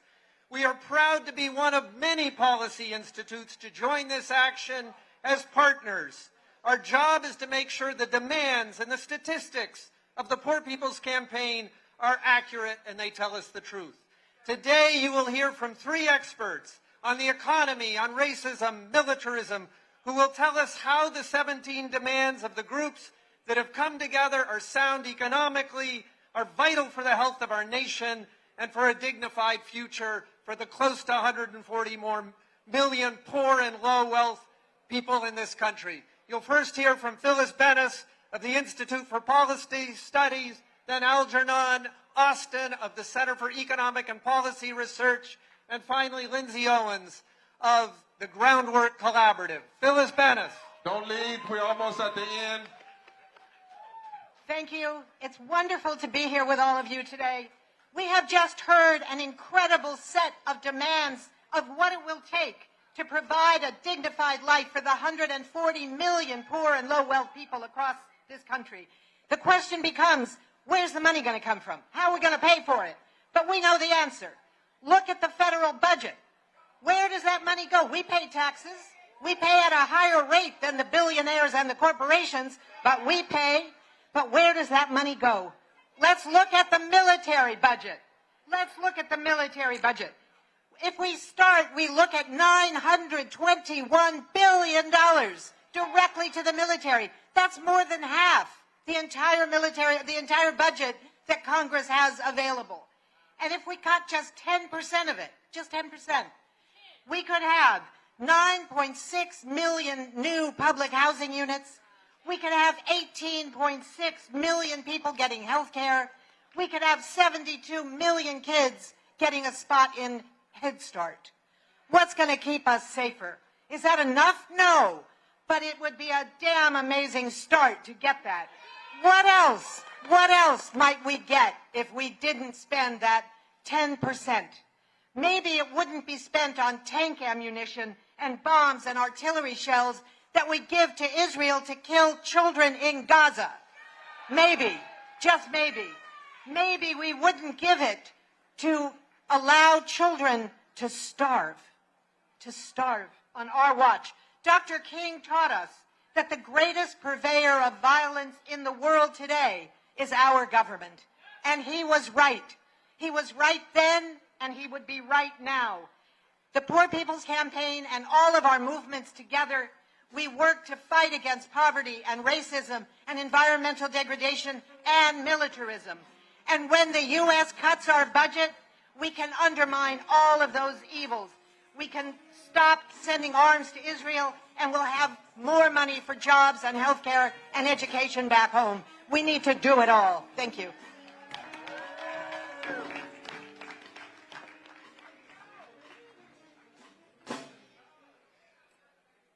Don't leave. Come on down so we go. We're going to move quick. 1 minute. 1 minute. Come on, let's go quick. My name is Algernon Austin. I'm the Director for Race and Economic Justice at the Center for Economic and Policy Research. One of the best ways to reduce poverty and end low wages is to make sure that everyone who wants to work can have a good job at a living wage. But before I talk about low wages, I want to raise the problem of no wages, the situation of people who don't have jobs but want to work. Last month, there were 6.1 million people who were officially counted as unemployed. There were another 5.7 million who were unemployed, but because of technical reasons. Anything that's not approved by this campaign, put it down. We have our own over here that's coming out in a minute. Thank you. We're going to stay unified now. We're going to stay unified. We're not going to start that. We got our own casket over here. Thank you so much. Come on, sir. There were another 5.7 million people who were unemployed, but for technical reasons were not counted as unemployed. And there were 4.4 million people who wanted to work full-time but could only find part-time work. When you total these numbers together, you get over 16 million people who are still needing work. We are an extremely rich country. We can put these people to work if we elect politicians who care about the poor. For people who do work, tens of millions are earning the minimum wage, but it is far too low. The federal minimum wage is $7.25 an hour and has been stuck at this level for 15 years. Thank you so much. I'm going to take a little pastoral privilege as bishop today. You can be mad with me later. But I need the folk to come on because we need to come on up. We need to stop. Let's thank our policy people who are coming. You can get all of that information at Kairos, at the Center on their web, at Poor People's Campaign on the web, and at Repairs of the Breach, because we all work together and we've got to have the footnotes. Let's all come together now. Thank them. Now, what we want to do now is normally when folk do a commemoration, and we're going to bring the faith leaders up. Normally when people do commemorations, they commemorate and talk about what folk did back then. But when you do a consecration, the policy folk can step off, faith leaders come on. When you do a recommitment, you say because they died, we're going to live. That's what a resurrection is. Say that's what a resurrection is. And we know that when we talk even about America's military, it ain't just America's footprint in Israel. You got America's footprint in war going all the way back to the unnecessary civil war that we should not, and took us here, and Vietnam and a whole lot of places. And even today where people are facing genocide like Yemen and the Congo and Somalia.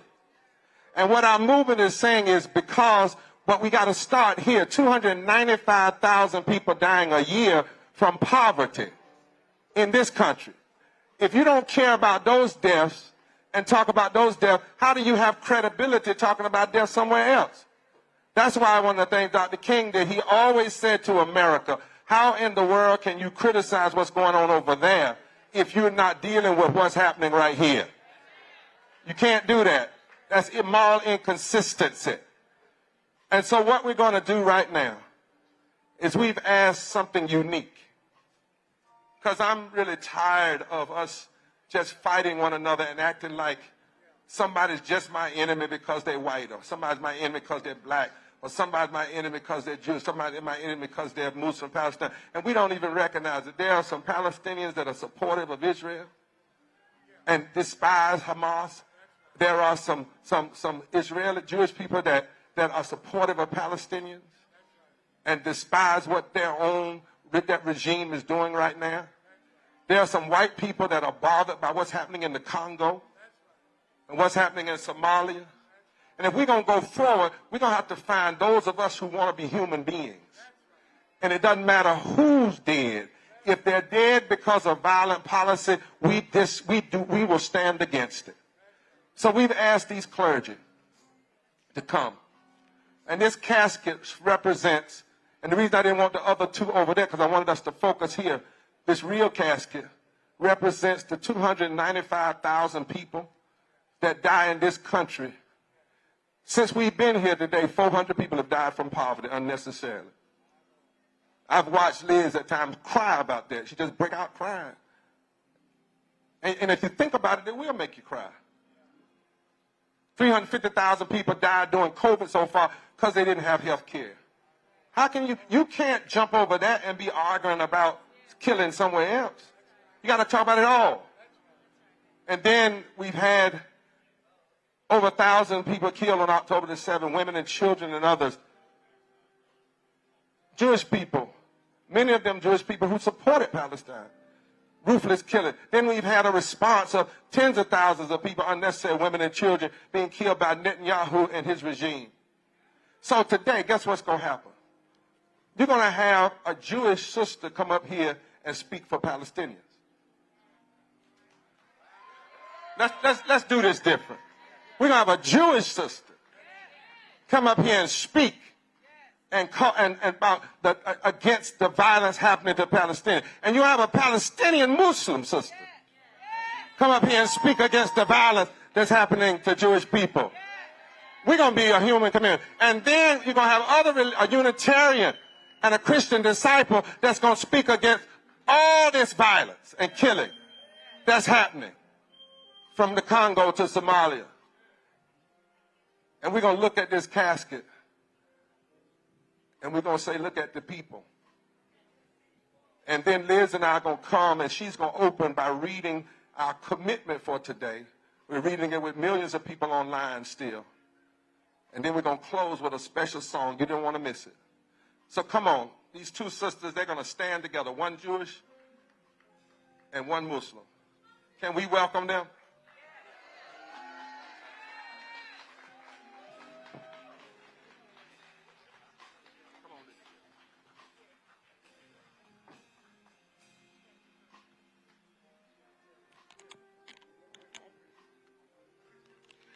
Shabbat Shalom.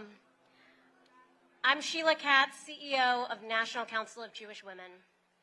I'm Anila Ali, the CEO of American Muslim Multi-Faith Women's Empowerment Council. Salamu alaikum. We stand together, arm in arm, united for love, peace, and justice. Alhamdulillah, I am a Muslim and I know my religion strictly prohibits the killing of any non-combatants. The brutal killing of over 1,000 women, children, and families by Hamas in Israel on October 7th is an unspeakable tragedy. My heart is heavy as I mourn each precious life that was lost, and I extend my sympathy with the grieving families and communities. Every single life taken is an irreplaceable loss. I also mourn for every Palestinian civilian, including thousands of innocent children who have been killed since. Each person was precious, holy, and deserving of a life filled with peace and dignity.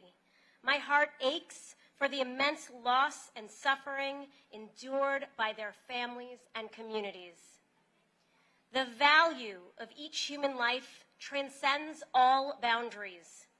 In both Jewish and Muslim traditions, every life is precious and sacred.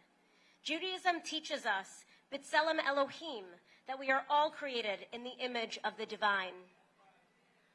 Like Judaism and Christianity, Quran says you save a life, you've saved humanity. Islam, my religion, calls for the sanctity of every human life. In fact, the sanctity of life and the human body is one of the most important aspects of Islam. That's what completes our faith and makes us Muslim. Together, we want a negotiated agreement accepted by both Hamas and Israel's government to end this war, release the hostages, and increase humanitarian aid. Every second counts to save more lives. Amen. Release the hostages and let's build peace.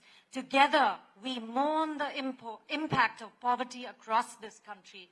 Together, we commit to safety, equity, and justice for Palestinians, Israelis, and all people everywhere. Together, we dream for the children to thrive with their neighbors. May Allah grant us the day that we see more books than bombs in the hands of children. ليكون السلام والحب في قلوبنا. May peace and love be in our hearts. May we all soon know peace. Shalom. Salamu alaikum. Ameen, Ya Rabbul Alameen. We've already called for that, my brother. Let us listen. Let us honor these two women. Let's honor these two women. Let's honor these two sisters. Now, let's hear the other clergy. Let us stand. I'm Alvin Jackson, pastor in the Christian Church, Disciples of Christ. We are called to love one another and seek justice for all. I'm Reverend Terry Hord Owens, also a minister in the Christian Church Disciples of Christ, but I stand here in unity with all those who represent the love of Jesus Christ. In the Unitarian tradition, they recognize the interconnectedness of all people. The pain of one is the pain of all, and the joy of one is the joy of all. We must also remember and mourn the countless lives lost in other parts of the world.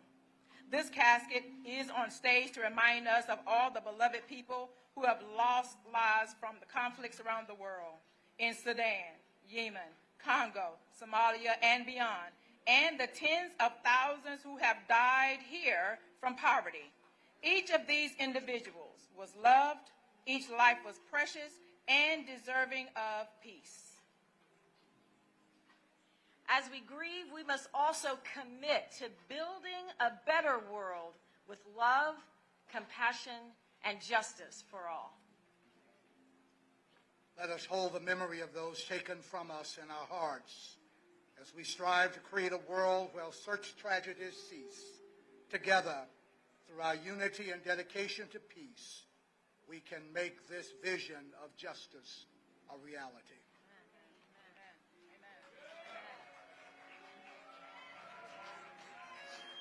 Who today in this crowd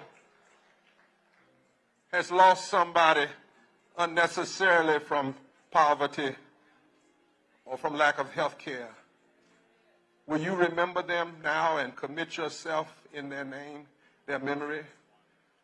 Who in this crowd will stand and remember the children and women killed in Gaza?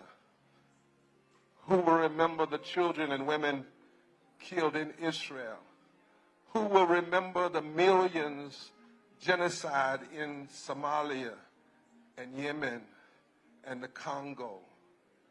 Who will remember all of the unnecessary deaths down through the years because of racism and homophobia and Islamophobia and classism? Who today says, because they died, I will be a resurrection, and I will never participate in the taking and the serving of that which would take innocent life? While you hold your hands any way you want to meditate for a second, look at the people in your minds, see them. Choir.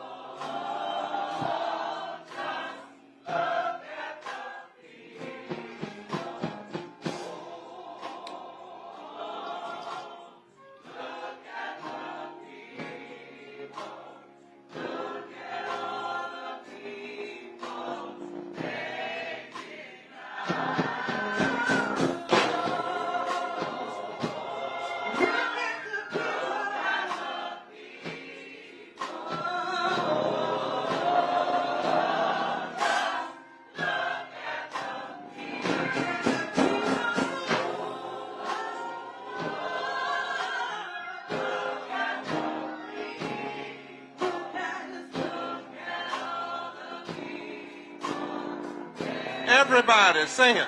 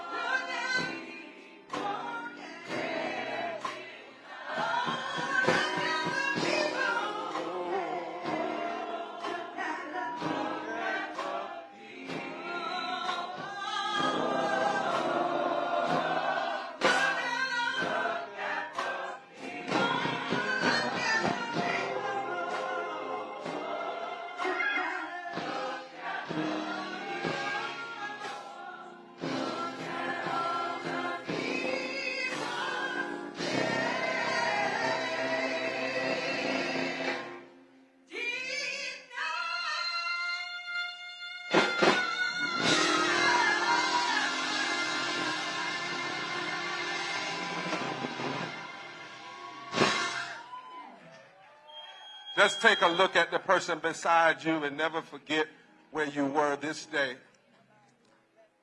Now, Reverend Dr. Liz Theo Harris, let's give her a hand, is going to come and lead us in our first 3 sections of our commitment. It'll be on the screen, and then I'll lead you in the final 3. And then we're going to sing one thing together that you're going to absolutely, I believe, thank God for. Let me spray this.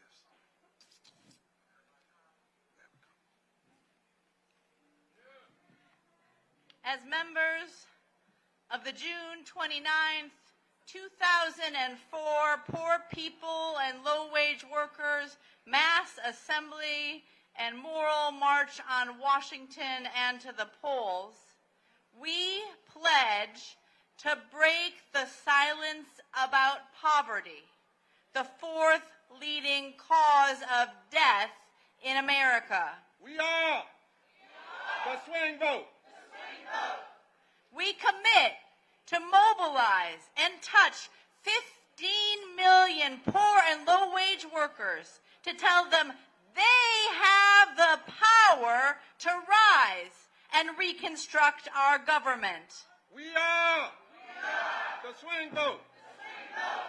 We refuse the cynical approach of those who embrace systemic racism, systemic poverty, environmental devastation, the denial of health care, the war economy, and the distorted, immoral vision of religious nationalism.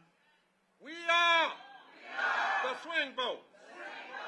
We are not a violent insurrection responding to the prompts of greedy extremists. We are a nonviolent resurrection of the promise of a government of the people, by the people, and for the people. We are a swing vote, and we will vote. Somebody say by the people and for the people. I want to ask you on these last 3, we're not going to do the full 17 agenda again, but I want to ask you to repeat these after me.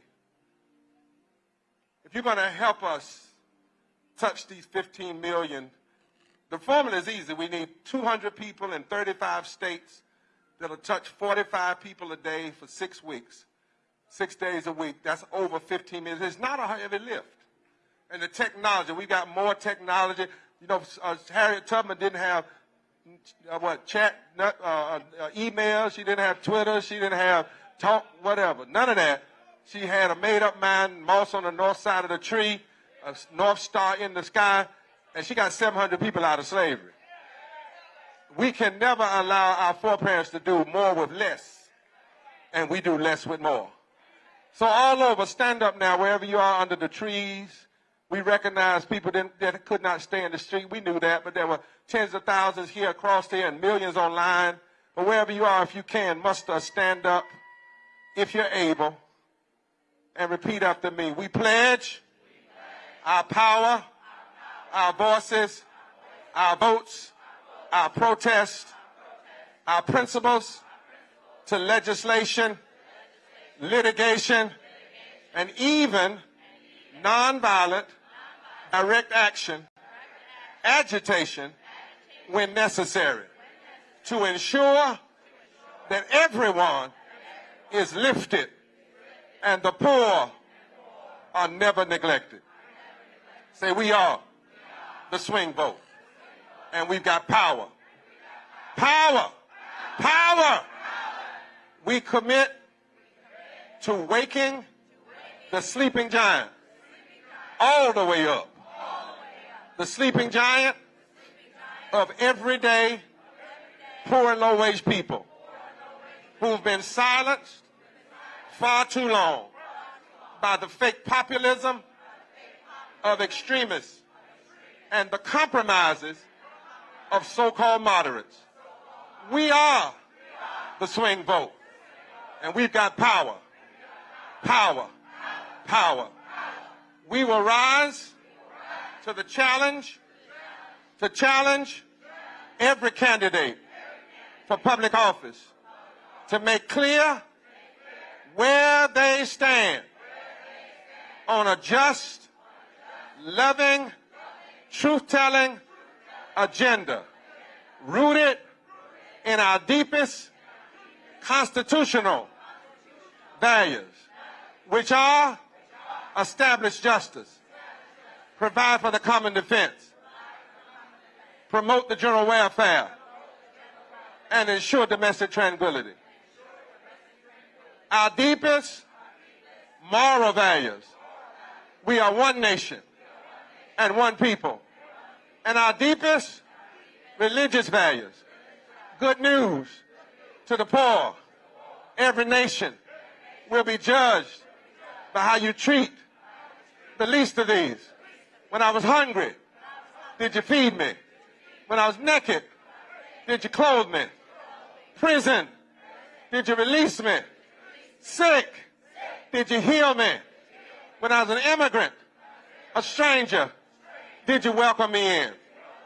Now, somebody's been hurting our people. Somebody's been hurting our children. Somebody's been hurting poor people. Somebody's been hurting us. And it's gone on far too long. And we won't be silent anymore. We are the swing vote. And we got power. Power. Power. Power. And we will use it.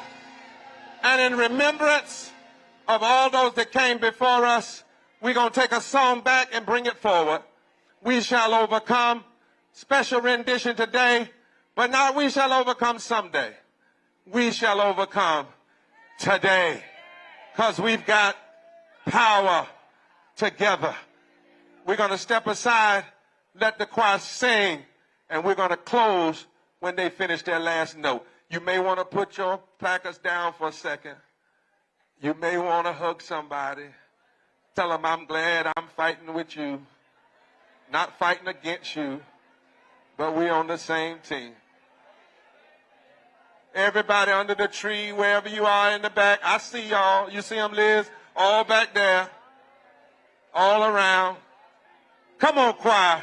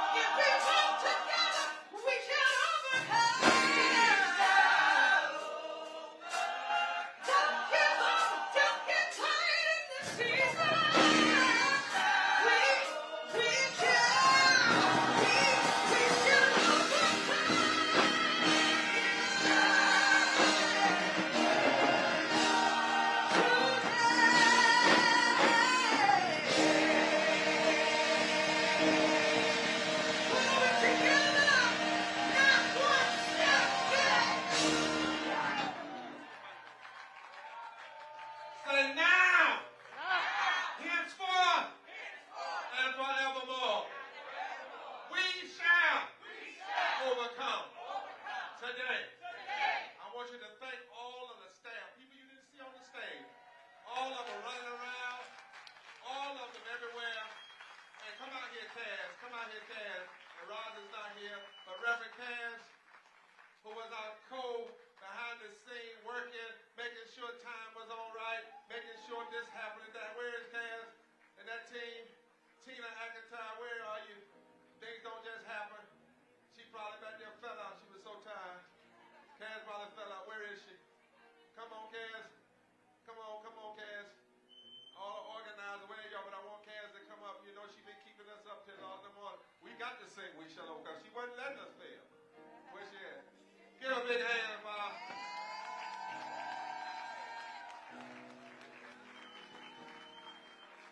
Don't you ever forget where you were today. That the movement said we're going to touch 15 million, and we declared that we are the swing vote, the real swing vote, the greatest, most powerful swing vote, and we're going to be together, and we're going to make them hear us, not tomorrow, but today. Now, as you go back to your seats, the choir didn't mess with me today because we are that movement. And you need to ask somebody if you don't know. We are that movement. Right. And we're not poor because we're lazy. We're not low wage because we're lazy. It's policies. And we are that movement. I wonder if Freddie and the brother, I wonder if y'all used to do something along that as people get ready to go. You remember that beat? You remember that beat? They've been messing around. We are that movement that won't turn around. Is that it? Y'all remember that as you go back? Come on, come on. This is all ad lib. I don't even know where I'm going there. But as said, we are that movement. We are that movement. I said we are that movement. We are that movement. That won't turn around. That won't turn around. We are that movement. We are that movement. I said we are that movement. We are that movement. They're going to shake this country up. We're going to shake this country up. And if you don't know, you better ask somebody. If you don't know, you better ask somebody. Look at your neighbor and tell them real good. We are that movement. Gonna turn this nation around. We're gonna vote. I like we should. We're gonna vote everywhere. When the votes come in, they're gonna say, what the hell happened here? And then we'll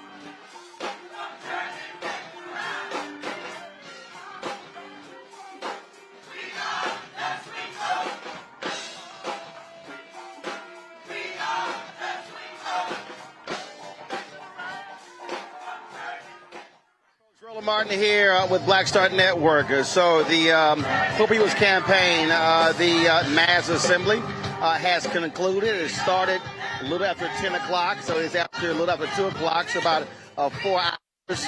And so, I mean, so the crowds are thinning out here because they were moving towards the trees there. So you've had several thousand people who were here because of the extreme heat.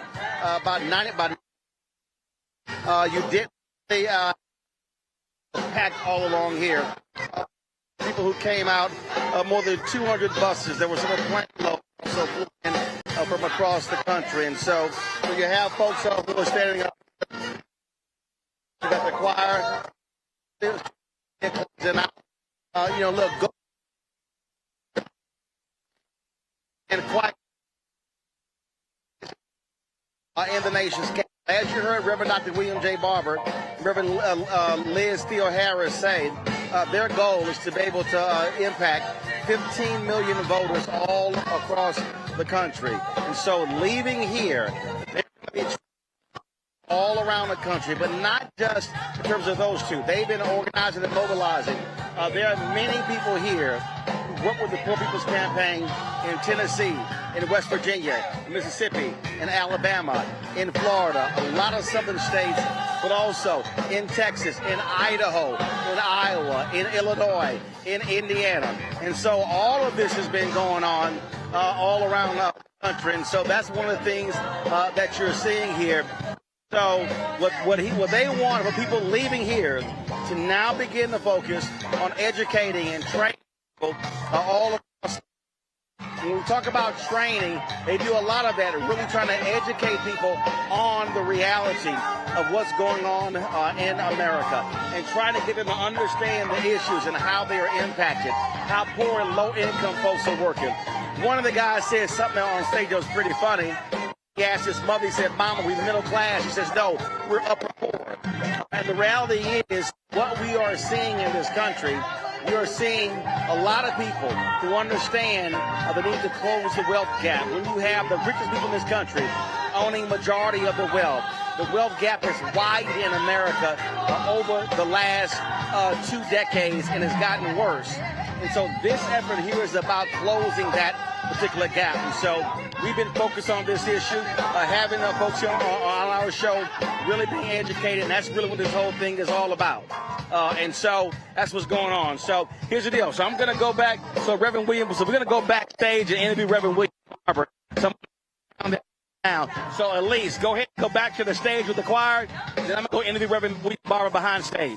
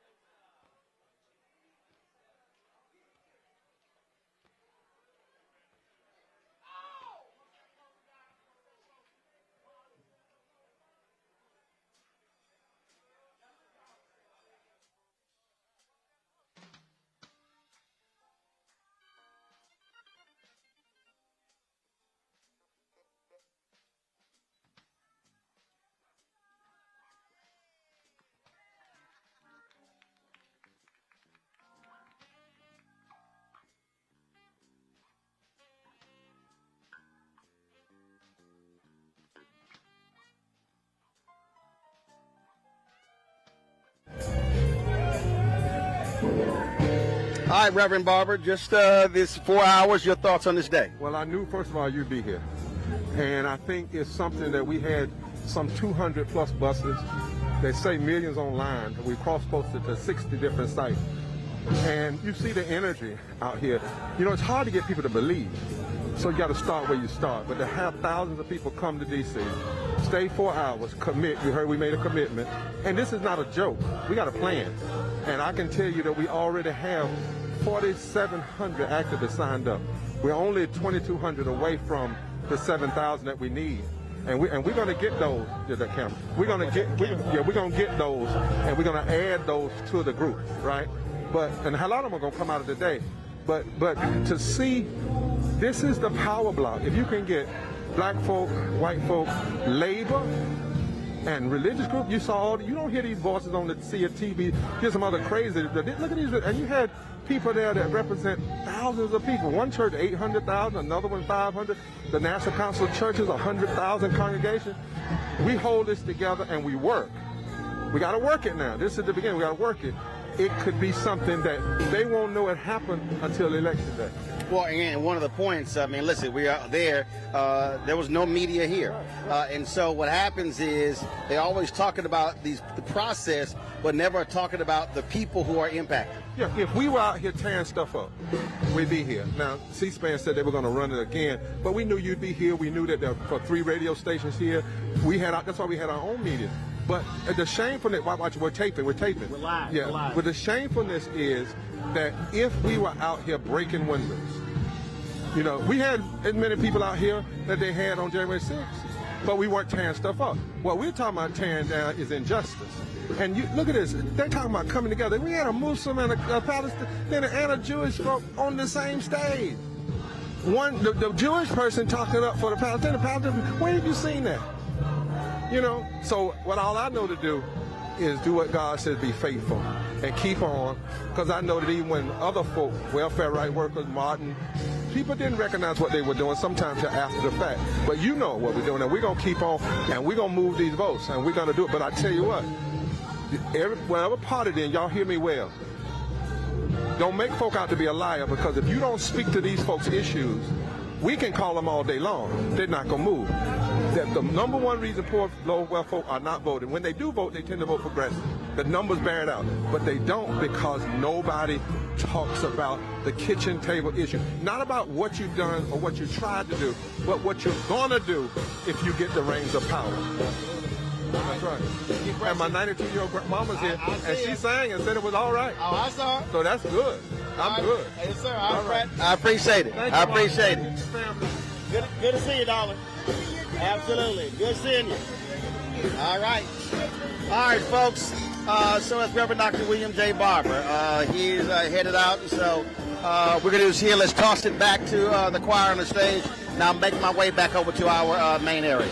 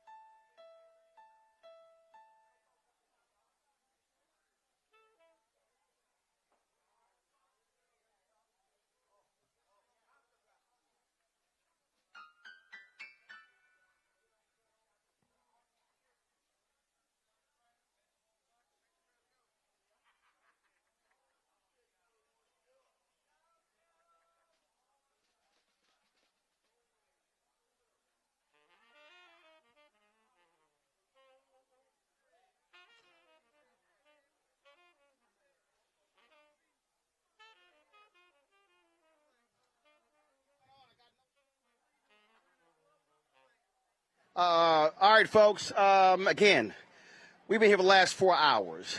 It's extremely warm. There's a little breeze out here. The folks are making their way out of here. Again, a very, very warm day. A lot of people have come from all across the country. We've talked to people here from Detroit, from Louisiana, Memphis, folks from Charlotte, obviously D.C., Maryland, Virginia, all across the country.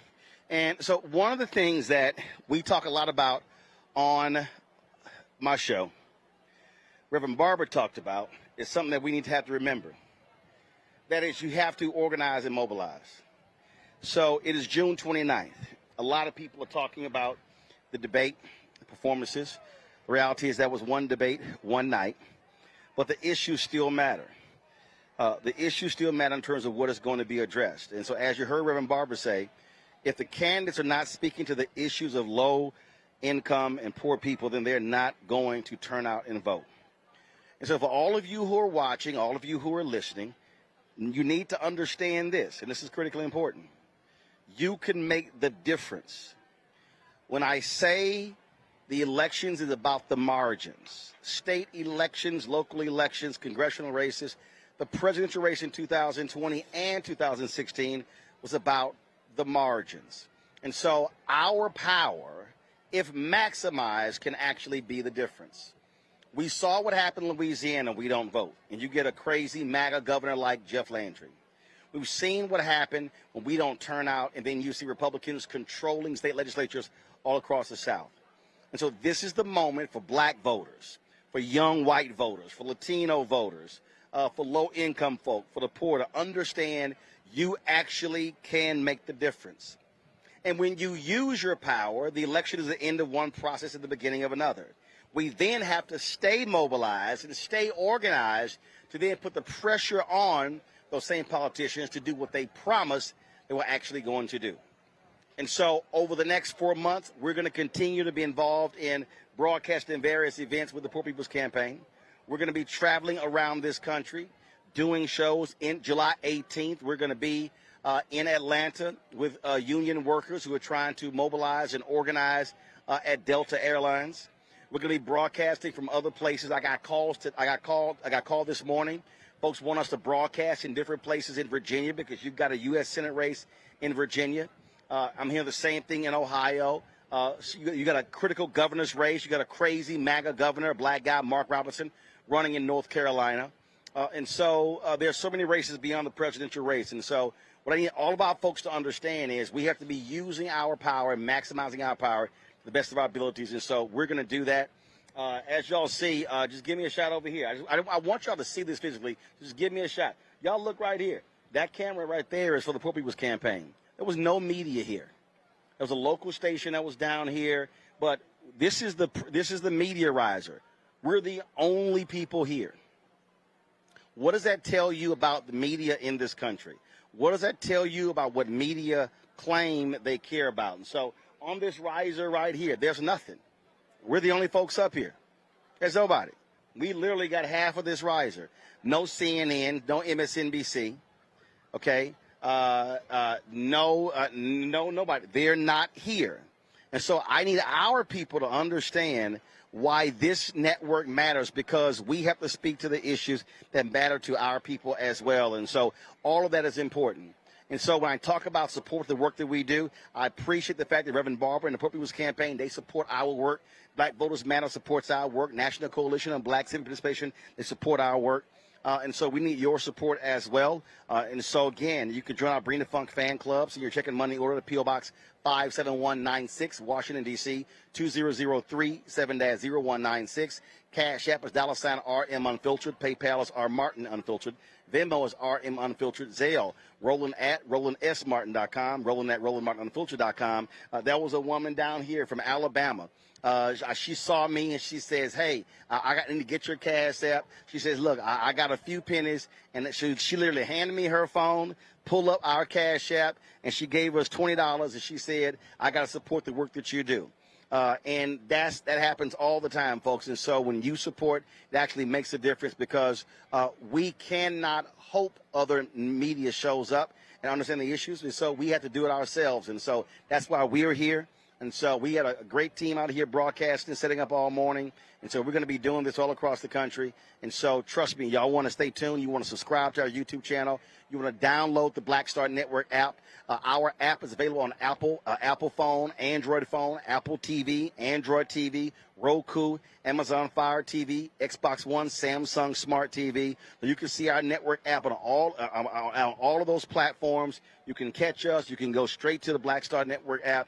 And trust me, we are going to continue to cover the stories that matter to us and our people. And so, again, for everyone here at the Black Star Network, we appreciate all of you for watching, for listening, for this second annual Poor People's Campaign mass assembly here in the nation's capital.